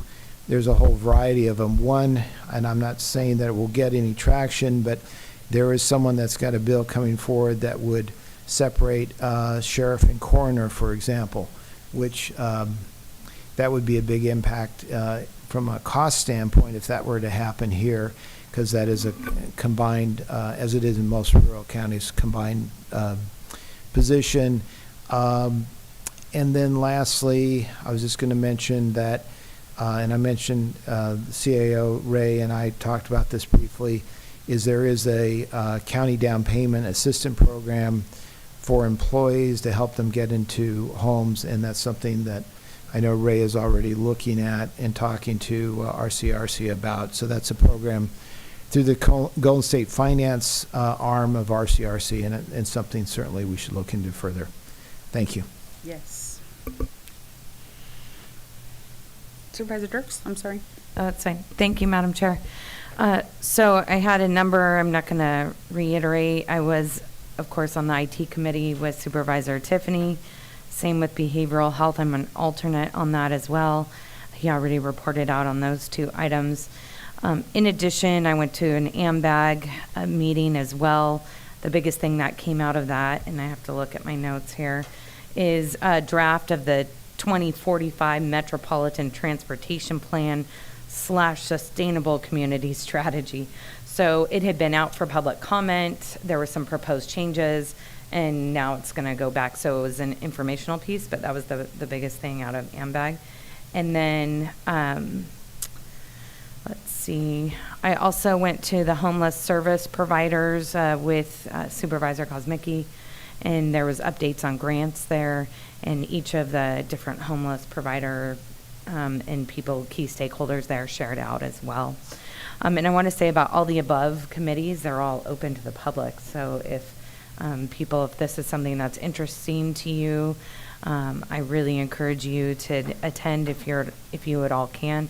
Most of these are still on Zoom as well, so it makes it a little more accessible for people, especially if you work outside of the county. And then as Supervisor Tiffany said, we talked about Santana Ranch and the affordable housing there and how we can kind of make sure we're getting as much out of that situation as we possibly can. And then this wasn't a committee, but I did attend on Zoom a natural gas kind of workshop is what they were calling it, via PG&E about lowering carbon emissions. It was interesting and how California is trying to move away from natural gas and what the plan is for that. So it was interesting, and I attended that. Thank you, Madam Chair. Just to piggyback off Supervisor Hernandez, the COG was really the main thing. Obviously, with some others here, but the 156 project, not only is it delayed, and I told, as I said in that meeting, I feel like I'm in the twilight zone with this 156 thing. And I said, the closer you get to that start date, the farther it gets away, unfortunately. And so August now, whether that's good, they're assuring us August is going to happen. And that it would essentially be just under a 3-year project. On top of that, though, the cost actually increased by $17 million because of all these delays, and now we're in this inflationary period. And unfortunately, COG is being straddled with having to pay an additional $2.5 million. And I really urged our COG and our directors and our staff to look at and to have talks with the state as far as whether the state can maybe help us out on that. You know, I mean, it really is the state's fault that this has taken so long. The state has all this is quote flush with money. We're a poor county, so I'm just whatever we can do to at least have a conversation with at the state level to see if they could forgive us and perhaps they could put in that additional $2.5 million. That would allow us to spend that $2.5 million on other road projects that are much needed here. So that's really the main thing. Other than that, Highway 25, we're continuing to move forward on the expansion process. We're looking at hiring an engineering firm to make sure that stays on track and that there's, those timetables are kept. And so I'm looking forward to getting that going as well soon. Thank you. Thank you very much. Okay. On this item here, Supervisor Hernandez, you went already, correct? Yes, okay. I just want to make sure. On this agenda item here, there are openings listed, and unfortunately, District 5 is woefully unrepresented. And so I'm putting a shout out to anyone in District 5 that is interested in serving at the Parks and Rec Commission. I have one vacancy there. And then as of this last month, I had no commissioners on the community action, but somebody came up and put an application in. So I have 2 vacancies there. And so please, I urge you, if you're District 5, and I can't tell you district boundaries, if it's the old District 5 boundaries or if it's the new District 5 boundaries, but if we can articulate that you're District 5, put your application if you have an interest in serving in the Community Action Board as well as the Parks and Rec Commission. And so on that note, I don't think we need to report out anymore on that, so that would take us to the consent item. So for consent items, item number 9 through the public for our comments? No, I guess we didn't. Can we go to the public for on our supervisor activities? Right. And then we'll go to consent item. Thank you, Supervisor Tiffany. If you'd like to make a comment on Zoom for item number 8, please press the raise your hand icon on your screen or *9 on your phone. No comments. All right, I stand corrected. We are now at the consent items, item number 9 through 21. Let's go ahead and hear from the public if there's any items they would like to speak on. And I believe Ms. Salinas had said she was going to talk on a few of them. So let's hear from her first, and then we'll come back to the supervisors once the public comment period is over. If you'd like to make a comment on the consent items, please press star 9 on your phone or the raise your hand icon on your screen. You've been unmuted. Please state your name and the amount of items you're going to talk about. Consent item number 9, 11, 12, 15, 17, 19, and 20.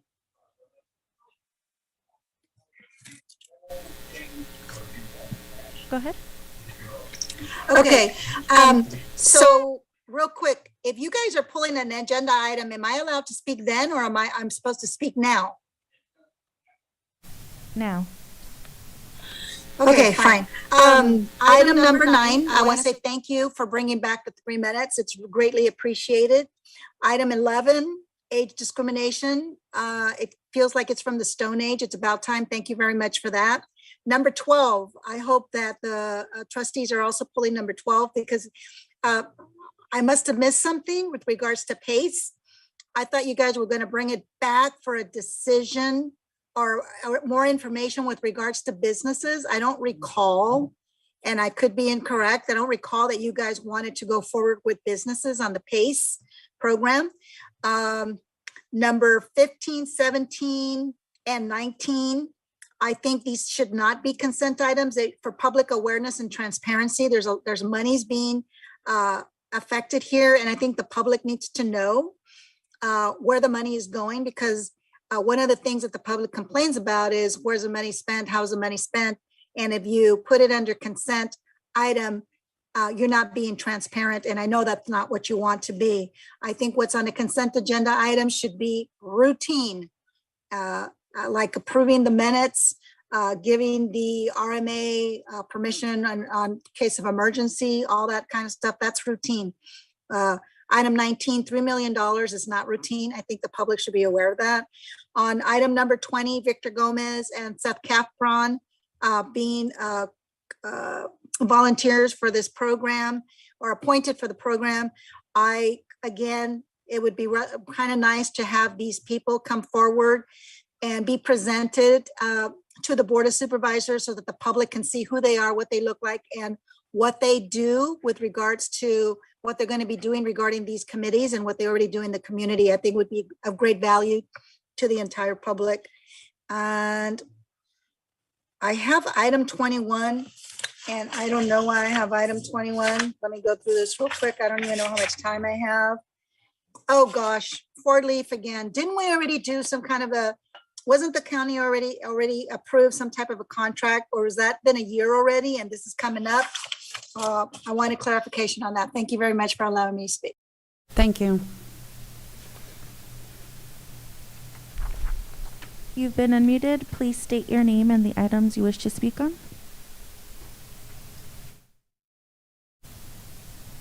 You've been unmuted.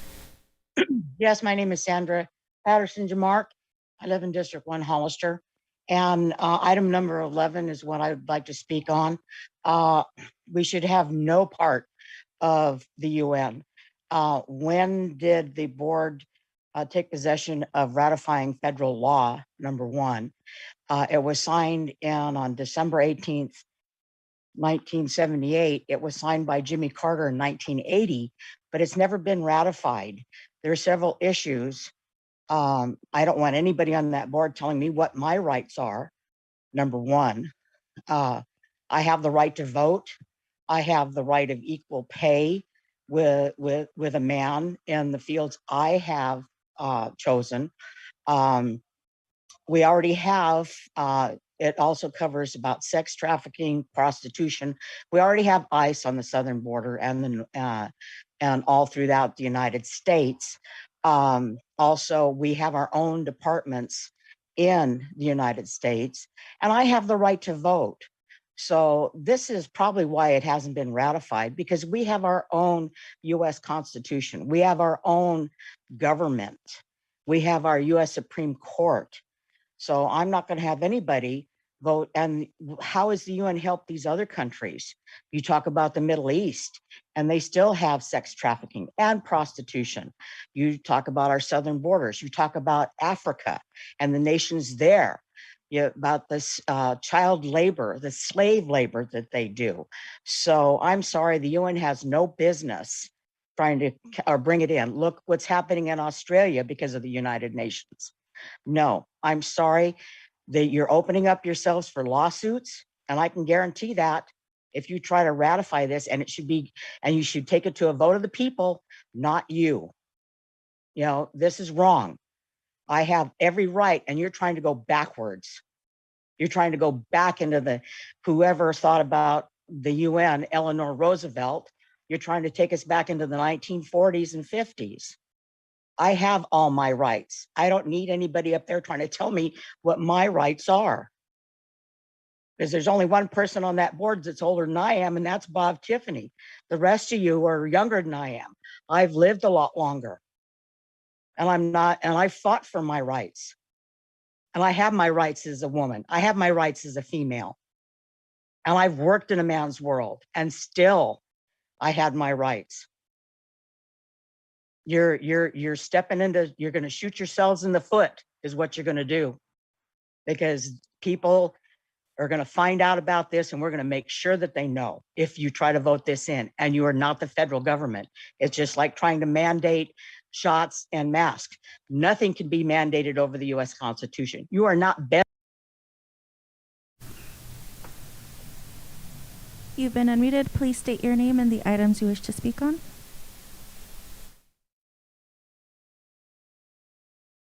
You've been unmuted. Hi, my name is Tony Avila, District 4, and I'd like to make a comment on item 11. An update as of January 3rd, 2020 by Linda Owen. Absent is the United States as other few countries tried to ratify the document originally adopted by the UN in 1979. I agree with the last caller. This is an attack on our civil rights, our productive rights, our gender rights. This treaty looks good up front until you do some digging, and which I did, and goes against our constitutional rights to raise our families and our children.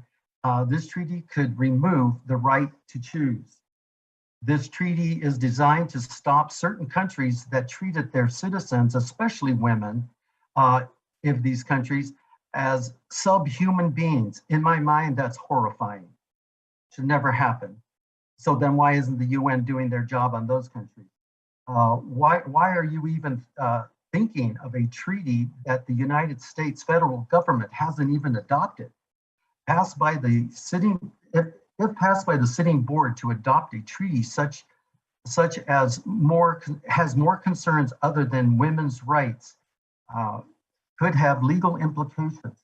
Stick to improving San Benito County to we're not elected to do, you are not elected to do the federal government's job, and ratify a treaty under the UN is a disservice to the United States of America, where only 23 United Nations members on that board make the decisions for the world. Think about what you're doing. And true, freedom starts as we serve. And I stand for all of our freedoms, and everyone else I'm sure stands for freedoms. So please be aware on the decisions that you're making. Thank you, and have a great day. No other comments.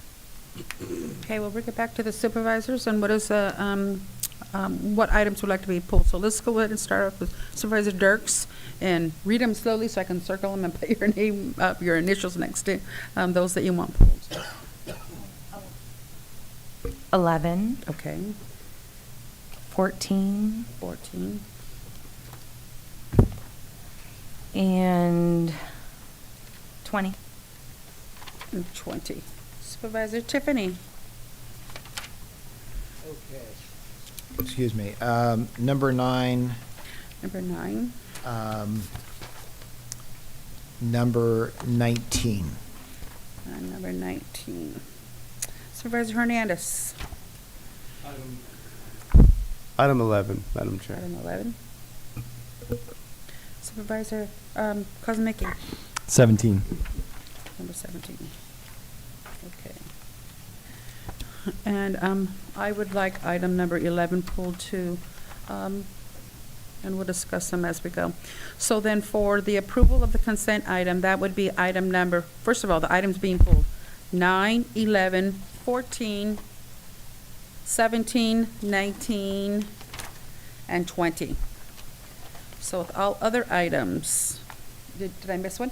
No, no, Okay. but for the record, I should note that number 15 includes adopting a resolution amending Resolution 2021-73. It's in the staff report that it's just amending the Resolution 2021-73. It's stated there on the agenda, but nobody pulled it, so it's, No, no, it's just the staff report is making it clear that. It's just making it clear that you are adopting a new resolution as well. okay, so we're amending one and adopting another? You're adopting a resolution to amend an older resolution. Okay, from 2021, I say that, okay. Okay, that's item 15, the probation department. You want that pulled just for clarification? Okay. All right, so the items that are pulled again, for the record, item 9, 11, 14, 17, 19, and 20. So can I get a motion on the other items not pulled from the consent item? Madam Chair, I'll move that we approve consent items 10, 12, 13, 15, 16, 18, and 21. Okay, can I get a second? Okay, we have first and, oops, go ahead.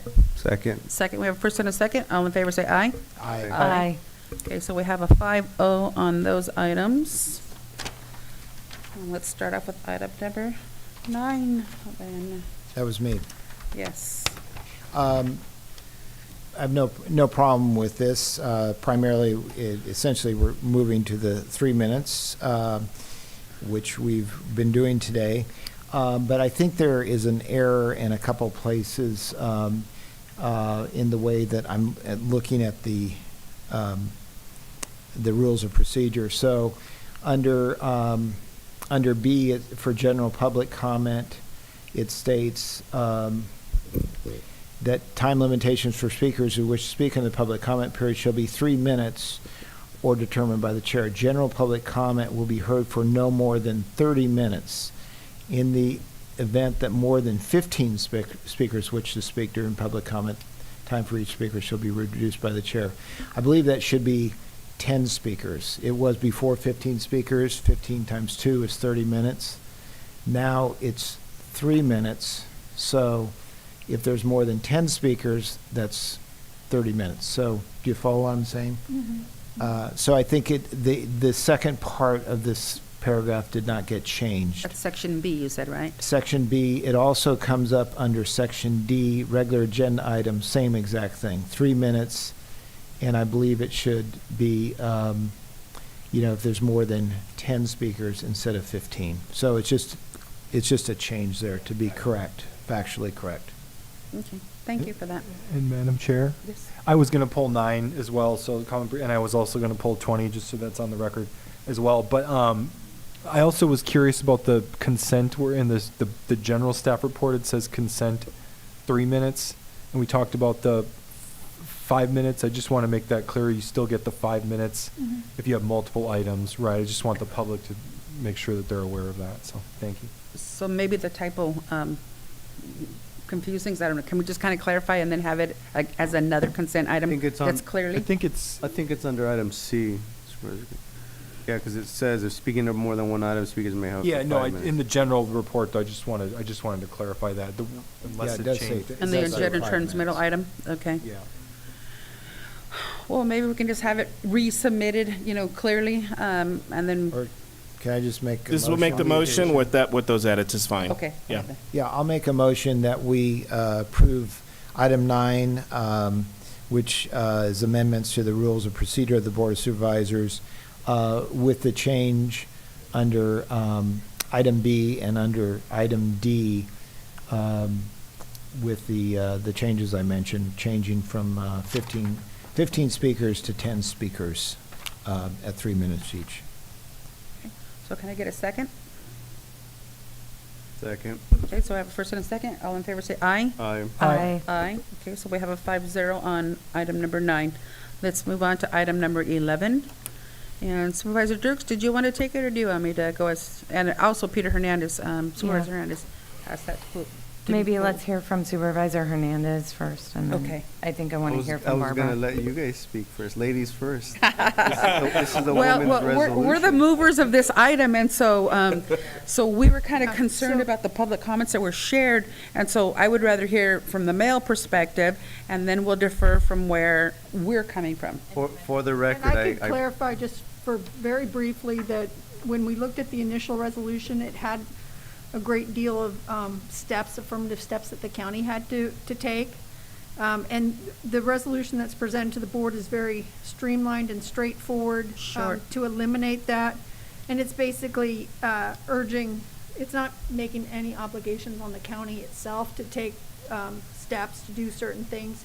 It's saying that we're joining a collective movement of other cities and counties that are urging the adoption of this at the UN, and that so we urge the United States to adopt it.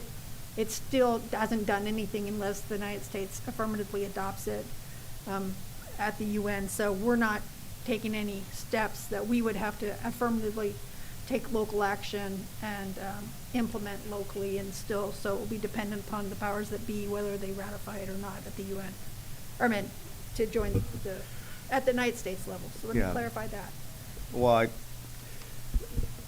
potato, I mean, so for clarity's sake, I was initially supportive of this sentiment of ultimately respecting women's rights, right? I didn't know that it had the UN element tied to it. So all things considered, I do agree with the sentiment that we have a constitution that has a representative government element to it, and when the UN is dictating individual rights, that is a Bill of Rights issue, that is a local issue, that just muddies the waters. I do not agree with supporting the UN in involving themselves in our constitutional authority. And a treaty in and of itself has legal elements which are very concerning, right? And I don't know, I don't think that that's what Supervisor Dirks intended, but just the same, it is the reality that a treaty has legal elements to it. There's a reason why the Senate doesn't ratify it, right? Because there's certain expectations that are required under a treaty. And I do not agree with us moving down that road. If we did a general resolution separate from the UN, that would be different, but that's not what we have here, so I can't support this, Madam Chair. Thank you. I respect that. Supervisor Dirks, did you want to go ahead and speak to it, and then I'll speak on what my understanding is of this? Yeah, I think for both of us, at CSAC, we were there, and there's a number of cities and counties that are adopting its, all forms of discrimination against women. As Barbara Thompson said, we, streamlined it. We're not looking to ratify a UN situation here. And I'd actually like to hear from Dulce a little bit too. Do you have additional background that you can give to as to who else is maybe participating, and anything else you'd like to add as well?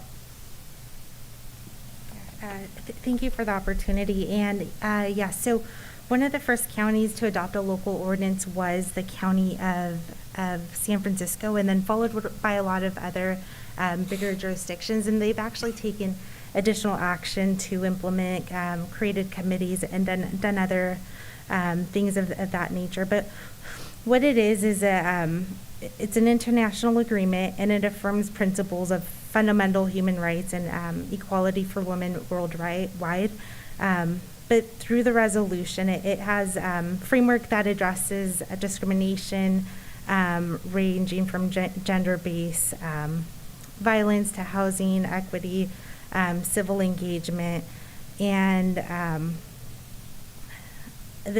also attached in the staff report, I did include California does have a women's well-being index, and San Benito County is actually ranked 18 among 58 counties. And what this index looks at is the general health of women, it takes a safety dimension, employment earnings and discrimination. It looks at economic security and political empowerment. And based on those 5 criteria, it evaluates the county. And based on 58 counties, we're ranked number 18, which isn't too bad. We fall in the upper third portile for that, so that's not too bad.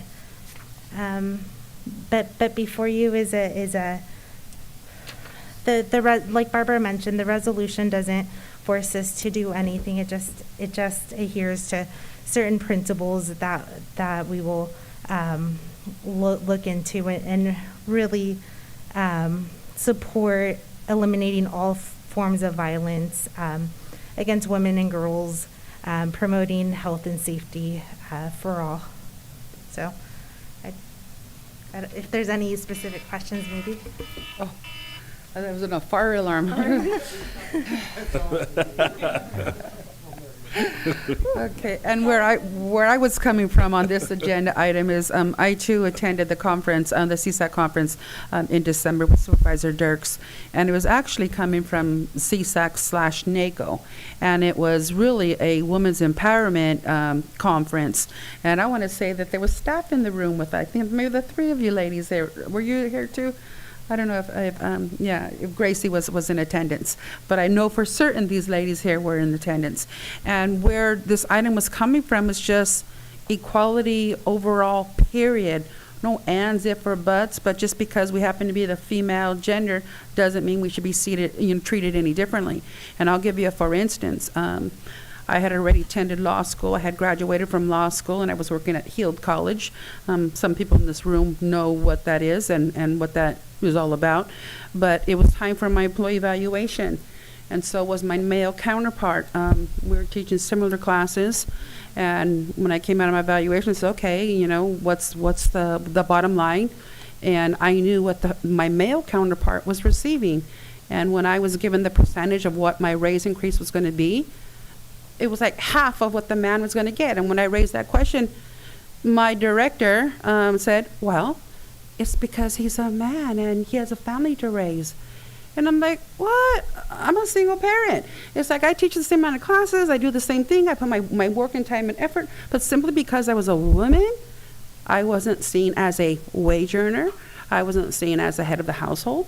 I was not seen as an equal. So when I sat in the audience and I listened to this presentation, Supervisor Dirks and I looked at each other and we shook our head, and we didn't even have to communicate with words. We knew we wanted to bring this to the Board of Supervisors. And so we have modified it where we're not putting any onus or additional responsibility on the county. It's merely an acknowledgement that doesn't matter what the gender is, male or female, we have to all be treated fairly and equally, and it's our God-given right to be treated fairly and equally. That's all. Yeah. I just wanted to, I think that some of the opposition, perhaps, nationwide, is the concern that the requirements in the resolution, the UN, where it talks about the right for equal medical care. Some people have been concerned about how that would affect whether or not it would require countries that are participating to allow abortion, and so that might be one of the national issues, is also how it deals with prostitution. But those are the very distinct issues of maybe contention based upon the overall goals of the... And I did hear that in the public comment section, yes. I would like for us as a county just to be focused, because I feel like this is going to get very complicated really quick. That's my honest concern. So yeah, if it was just a local resolution outside of the UN, that'd be a little bit different, but that's not what I'm hearing. So I can't support this, Madam Chair. Okay. Go ahead. Okay, well, I certainly don't see any reason not to support it. Although I will say, as the old man on this board, I feel like there's age discrimination going on. But I'll leave that alone for another day. But seriously, I'm fully supportive of it. I was going to point out, it's interesting, as Dulce mentioned, we're number 18 out of 58 counties in this Women's Wellbeing Index, which is pretty encouraging. In looking through that, I was going to point out two things. One, where we fall way shy of the top. We're number 56 out of 58 counties on cost of housing, speaking of housing. And number 58 out of 58 on county level leadership. But in looking at the fine print, that's because as of 2019, there were 0 women supervisors on the board. Mm-hmm. And so now that we have 2, we're clearly going to jump way up. And I might add, depending on how things fall, Colin, you could be here with 4 other ladies. That'd be great. I don't know, that could be good or bad. But anyway, well done, ladies. So that's all I have to say. Thank you. Okay, can I get a motion? Oh, Madam Chair. Oh, I'm Sorry. sorry. That's all right. I want to add something. So, I certainly support women's rights and equality, and I also believe that we have a long way to go when it comes to equality for women. And my only question is what, if any, potential ramifications there might be as far as, staff time and things that are put into this. And it's not going to necessarily affect my decision. I'm just curious, are we entitled to take any certain actions that would No, it's Okay. just basically saying to mail the copy of the resolution. We are not obligated to take any steps locally. Yeah. So, I support it. I know some folks have issues with the UN part, but I think that's just having a squabble with the United Nations. I'm not a political person, so I really don't get into all that sort of stuff. I see, women's rights, and I support that. And so that's the way I stand. Thank you. And I just want to add to Supervisor Gonzalez and I were there, and it was in a leadership, piece for women in county government. And I do appreciate that it was 3 of our staff members who were also in attendance. It was Dulce and Jennifer and Vanessa, and they came to us together and asked us to look at this and if we would support it as well. So I feel they're representative of our community as well and represent the women in our community. And I feel that this is important, and I understand the semantics behind, why Supervisor Hernandez maybe is reticent, but at the same time that it's an overarching issue. And I do believe that it is our job, especially as women in leadership, to make sure that we're representing the women in our community. Okay, so then can I get a motion then on this item number 11? I motion to approve. Okay, and I'll be your second for the record. Okay, so we have a first and a second. All in favor, say aye. Aye. Aye. Aye. Those opposed? No. So we have a 4-1 with Supervisor Hernandez being the no. All right, so that would take us to the next item. Then that would be item number 14. And I'm sorry I didn't indicate who has to have this one pulled.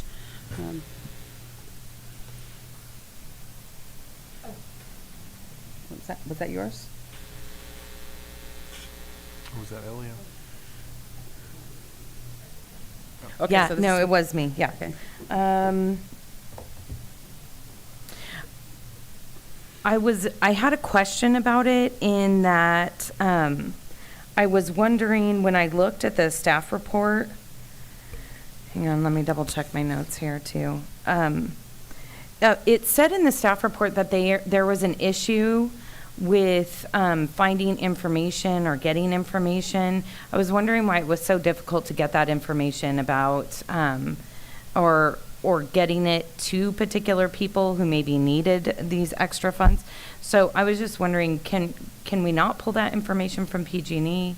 Like how come it's so difficult to, notify people so that they might be able to use these funds? Madam Chair, we have Enrique Ariola Okay. from Health and Human Services on the phone, Okay. or on Zoom. Enrique? Thank you. Yes.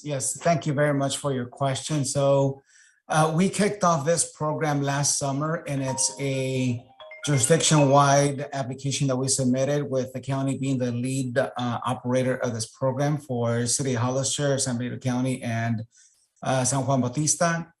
So when we kicked off the program, we did major outreach to the community. We are in our 7th or 8th month of operations. This program ends at the end of May.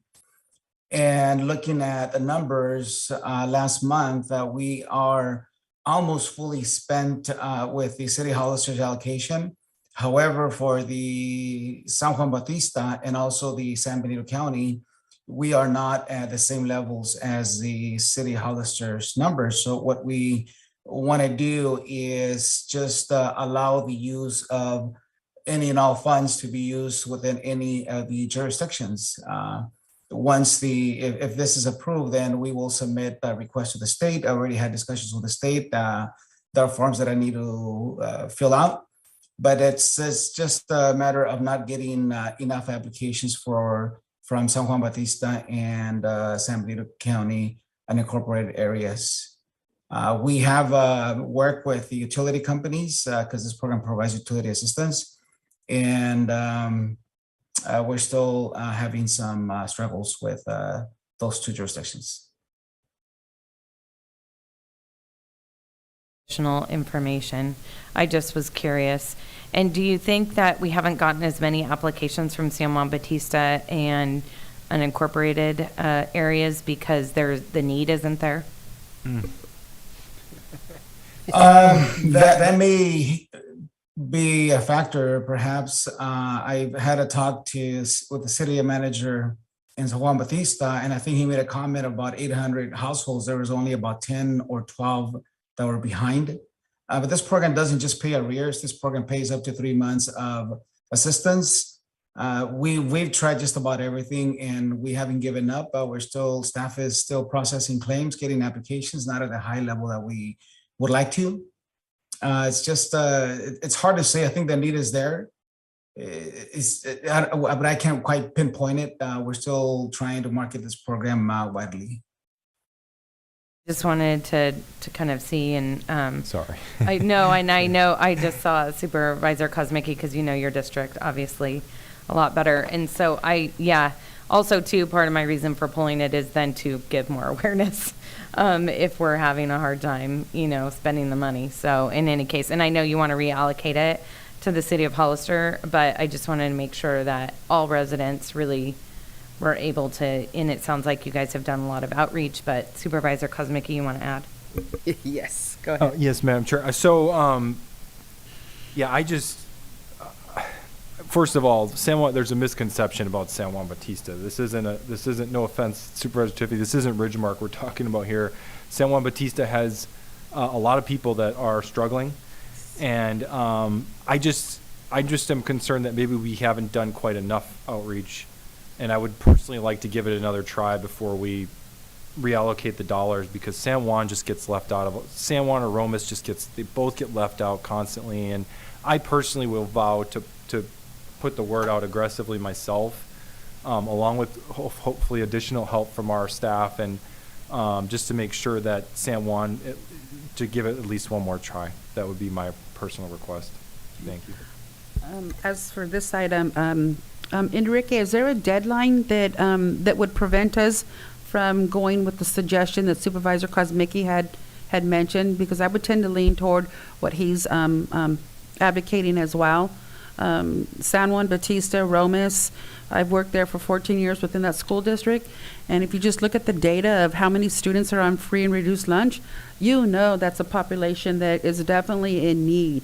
And maybe go to the schools, maybe talk to go to the Grange. You're just not communicating effectively and reaching the clientele and the population that you need. And I understand your staff report, you're asking us to allow you to spend the money, elsewhere, but I would really like to have it allocated to the area in which it is assigned.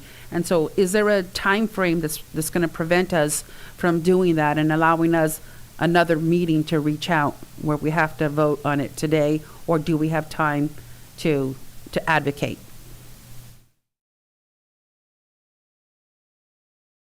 I think you're frozen.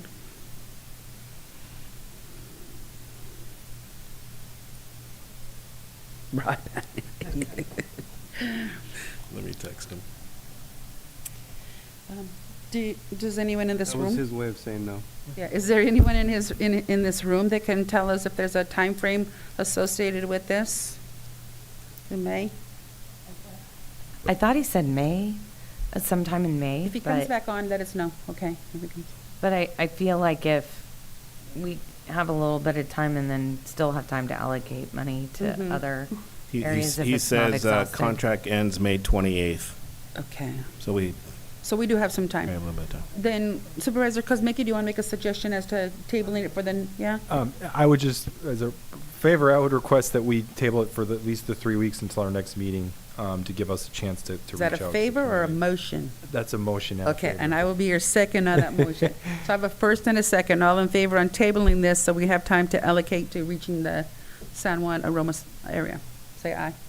Aye. Aye. Aye. Okay, so you have a 5-0 on 14 that will come back to us. And also the unincorporated areas of the county. And the too. unincorporated. Well, I So, figured each of the I don't know supervisors how would do their own we, part. And Ridgemark. We might do some outreach there. Yeah, I'll walk at Ridgemark, but.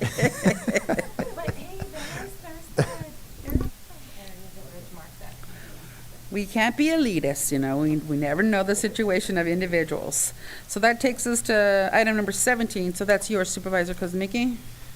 Yeah, thank you, Madam Chair. Bear with me here.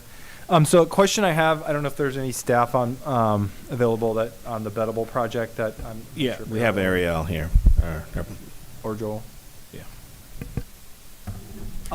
So the conditional, the staff report itself, there wasn't a lot of backup materials, so I'm just trying to get a grasp of where we're at. I've had residents ask me, you know, for instance, I know we have the seasonal produce stand that's going up now, but what else is kind of on the way as far as the proposal there? And how does that relate to this 23 acres? Because like I said, when I went through the staff report, it was fairly vague. It didn't go into details necessarily about what's being proposed or what the conditional use permit is actually for. There is a conditional use permit application that has now been filed. Those documents are being posted on the county website so that they're available for the public to review. Thanks to the assistance of Gracie and Ariel, putting up a project-specific website for information for the public. And the proposal consists of a gas station, a diner, additional, non-seasonal use of the produce stand for produce that's grown elsewhere. 120. Right now, the produce stand can only sell produce that's grown on the premises on a seasonal basis. So if they wanted to sell produce or other items that were grown elsewhere, they would need to get a conditional use permit. So that's part of this. Sorry. That's It's part too of much. this application. Yeah, it's too much. I warned everybody about this. Go ahead. 125 room motel, and a 500-seat amphitheater. How big of a hotel? 125 rooms. And a 500-seat Amphitheater. Okay. There are details about additional ancillary uses that are in the application. Okay, so I just as a request, I would like to see this kind of information when we consider this sort of thing. I think it would be helpful, just Okay. context-wise, and more communicating with the public. This is simply a reimbursement and indemnification agreement, saying that the developer, in essence, is going to pay all the costs associated with processing this application. It's not making a commitment to do anything other than process the application, prepare an EIR, and so those costs would include a contract planner, outside legal counsel, the EIR consultant, to process the application. But we do note that concern for future agenda items. that we can give you more detail. So, okay. So, look, I'm not a psychic here. I saw the writing on the wall months ago when I started asking you guys at staff level about this with the seasonal produce stand. And my suspicion at the time was that they were using a loophole. The prior RMA director, rest in peace, the prior RMA director who worked with the developer to allow them to go forward with this. To me, this is about process. It's making a mockery of the process. And it has nothing to do with whether you support the gas station and the amphitheater. That's a separate issue to me. The produce stand in particular, we cannot allow this. We can't allow somebody to bypass environmental and planning processes. I knew full well, and I think everybody else knew full well what was going on here, that this guy was going to turn around. I literally said he's going to turn around, he's going to file a conditional use permit to use that building for other uses outside of having that restriction where they can only sell produce. Because that was the deal when he put this building up, and it was wrong to begin with. This is not a produce stand. This is a giant building. It's closer to a mall than it is a produce stand. And so to allow somebody to bypass all of the processes that we have in place by using this loophole and then turning around and filing for a conditional use permit is wrong. And I would plead with my fellow board members to consider that going forward, others are going to be able to do this same sort of thing if we allow this. And I, for one, am not going to support this, especially the conditional use permit for this produce stand. And this is the first time I'm hearing of this as well. I think this should have been included in the staff report. I shouldn't be having to sit here and ask you this stuff because I've questioned you personally about this. I've had phone conversations with you about this with my suspicions that this was going to happen. So it's very frustrating that the transparency's not there. This is a highly contentious project. And then the fact that, again, he's making a mockery of us as a county. It's really disappointing. I guess that's all I have to say. Thank you. Right. Madam Chair, I'd like to get some. I want to give. Okay.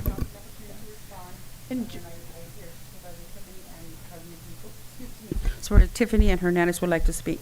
So I would say two things. There's one, if the board would like to, at some point, if there's two board members that would like to go through our county code and see where there's some discretion that's granted in our county code and have some additional checks and balances, that's one way to address it. And the other thing is, that this is going to come forth before the board at a future point to consider the merits of the application. This one's merely how to process it. And I believe that part of the reason that, that this matter, and of course, we're going to link it on the website, but I think that I'll just say that,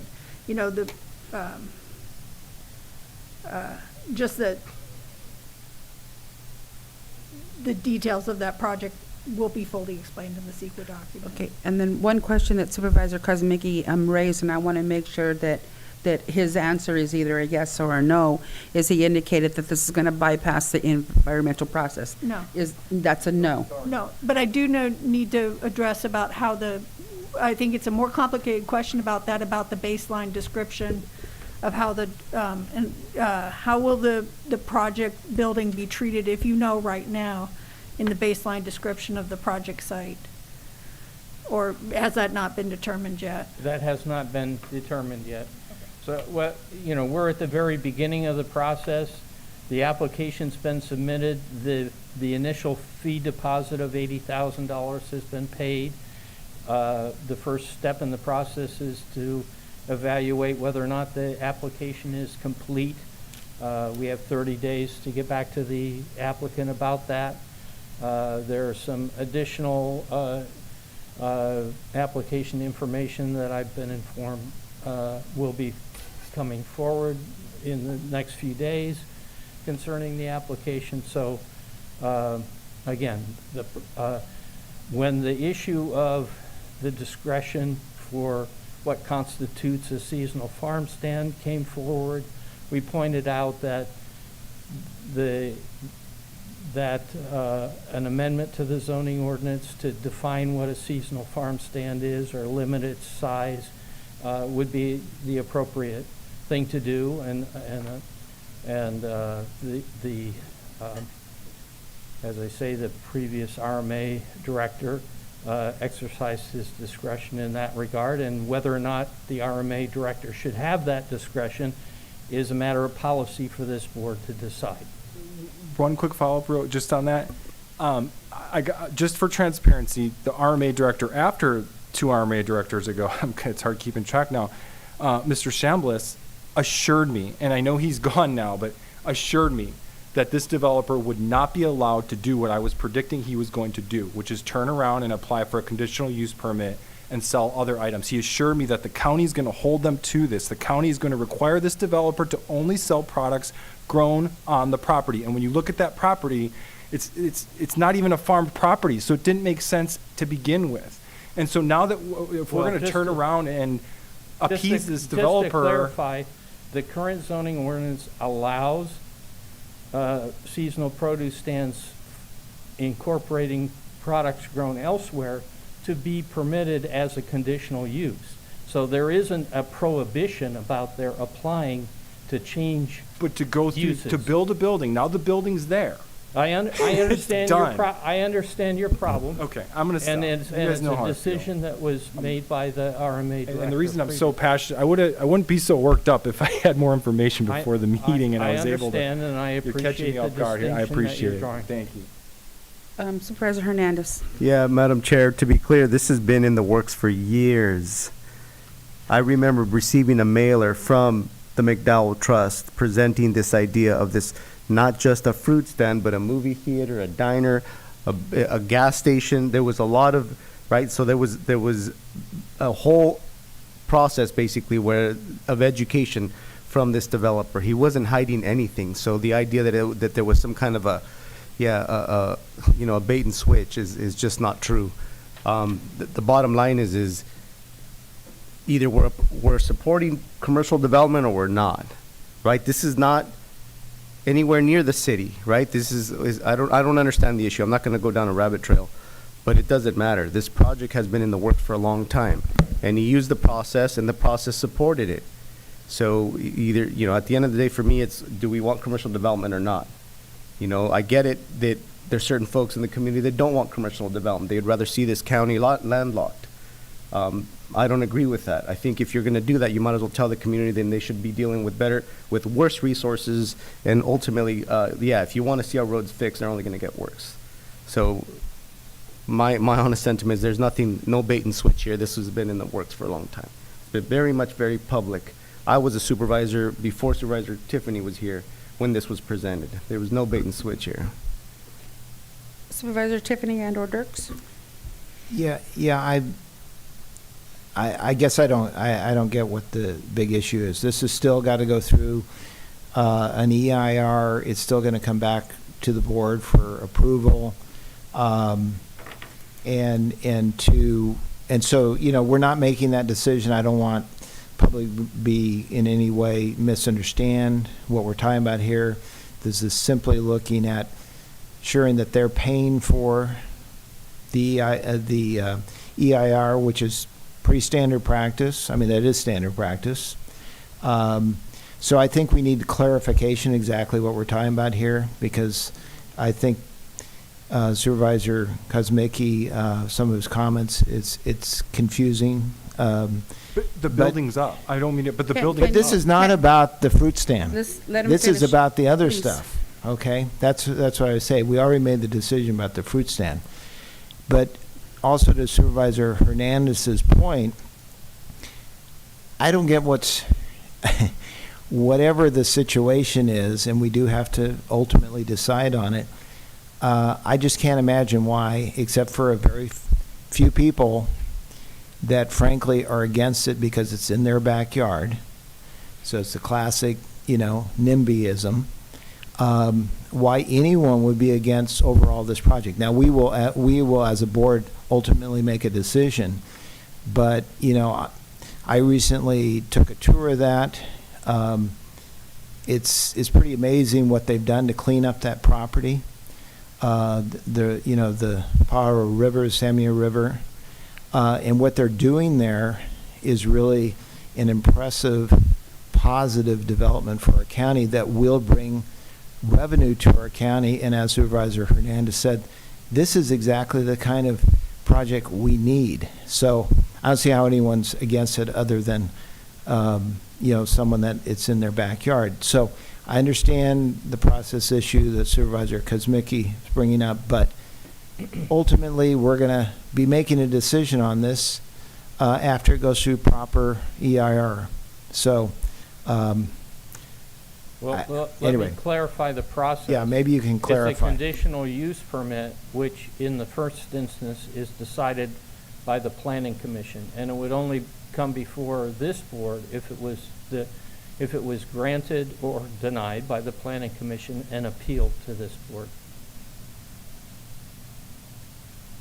But they still go through an EIR. That's correct. Is that correct? Yes. Okay. And there's actually other requirements too, Supervisor Tiffany. It's not as simple like this is just gonna pass through, yeah. Can we go to Supervisor Dirk? She's patiently waiting. Oh, thank you, Madam Chair. Can you just, for the sake of what we're doing right this second, can you just clarify exactly what we're voting on right now? We're voting on an agreement that the developer pays all costs for processing this application. And anyone can apply for an application? That's right. Okay. Anyone can apply for an application. It doesn't mean that the fact that there is a reimbursement agreement. The other part of it is there's an indemnification agreement. So if the county is sued because it's approved or not approved, they're going to pay the costs of any legal defense associated with it. Okay, thank you for that clarification. Okay, and where I'm coming from is, we know Supervisor Kuzmicki, this is in your district, and I know, I can't speak for anybody else. I know that this is a project that you've been adamantly against, and I'm on the other side of the spectrum. I see this as being a win-win. Again, my mother's 84. She's in the hospital right now having a heart procedure, but bingo is her livelihood. She literally drives from Hollister to Santa Clara County to go to bingo 2-3 times a week. And the idea of having a gas station for her and other individuals on that road to be able to stop and pull over and have some sort of assistance, that's the most dangerous journey from Gilroy past Monterey exit to the Watsonville. There, it's just so dark and desolate. And I would love for there to be some sort of attraction. I envision this project as being our own little neck of the woods, our own little Casa de Fruta, that where Samuel County can benefit from the revenue. I don't want to bicker with you, but I get offended when you use words like, it's a mall. It's not a mall. It's a large, I would say it is large, fruit stand, but it's kind of disingenuous when you use that, and then the people who support you come in and they attack us and they use your words, and you keep saying over and over, you're not a politician, but you sure talk like one, okay? And so the process that we're looking at, it's a fair process. It's not just available to this person, this developer, it's available to all individuals. So it's a fair process. I like the fact that it's laying out the procedure to pay for staff time. Who's going to be working on this project and processing the application. And I thought I even heard attorney's fees that might be incurred that would have to be there. And so I don't have an issue with that. I would ask and urge for you, Supervisor Committee, is maybe give Mr. McDowell a phone call and talk to him. He really has a good heart. He really is for the best intentions, and he's doing it for the love of his son that passed away and in the name of his son. And he has shared with me that if it wasn't for the promise that he made to his son, he would have walked the hell away from this project. Because of all the guff that he's getting and all the stress, it's not worth it. But it's a promise to his son on his deathbed that he wants to see this come to fruition. And so I just urge you, pick up the phone. You don't have to like him, you don't have to admire him, but maybe just understand where he's coming from. Yeah. Yes. So I appreciate that. I just want you guys to know this, and the public, I'm not speaking about the merits of the project. I'm not speaking about the rest of the whatever's being proposed. It's my job to sit here and consider these things neutrally. I'm talking about, right now I'm talking about, my question, what planning process did they have to go through on this, quote, seasonal farm stand? The planning process he went through is it's a permitted use under the current zoning ordinance. in an agricultural zone to have a seasonal farm stand. And that's what he applied for. That grows only products That sold only on the grows property. And that's products why the sold. building is there now, because it's the definition of a bait and switch. I beg to differ. He baited us and he switched it. And I said he was going to. Sorry, it's true. Okay, Just one final comment. It's not true. Otherwise, there would be no mailers. You're telling me basically the past it's not reflective of the truth today. That's not, I should have saved that mailer so I could bring it to the table. But the bottom line is, if you think about him pitching, even just a gas station, it's going to require major EIR, right? There's going to be major elements to make sure that even happens.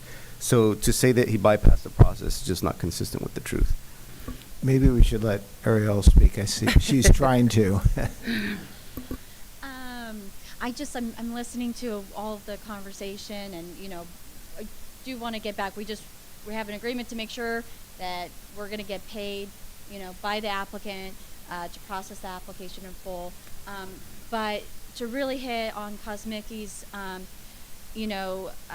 point on the fruit stand, please look on our website at the public draft of our zoning code update.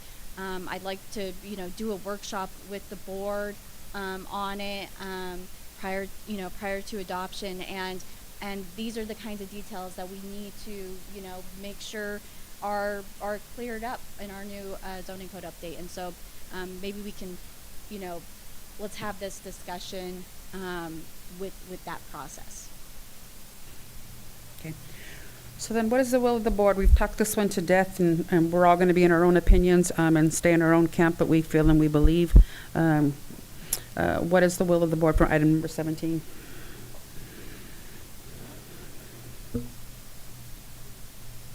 Move to approve item 17 Trying as to stated, find- Madam Chair. Okay. So I'll second. I have a first and a second. All in favor say aye. Aye. Aye. Those opposed? No. Okay, so we have a 4-1 with Supervisor Kosmicki being the no. That would take us to item number 19, and that was Bob Tiffany, Supervisor Tiffany's. That was me.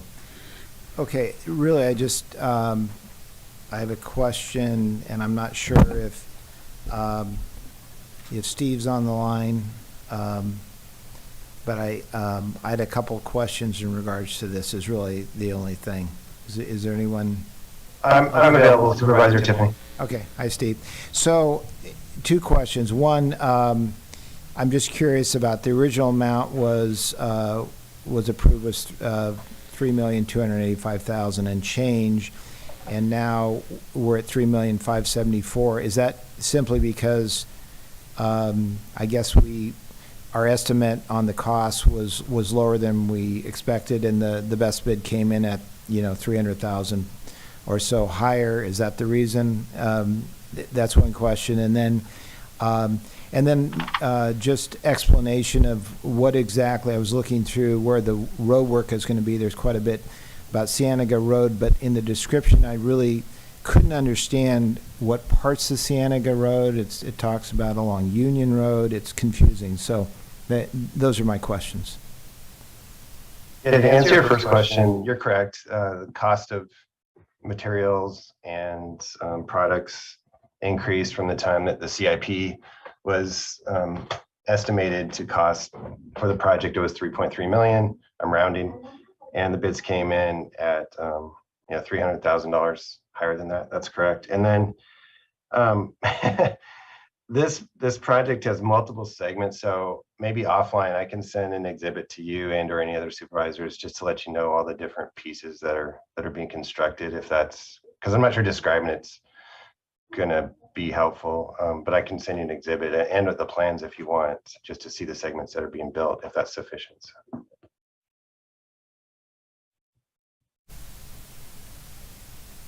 Is that your only? Yeah, I don't have any other concerns. I just want clarification. Okay, then you want to make a motion on number 19 then, to do something with it? Yeah, I'll make a motion that we approve item number 19. Per staff recommendation. Yeah, per staff recommendation, accepting the bid. Okay. I know. Per staff recommendation 1 through 6. Per staff recommendation through 1 through 6. Okay, so I'll be the second. So we have a first and a second. All in favor say aye. Aye. Aye. Those opposed? So I have a 5-0 on item number 19. That would take us to item number 20. And that was pulled by item. It was pulled by me. Okay, and thank you. then Supervisor Kozmicki also Okay, thank you. said that he would have pulled it if I hadn't. In any case, I just want a little more clarification. I'm on this committee, and we haven't met yet. But in any case, so I'm on it, and I wanted to kind of ask some questions about how can we get some back history on this committee and how it was established and the bylaws and all of it. Okay, and as she's getting ready to prepare, the two individuals on there, notable members in the community, Seth Capron is one of the co-founders of the project, the self-help project on Southside, and of course, Right. you know, Victor Gomez. So I know that one of the speakers had mentioned earlier about us having to meet him and meet the new members appointed. They're two notable people who have been in the community forever, so. I agree, and I know both, actually. And so, but I for myself, being on the committee, I wanted some background and just to see kind of how it all came to fruition. Yeah, so my understanding is that this committee had been in the previous ordinance and this ordinance, but it had never actually been setting regular meetings or established.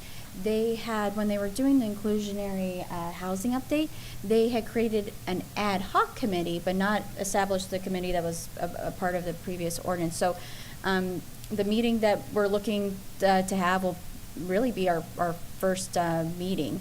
And so that's the history that I have. I just recently took on housing roles. So I don't, you know, Dulce, if you want to, Dulce's been working on the inclusionary ordinance for a few years now. And I helped create the bylaws with Jamila, and I believe we're going to meet quarterly. The date isn't set or time, but through the first special meeting, we could establish a regular standing meeting. It does have 3 public members, and clerk of the board opened up the application process. These were 2 of the applications received, so we're still looking to fill the 3rd position, which is the financial, member of the committee. So I hope that answers your questions. And Were those the only 2 applications received? Yes, that's correct. Okay, thank you. And then I have since had somebody reach out to me that would like to is interested in the financial. So I will talk to you ladies and have that individual submit their application. Yeah. So I'm sorry, Supervisor Kozmicki. Are we doing questions and comments? Well, yeah, this is since this is a closed session, or excuse me, consent item, and we pulled it. Consent, that's right. Yeah, Okay. whatever you want to talk about. So, just broadly, I expressed earlier, my overriding concern here is urgency, and we've all been through this committee thing for a while. I know Supervisor Hernandez last year expressed concerns about process and some of these things getting into committee's hands and then taking a while or going in different directions. I'm worried about the process potentially prolonging any potential approval. Like I said, we just went 16 months and did nothing on affordable housing when we all said we wanted it done. So first thought is, well, first of all, I'll be frank. I think on this particular issue, there's 3 or 4 or 5 sticking points. I feel like it's worth the board simply holding a special meeting if it takes it and working through those bullet points and getting it done and just being done with it and not going through a months-long committee process. God knows how long it's going to take. If we get it back and finish this year, I would be surprised, frankly, going through this process.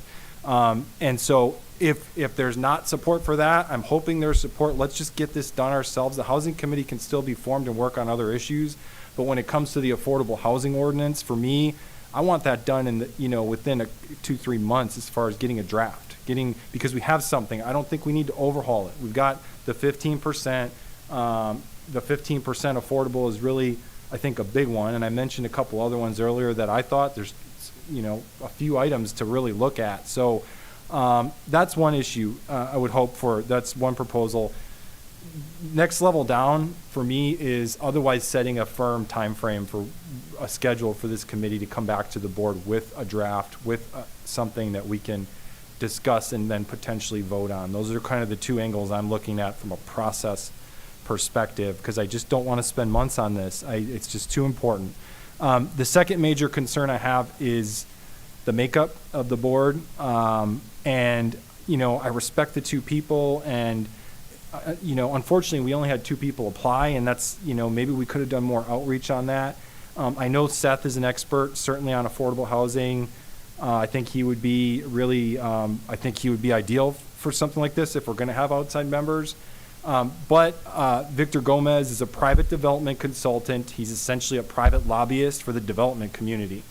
And I'm not comfortable whatsoever with him having a major influence or any influence on the county's housing policy. And when he represents an array of developers who are looking at projects right now in our county.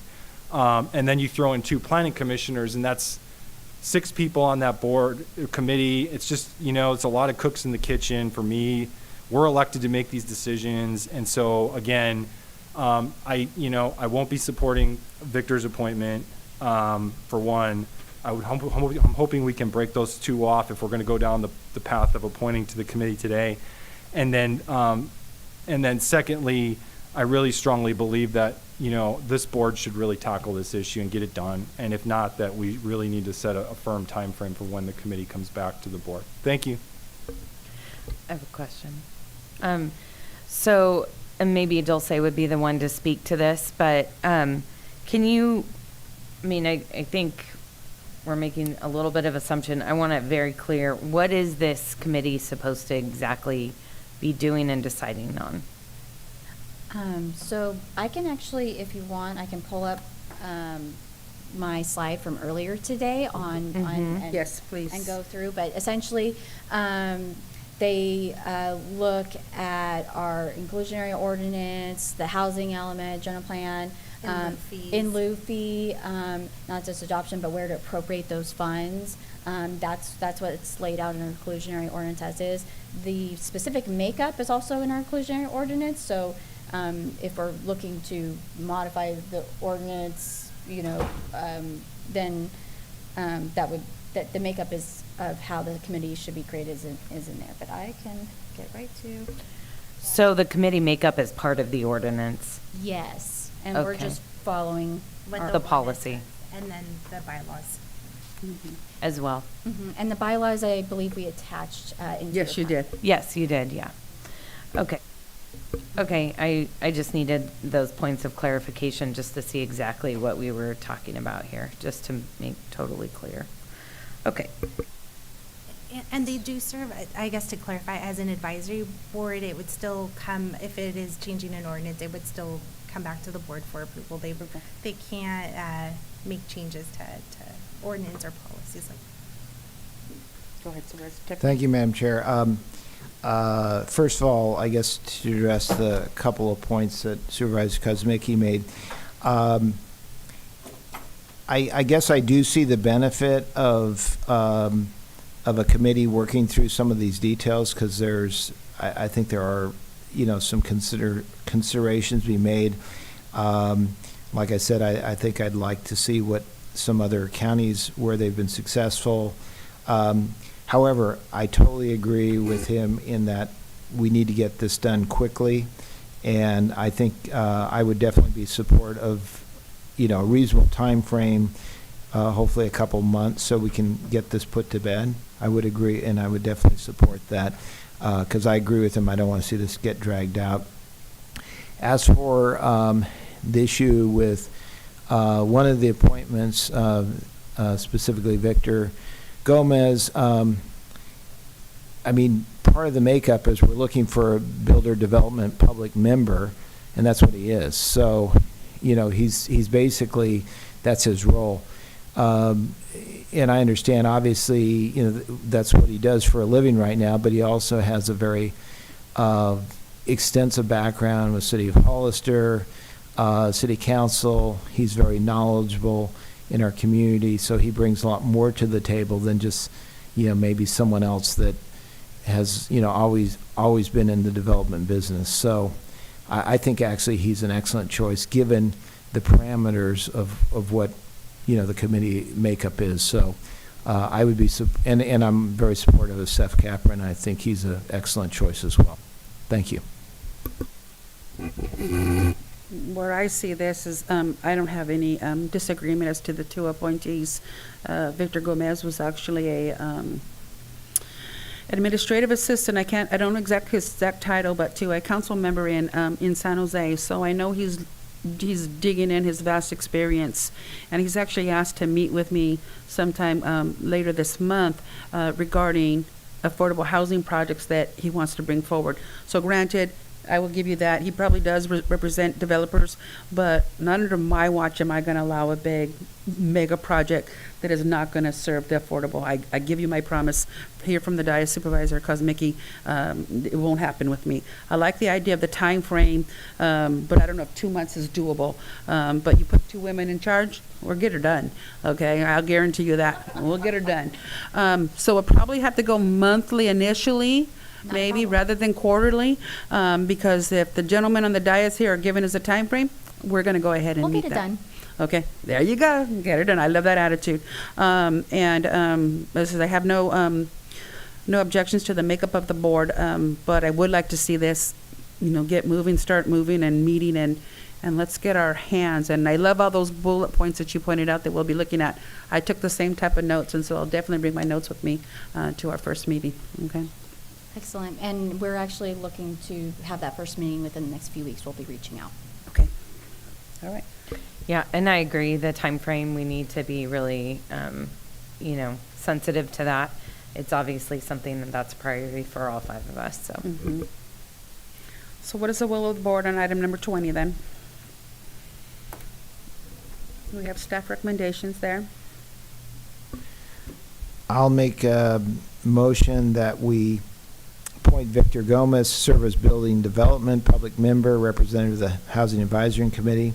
Seth Capron to serve as the Affordable Housing Public Member, representative of the Housing Advisory Committee for the terms March 22nd through March 2022 through March 22nd, 2025. Do we need to make any motion in regards to a time frame? Or is that a separate issue, or we're just kind of giving direction? I think it'd be mindful. We have that in our mind, yeah. Can I make a friendly request? Sure. Can we break off the two and vote on each of the members? Yeah. Okay. I'll change it separately. I'll make a motion that we appoint Victor Gomez to serve on this committee. So can I get a second for that appointment, first of all? I'll be the second since no one's going to speak up. Okay, so we have an appointment. We have a motion for appointment of Victor Gomez. Victor Gomez. What? Yeah. We okay? So we have are we voting? We have a first and a second to appoint What? Victor. You're distracting us. Look at the clock. Let us finish business, please. We're busy. We're trying to conduct the county's business here. I initiated this strategy. Oh. The board chair is speaking. Or as Kamala Harris, I'm speaking.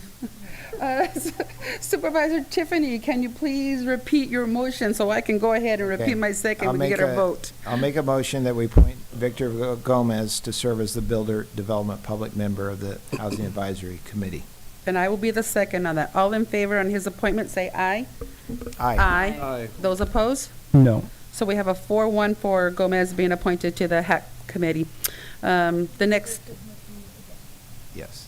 Supervisor Kosmicki has been against, yes. And then, Madam Chair, I'll make a second motion that we appoint Seth Capron to serve as the Affordable Housing Public Member, representative of the Housing Advisory Committee.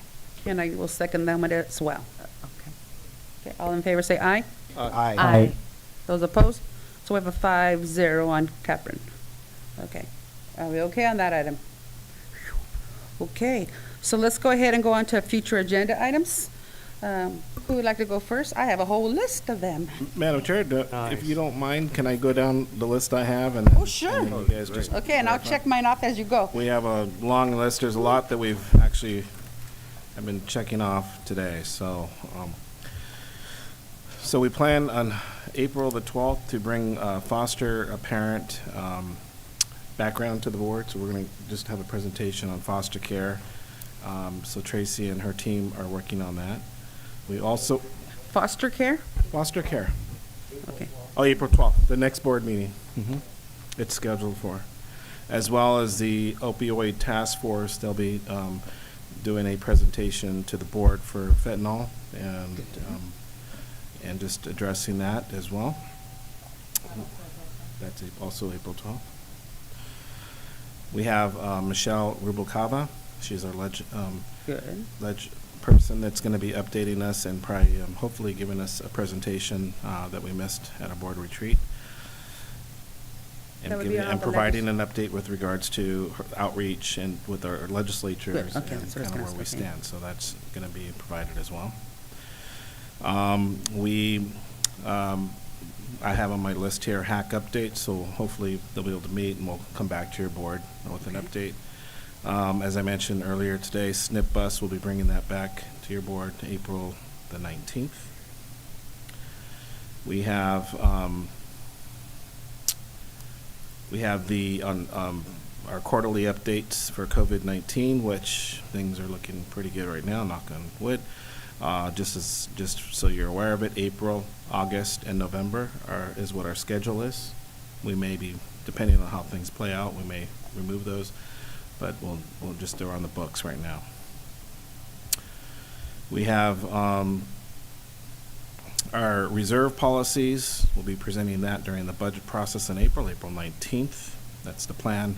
If not, depending on the presentations we have outlined, we may have that for the next meeting in May, just as an FYI too. That may be May 17th.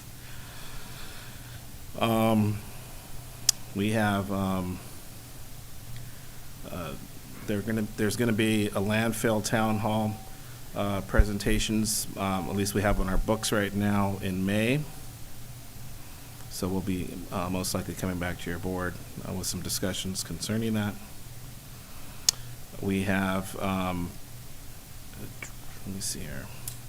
We already did the charter, we did the women's bill, we did 3CE. Sorry, I'm going through some of these PACE boards rules. Okay. We also have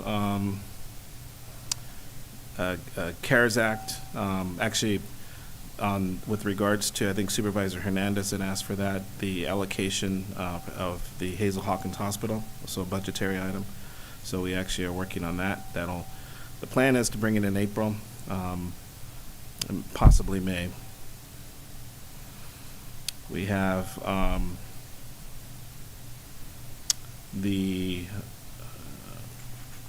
we're working on the employee culture assessment. We'll hopefully have something back to you in the next month or two with the process and what who we're going to work with on that.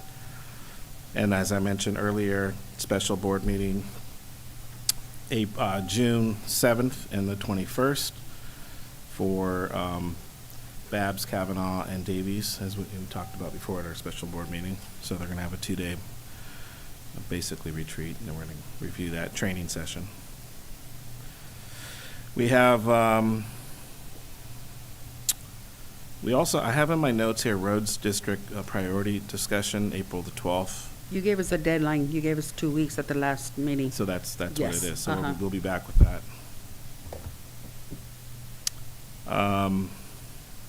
There's so much. Sorry. This feels like it's yeah.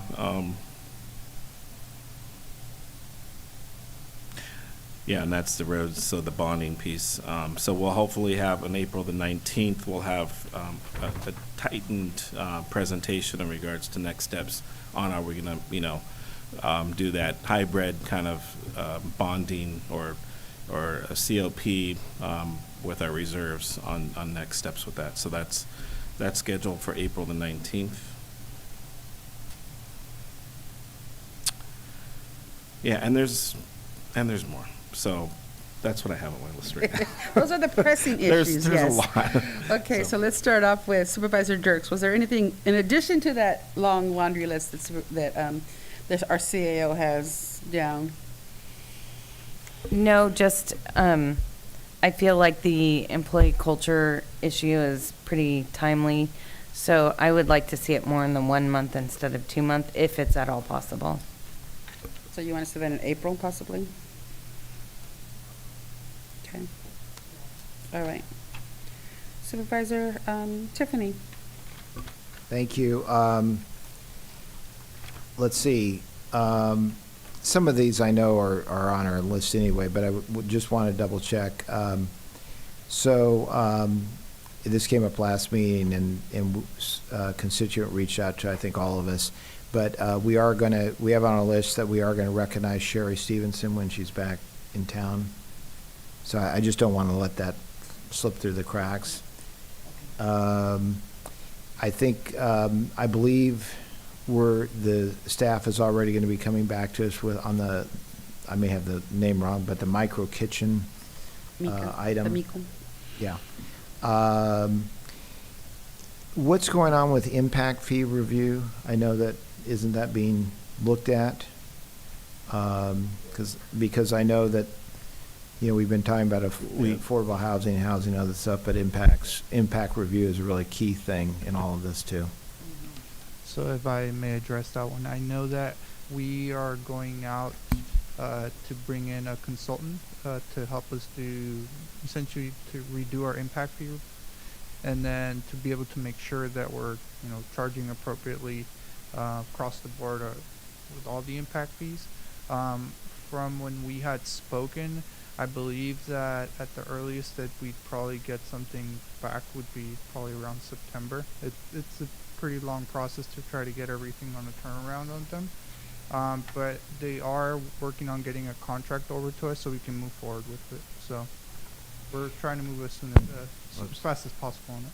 Yeah, my only concern is we're talking about affordable housing, and a component of that will be looking at the impact fees, and particularly waiving them or reducing them. So as we just said, we don't want to delay it till September, that piece. So I don't know, somehow, I don't know if that can be carved out as a separate thing to be addressed first, possibly.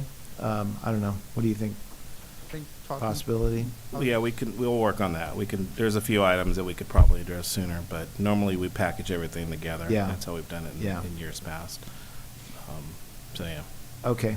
And then a couple of other things that are, I know this came up here a couple meetings ago. I think Supervisor Kosmicki brought it up. Certainly it's high on my radar and a lot of citizens, is San Justo Reservoir.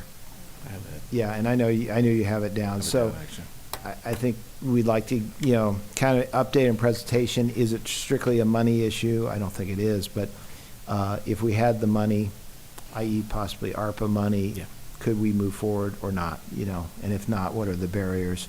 And I think it's particularly important before Jimmy Panetta leaves our district, and he's familiar with him and his office, familiar with that project. Right. Maybe we can try to get that put to bed this year. Yeah, we've actually had multiple meetings internally. I do know Gracie's reached out to all the agencies to come in and do a presentation, so we are on that. And that was another item I have on my list is ARPA coming back as well, with an updated list and potentially using some funds from there to address the San Justo Reservoir. Yeah. And this last one, I don't know if I should even mention this because I know we're in negotiations.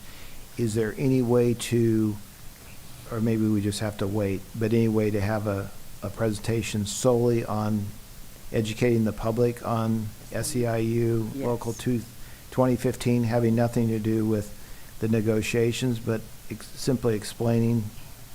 Yes, we can do that. We can do that. The history of IHSS, and not necessarily the union, but just just understanding how that was established, the years in the making, and then some of the transitional things that the state has done. Because it's as the chair mentioned, I think public is wondering why do we just sit up here and listen and nothing seems to change. So I think we need to get an education on that. Yeah. All right. I think that's more than enough. Thank you. Okay. Supervisor Hernandez, did you have anything you want to add? Sorry, I'm trying to refocus. You're checking out already, huh? No, There's I'm a just couple more joking. minutes, and then you can So go. there was one item that I had mentioned to Ray before. I don't know how we would address it, but basically getting informed on some of the issues that are being brought up today.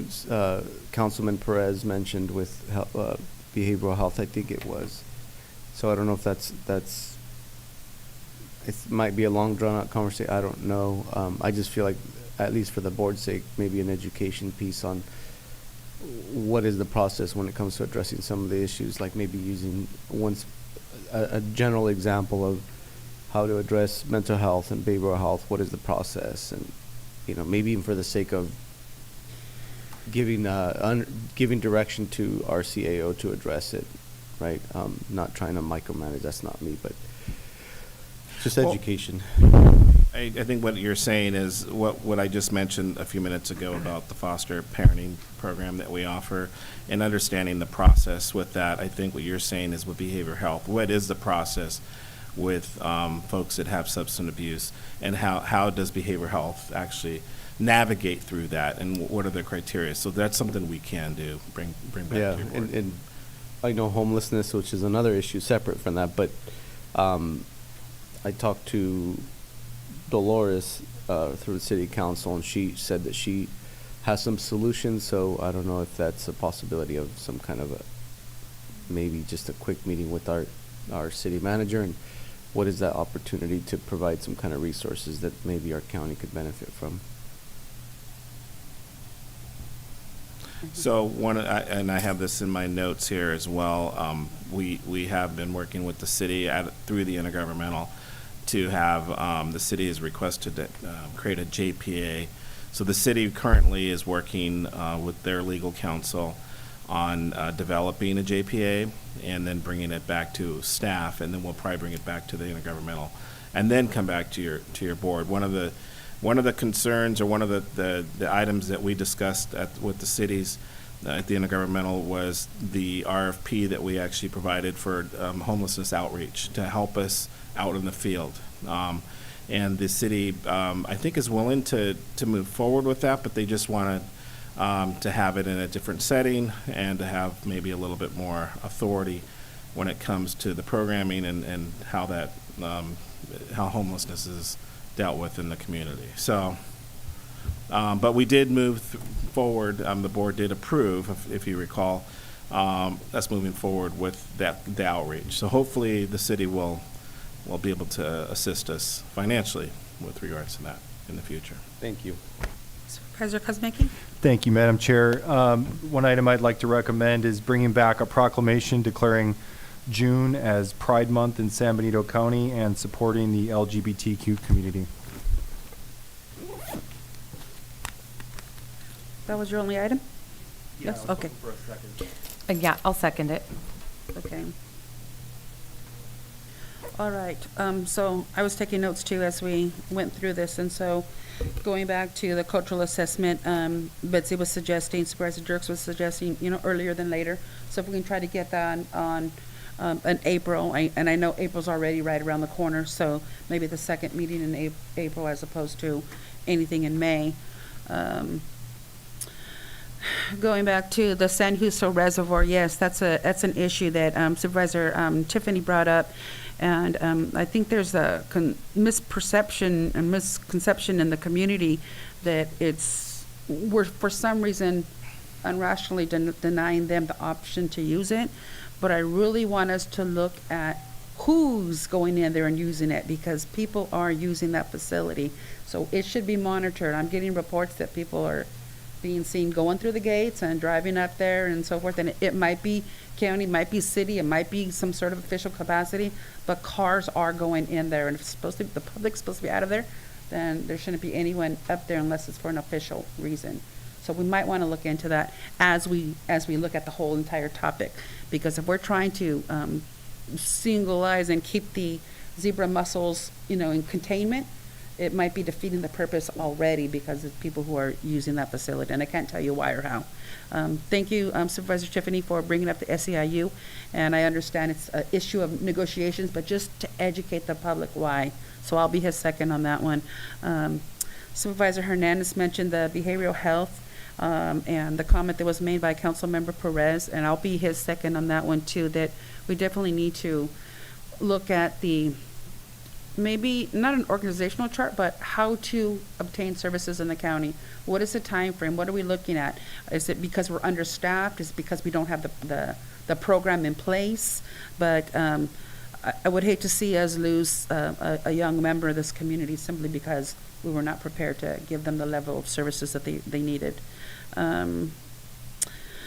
Looking at the JPA with regarding the issue that was brought up by Supervisor Hernandez and the homelessness issue, and talking to Councilmember Dolores Morales, I want to look at other options besides the JPA, because I know that there's grant funding out there that possibly we can save any other revenues and see if we can take advantage of any kind of funding that might be available. Barbara and we had a conversation and met with Dolores, and there are grant opportunities out there. So are we applying? Are we utilizing all the resources necessary? And so that was just from what everybody else shared. So that checks that off. SNP bus, we did that. SCIU, we checked that. This is a new one and it's not a new conversation, but it's come to my attention that the City of Hollister is not going to be officially sanctioning the biker rally. So I would like to have this item on a future agenda that, let's see how the county can embrace it, take it under our wing and our responsibility. What would be the cost? What would be the benefit? What would be the potential detriments that might be? I know the cost of security is prohibited. However, if we're going to be touting tourism and promoting this area, that would be a nice one to be able for the county to embrace and own up to it, and then really be able to maximize it and not be, oh, it's on the calendar this year, oh, but it's not next year, but the following year it might be. We would be able to definitely own it and say, yes, we are having the biker rally on such and such a weekend. So I would like the county to step up and do that. And then today, for some reason, there were major technical issues. We kept hearing sounds like this, and I was watching everybody's microphone. It was nobody in this room. And so somehow we have a glitch, because I was watching, and it was like an irritated grandmother at a restaurant with her grandchild. Stop it, you know. And I kept looking around to see who it might be, and it was none of us. You know, it was none of us. One time it was me, that, you know, but It was Bob's mic. no. So there might be something loose somewhere. So we might have to look into that. It doesn't have to be an agenda item, but it's more of a concern. But it wasn't human in this room that was causing that issue. Yeah. So on that note, let's take a motion to Madam Chair, do we Yes. need seconds on those, or does the chair just have? No, because if two or more decided, you know. But you mentioned the rally. I didn't hear anybody I'll second any second of it. that. Oh, there we some of go. that Thank stuff. you. Second, And yeah. on the homelessness thing, I think we already had 2 votes to We did. pursue the Peter and Peter. I'll be his second. Oh, but we already have directed staff to pursue the JPA, so I don't think it's Well, appropriate to back off of that. I'm just saying, is that the Yeah. only option? I got you. Yeah. Because what if that one doesn't? Yeah. Yeah. But I want to be able to look at all the avenues, and I know you of all people know that you have been pushing hard on that. And I was the one who defeated the last effort, so I'm trying to revive that, okay? So on that note, a motion to adjourn? Motion adjourned. Okay, second? Second. Okay, all in favor? Aye. Aye. Aye. All right. Have a great evening, people. It's 3:42. Woo-hoo.